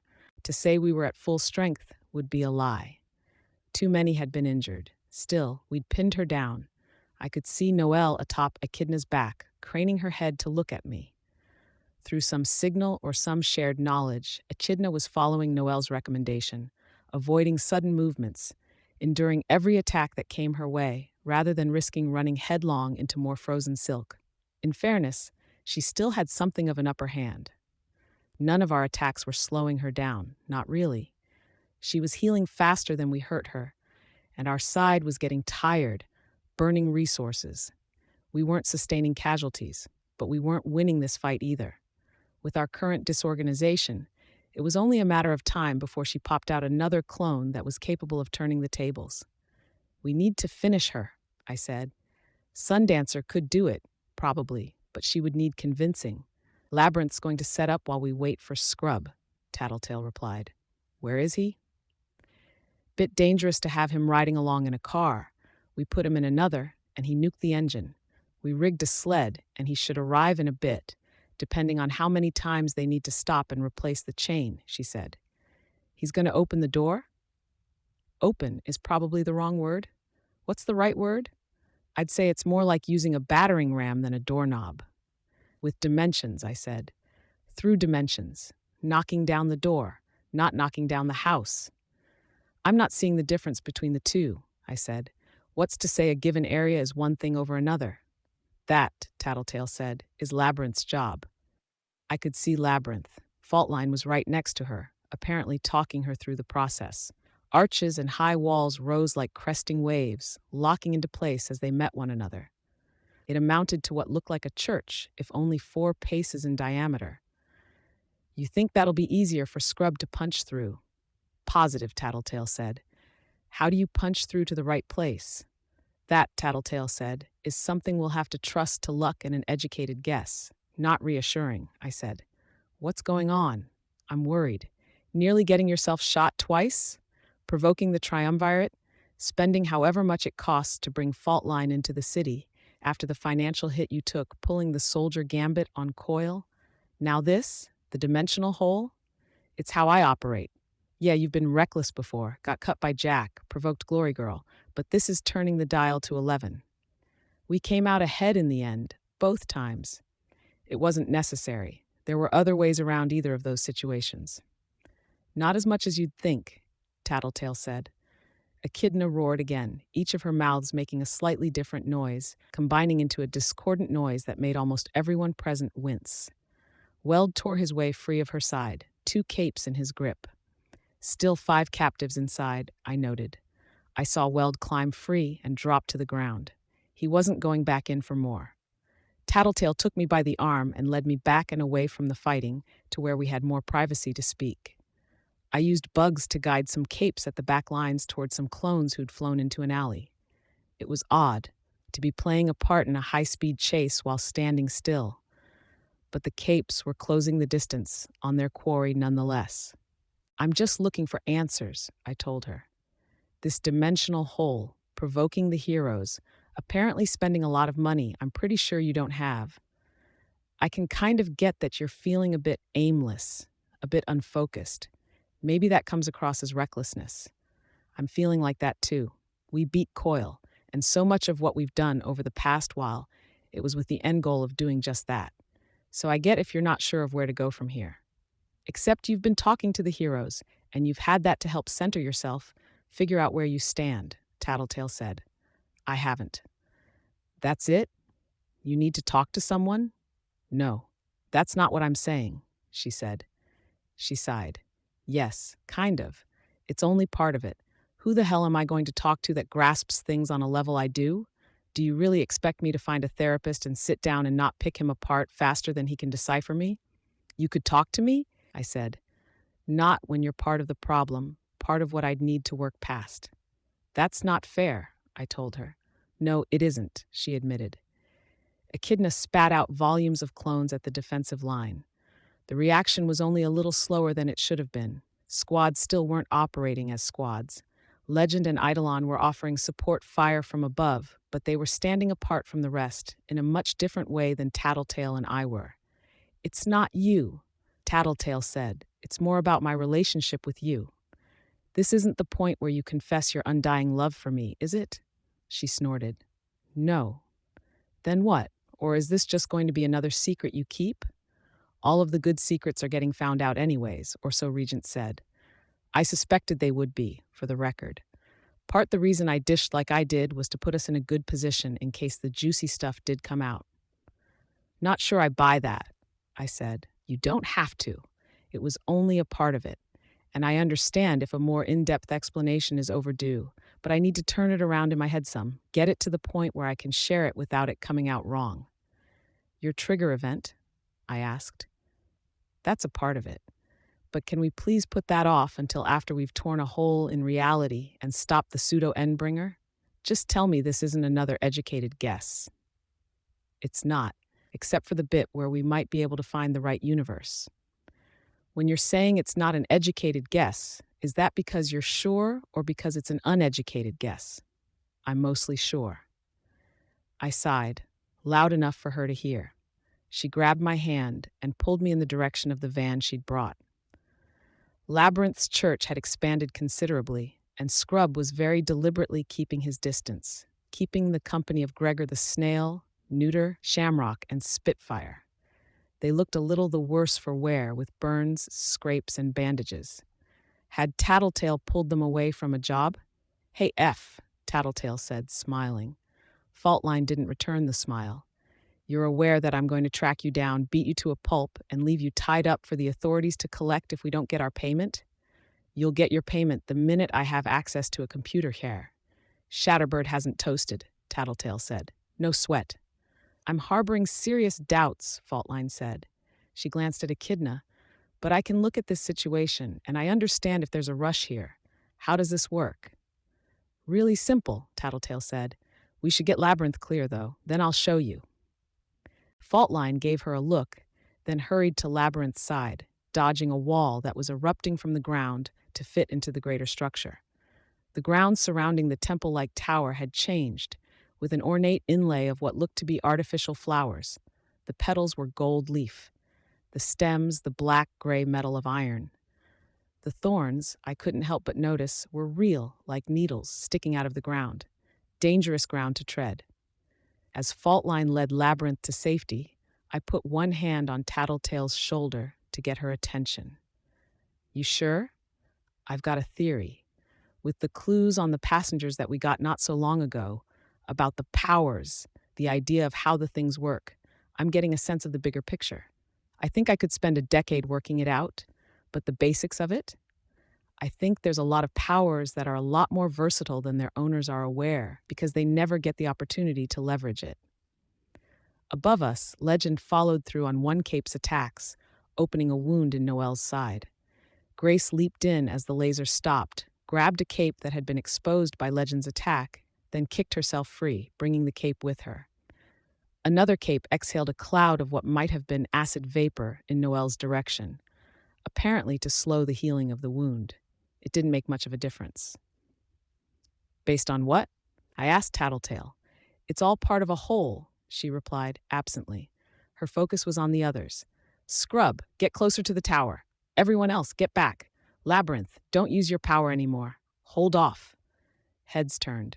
People had no doubt noticed the tower, but now something was happening. Scrub stepped closer, and one of his explosions ripped through the air. Another followed shortly after, intersecting one area of altered road. Like a gas in the air that had been ignited, the entire thing went up in a heartbeat. In an instant, it was a white void, as undefinable as Gru's darkness, perceivable by the edges, but with zero depth or dimension. He'd shunted out the entire structure, as well as everything that had altered on the ground, but nothing had come back. The door had been kicked out of the frame. To look at it, I'd almost expected a rush of wind as the void on the other side sucked everything into it, like the vacuum of space. There was only the sensation of a breeze as the air flowed into it. Alexandria landed next to us with enough force that I nearly lost my footing. Every set of eyes that wasn't on Echidna was on us now. What did you do? Made a hole, Tattletale said. Apparently. You didn't ask? You didn't consider the ramifications of this? Close it now. Who said we could close it? Tattletale asked. You're a fool, Alexandria said. She set one hand around Tattletale's neck. She could have killed Tattletale with a squeeze, but she didn't. A threat.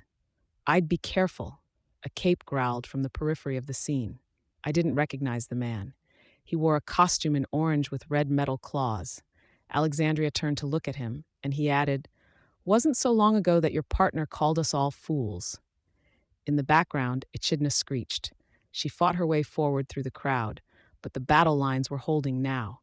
Our side hadn't been surprised this time, and the only capes in her reach were capes she couldn't absorb. The rest were staying well back. She wasn't an endbringer in the end. It would be impossible to trap any of them like this to get an advantage. They had other tools, ways to exert pressure that were entirely independent of their own abilities. Behemoth generated storms and background radiation. Leviathan had the waves. The Simurgh had her scream. That wasn't him, Alexandria said. It wasn't Eidolon who said that. Close enough, the cape said. Let her go. You can't throw around authority you don't have. As of this moment, I am still chief director of the PRT, and I am the leader of the protectorate team that overlooks the second largest city in the United States. That hasn't changed. At the end of the day, I'll face any consequences I have to, but for now, I'm still in charge. Your authority doesn't mean anything if they don't accept it, Tattletale said, staring Alexandria in the eyes. Put me down. I can't let this go any further. In case you haven't noticed, Tattletale said, there's no further to go. It's pretty much gone. All that's left is to find out whether this is a useful trick we just pulled or a really useful trick. Useful? Alexandria asked. Worst case scenario, it's a place we can dump Echidna, a place where she won't be able to hurt anyone. Or Labyrinth figures out that she can work with this. The whole blurred, colors consolidating into forms. I could see Faultline standing by Labyrinth, arms folded. Labyrinth, the Shaker 12, Alexandria said. That's the one, Tattletale said. Mind letting go of my throat? Alexandria let go, but settled her hands on Tattletale's shoulders. The implied threat was still there, just not so imminent. It's deep, Labyrinth said.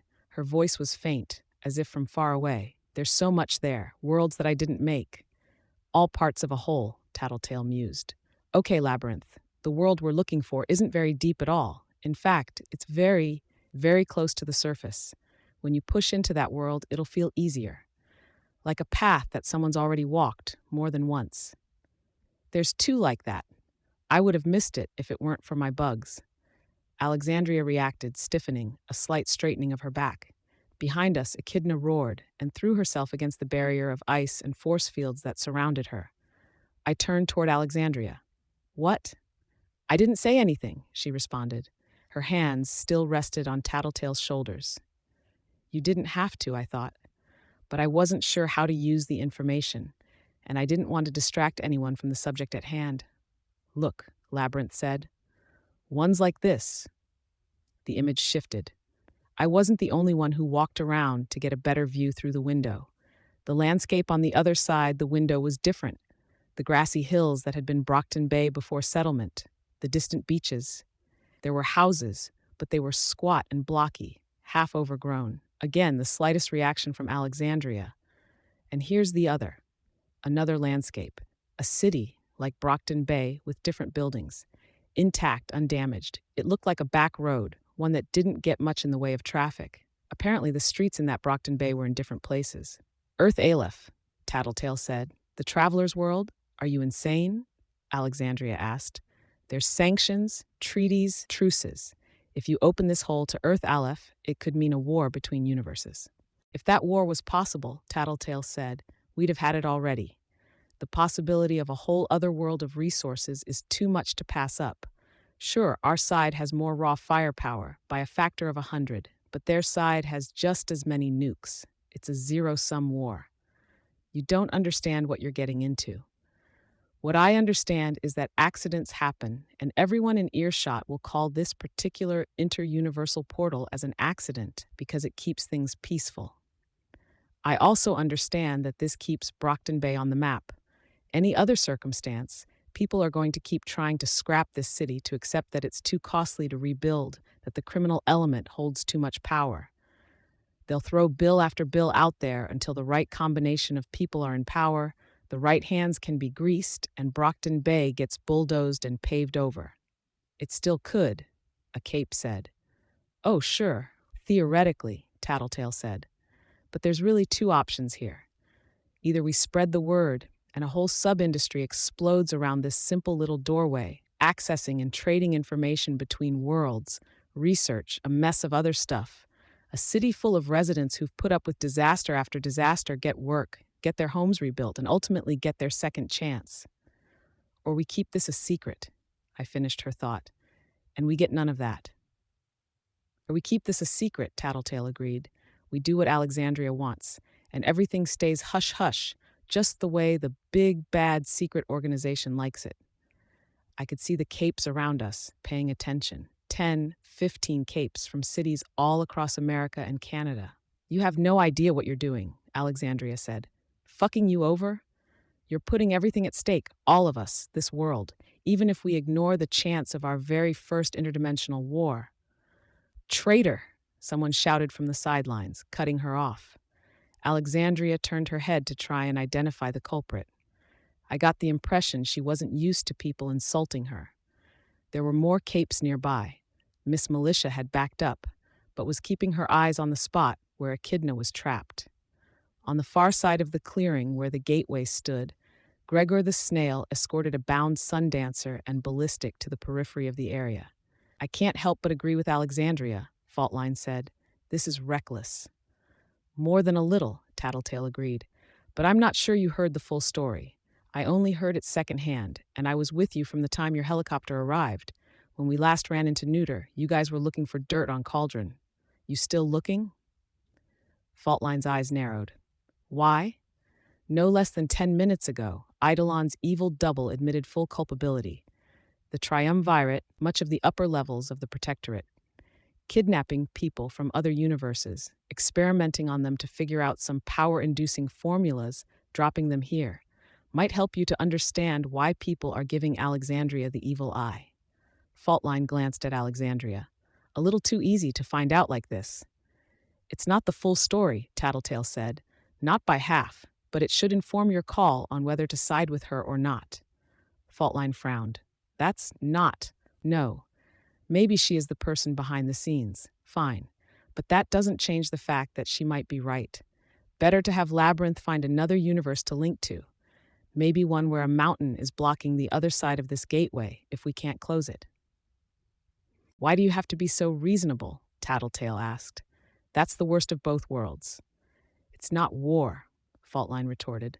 Stop, Chevalier said. People parted to give him room to enter the clearing.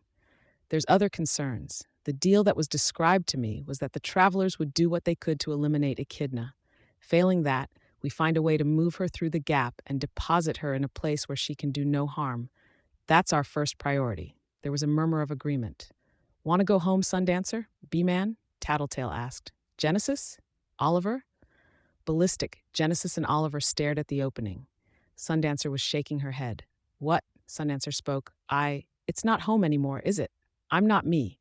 Can't go back to the way things were. I've killed people, accidentally, but I've killed. I have powers. If I went there, I wouldn't be Marissa. I'd be Sundancer. I'd be famous if anyone found out about me, or if there was something in the media that goes between worlds that clued them in. They don't have to know, Tattletale said. I don't know if I can. I spoke up. Are you talking about going home or killing Noelle? She was my best friend. She's not Noelle anymore, I said. Sundancer shook her head. Go, Tattletale said. She's not happy like this. You do this, then you go home. You give your mom a hug, fabricate an excuse to explain why you disappeared, and then go back to life as normal. Never use your powers again if you don't want to. See if you can eventually convince yourself that none of this ever happened. It's not that easy. No, but it's a hell of a lot better than staying here, isn't it? Tattletale asked. She's my friend. Was, I said. It's a big difference. Sundancer looked at the mound of ice, rock, and force fields. Echidna was thrusting her clawed hands through the barriers, only for them to be reinforced. Does she have anyone inside her? Tattletale started. I flew a bug into her mouth and down her throat, and she choked. No, I lied.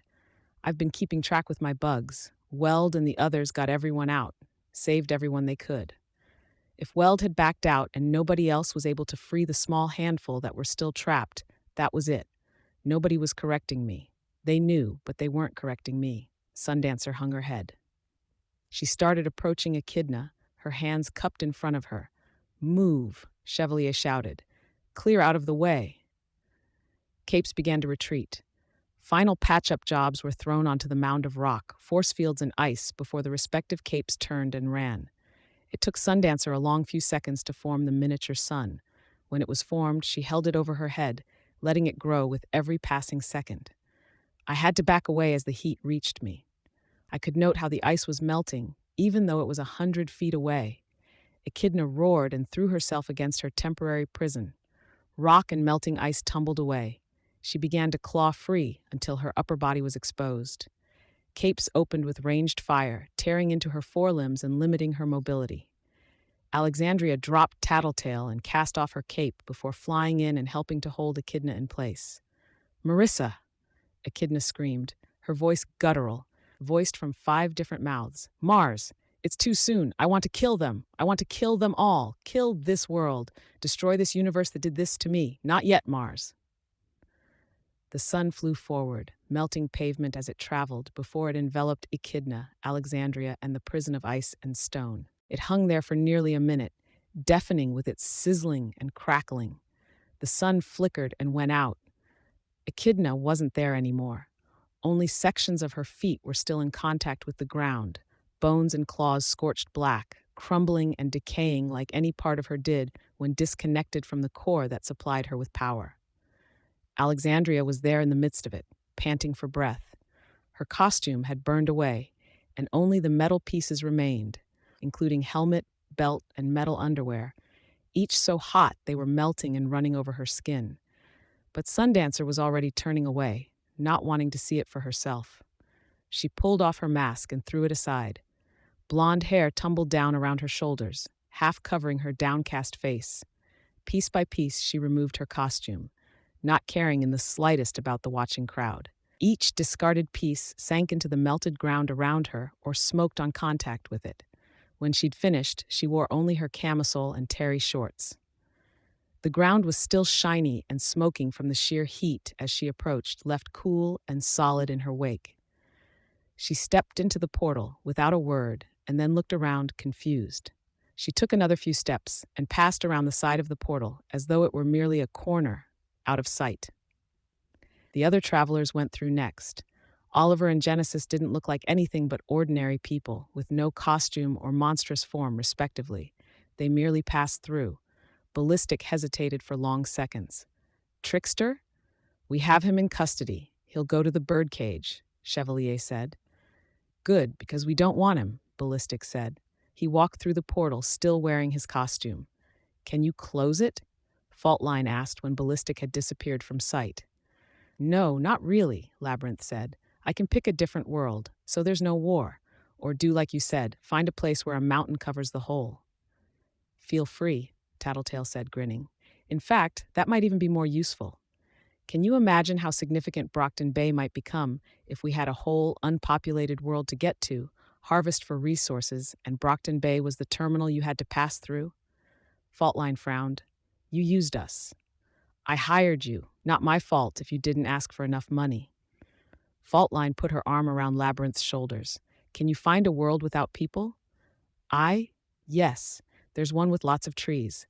I'm looking all over, and I can't find anyone at all, not even on the other side of the oceans. Only animals. That'll do, Faultline said. She looked at Tattletale. Not for you. Only because I couldn't stand to let her be responsible for an Endbringer finding a defenseless world. Much obliged, whatever the reasoning, Tattletale replied. She flashed a smile. Faultline only frowned and turned to usher Labyrinth away. Wait, someone called out. Weld, with the red-skinned boy and Gully beside him. They caught up with Faultline's crew. Whatever words they exchanged, I didn't get a chance to hear. There was no way that the monsters could serve the Protectorate. Faultline was a known element, someone who had, as far as everyone was aware, always been good to the people I was now thinking of as the Cauldron Maid. I couldn't even begin to guess where they'd go from there, but they'd have stuff to talk about, no doubt. I'd mentioned to Tattletale that I'd felt adrift after letting Dinah go. Untethered, I think, was the word I'd used.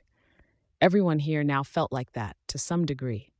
The future had never been quite this uncertain. I saw Alexandria standing by the sideline. Eidolon had gathered her heavy cape, where she'd tossed it aside and was helping to drape it around her shoulders. I wasn't the only one looking, but she was oblivious, uncaring. She still stood with all the confidence in the world.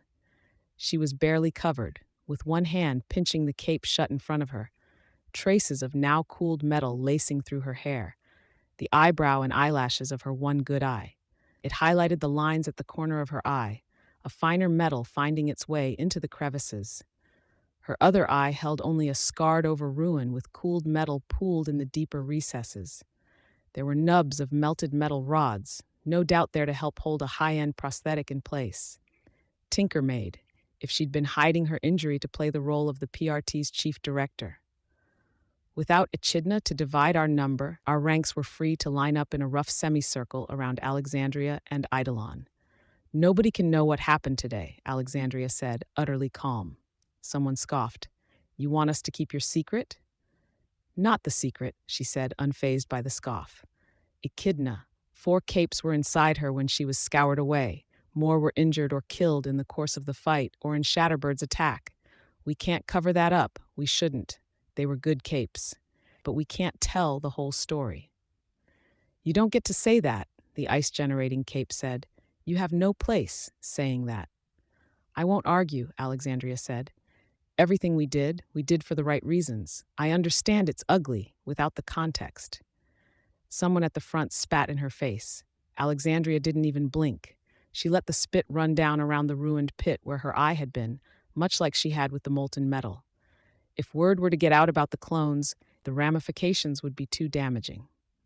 We've spent decades cultivating an illusion that we're heroes. Decades shaking the idea that we're killing machines. The nature of this fight threatens to reveal just how much damage even the more mundane of us parahumans could do to the common people. That's not only the clones and what they did, but how we dealt with the clones in turn.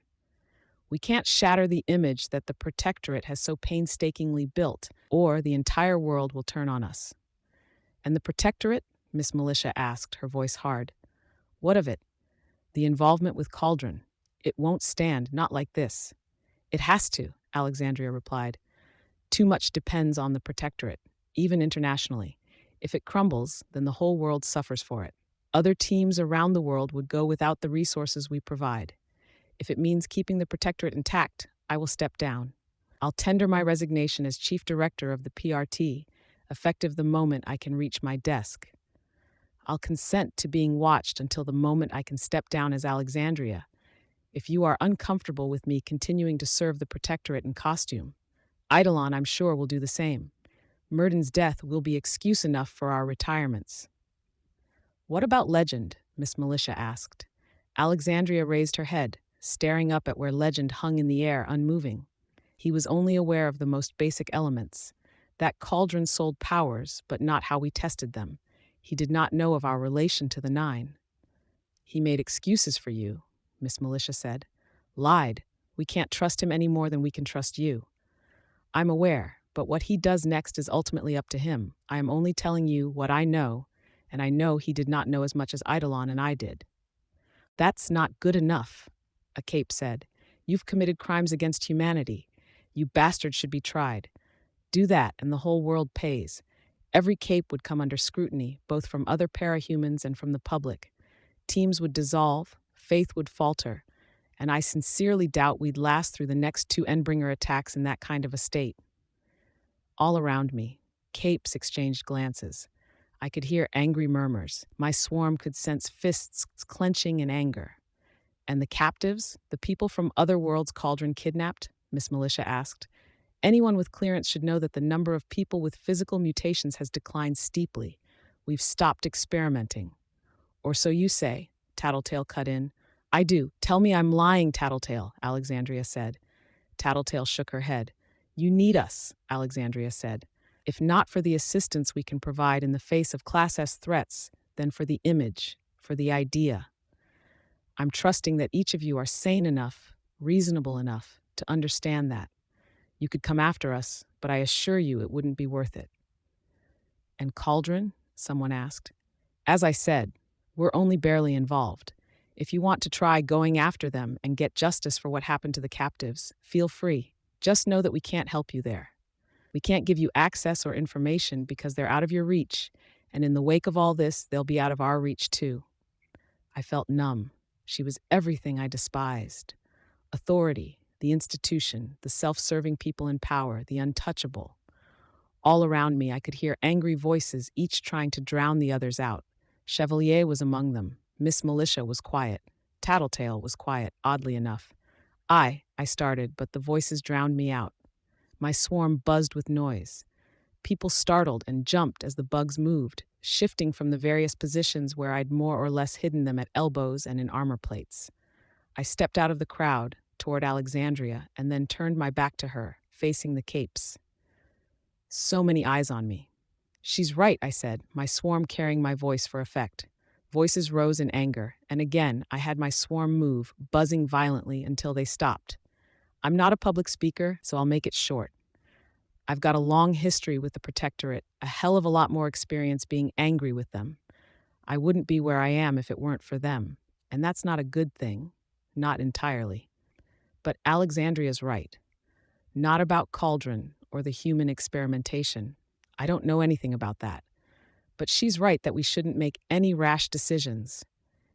Talk it out with your teammates before you make a call. Maybe the various team and squad leaders should convene, form a unanimous decision.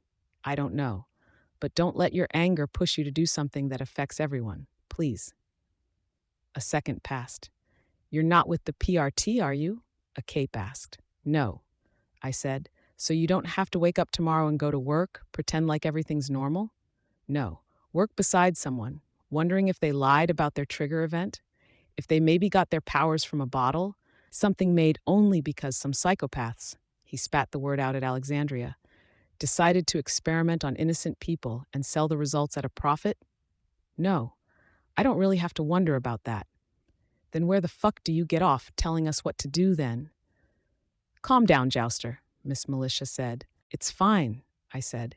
You're right, it's not my place, I said. I looked at Miss Militia and Chevalier. Clock Blocker was just a little ways behind them. Thanks for hearing me out. Good luck. Atlas flew to my position. I drew my bugs around me and took flight, rising well into the air and hiding myself in the mass of bugs before pausing to adjust to a sitting position. I saw Legend hovering in the air. His fists were clenched, and he was looking down. He looked agonized. If I'd had any idea what to say, I might have approached him. I didn't. With a command, I directed Atlas away from the discussion that could decide history, maybe even the fate of the world. Worm, Arc 19, Scourge, Part 7.2. I sat on the railing of my balcony, Atlas's body hidden behind the towel-covered railing, serving as a footrest while I fed him a much-needed meal.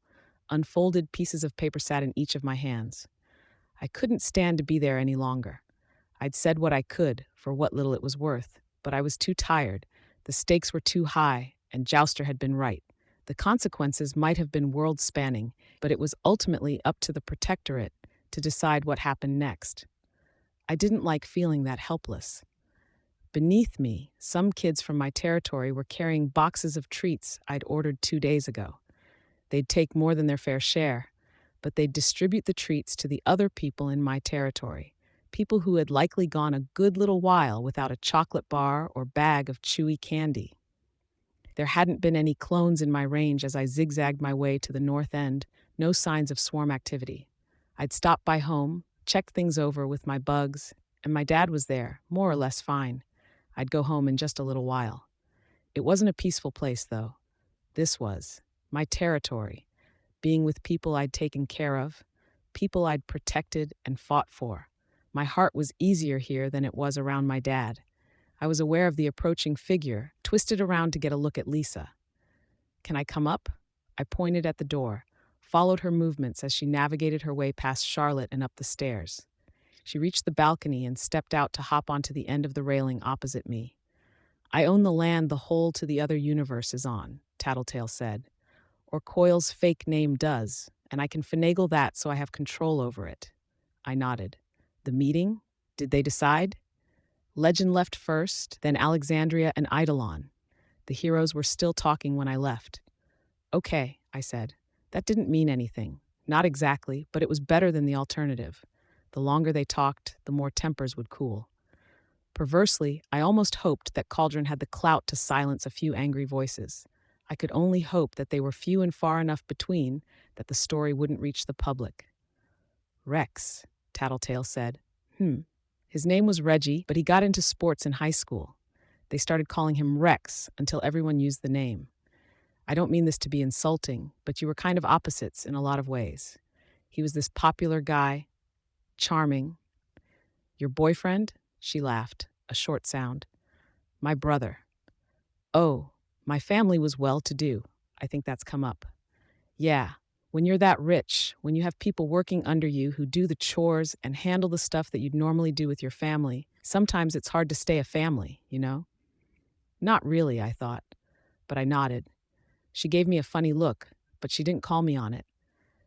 It gets to this point where, your cool older brother only spends time with you because it's his duty as a sibling. And when you realize that, it sort of hurts, makes it insulting. I think I caught on to that around the time I started high school. I stopped accepting those token offers of siblinghood. We were brother and sister. We lived in the same house, went to the same school. Our paths crossed, but we didn't interact. We were strangers. He was caught up being the popular senior, and I kind of resented him for it. For not being a brother? Lisa shrugged. Don't know. More for acting like a brother than not being a real brother. For being the popular kid, being the favorite child, heir to the family businesses. What happened? I started noticing he was in rough shape. The smiles seemed fake. He'd get angry easier, was bottling something up inside. What was it? Lisa shrugged. I've dwelled on it so long I've imagined possibilities and derailed my train of thought. Even with my power, I can't guess. And something happened? He slowly got more and more distant. He'd fake more smiles, get a little more angry, a little more reckless, and then one day he offed himself. Just around the corner, Some kids were screaming and shouting as they played. One boy was pelting another with chocolate pellets. The victim shrieked in pain. My bug swept over the boy with the chocolates, and the pair froze. They looked around, trying and failing to see me, then ran for the nearest alleyway, fight forgotten. "I'm sorry," I said. "So am I," Lisa sighed. "I've spent so long trying to figure it out, but I couldn't. You'd think the star athlete might be gay, but it wasn't that. Something else." I let on to my family that I'd noticed something after, and they started blaming me. They were grieving, but that doesn't excuse it, does it? I shook my head. Calling me stupid, an idiot? Lisa looked away. It got to be too much, like I was in a pressure cooker. Everywhere I went, it was about him, and there was always this feeling like everyone was aware that I'd known something and hadn't spoken up, hadn't done something to help. I think I had my trigger event while I was asleep, tossing and turning and dreaming about it all. And then, boom, I wake up and I start figuring stuff out, with killer migraines on the side. Maybe if I'd caught on that it was powers sooner, I might have been more secretive. But my dad caught on, did a complete turnaround, faked affection, hid the real feelings, all to get me to use my power for the family's benefit. Lisa shrugged. I was already seeing too much ugly, even before the powers. Seeing more of it, seeing when people were being fake, when everything else was still screwy because of Rex's suicide. It was too much. I took more money than I should have from my parents, and I ran. And Coyle eventually found you. She nodded. And I eventually found you. I took one look at you, and I had a grasp of what was going on. Didn't take too long for me to notice that you had that same air around you that Rex did. Maybe I did what I could to save you because I couldn't save him. Earlier, you said that you couldn't talk to me about the problem because I was the problem. I saw it when you pulled the trigger, offed Coyle. You saved Dinah, and you described how you felt adrift in the aftermath of it. But you found a new focus. You could fight Echidna, save the city. Me? When you shot Coyle, I realized I was done. I'd helped you out of the same trap of despair Rex had been in. Don't know if the road I helped you down was a good one or a bad, but I'd finished. But why be reckless? Why take the risks? Because I did what I had to do. I helped you, and I still feel like the stupid, self-obsessed little child that let her big brother die. It wasn't conscious, but maybe I felt like I needed to up the stakes. Pull something dramatic. Show that, with these crazy smart capes like Alexandria and Faultline around, I could still be the smartest person in the room. And do you feel like the smartest person in the room? I asked. She stared out over the cityscape. Maybe when the interuniversal trade takes off. Can you imagine? With me and you as the top dogs? The whole world will pay attention to us. I hopped down from the railing, walking around Atlas as I made my way to Lisa. I wrapped my arms around her, and she returned the hug. I crumpled the papers in my fists.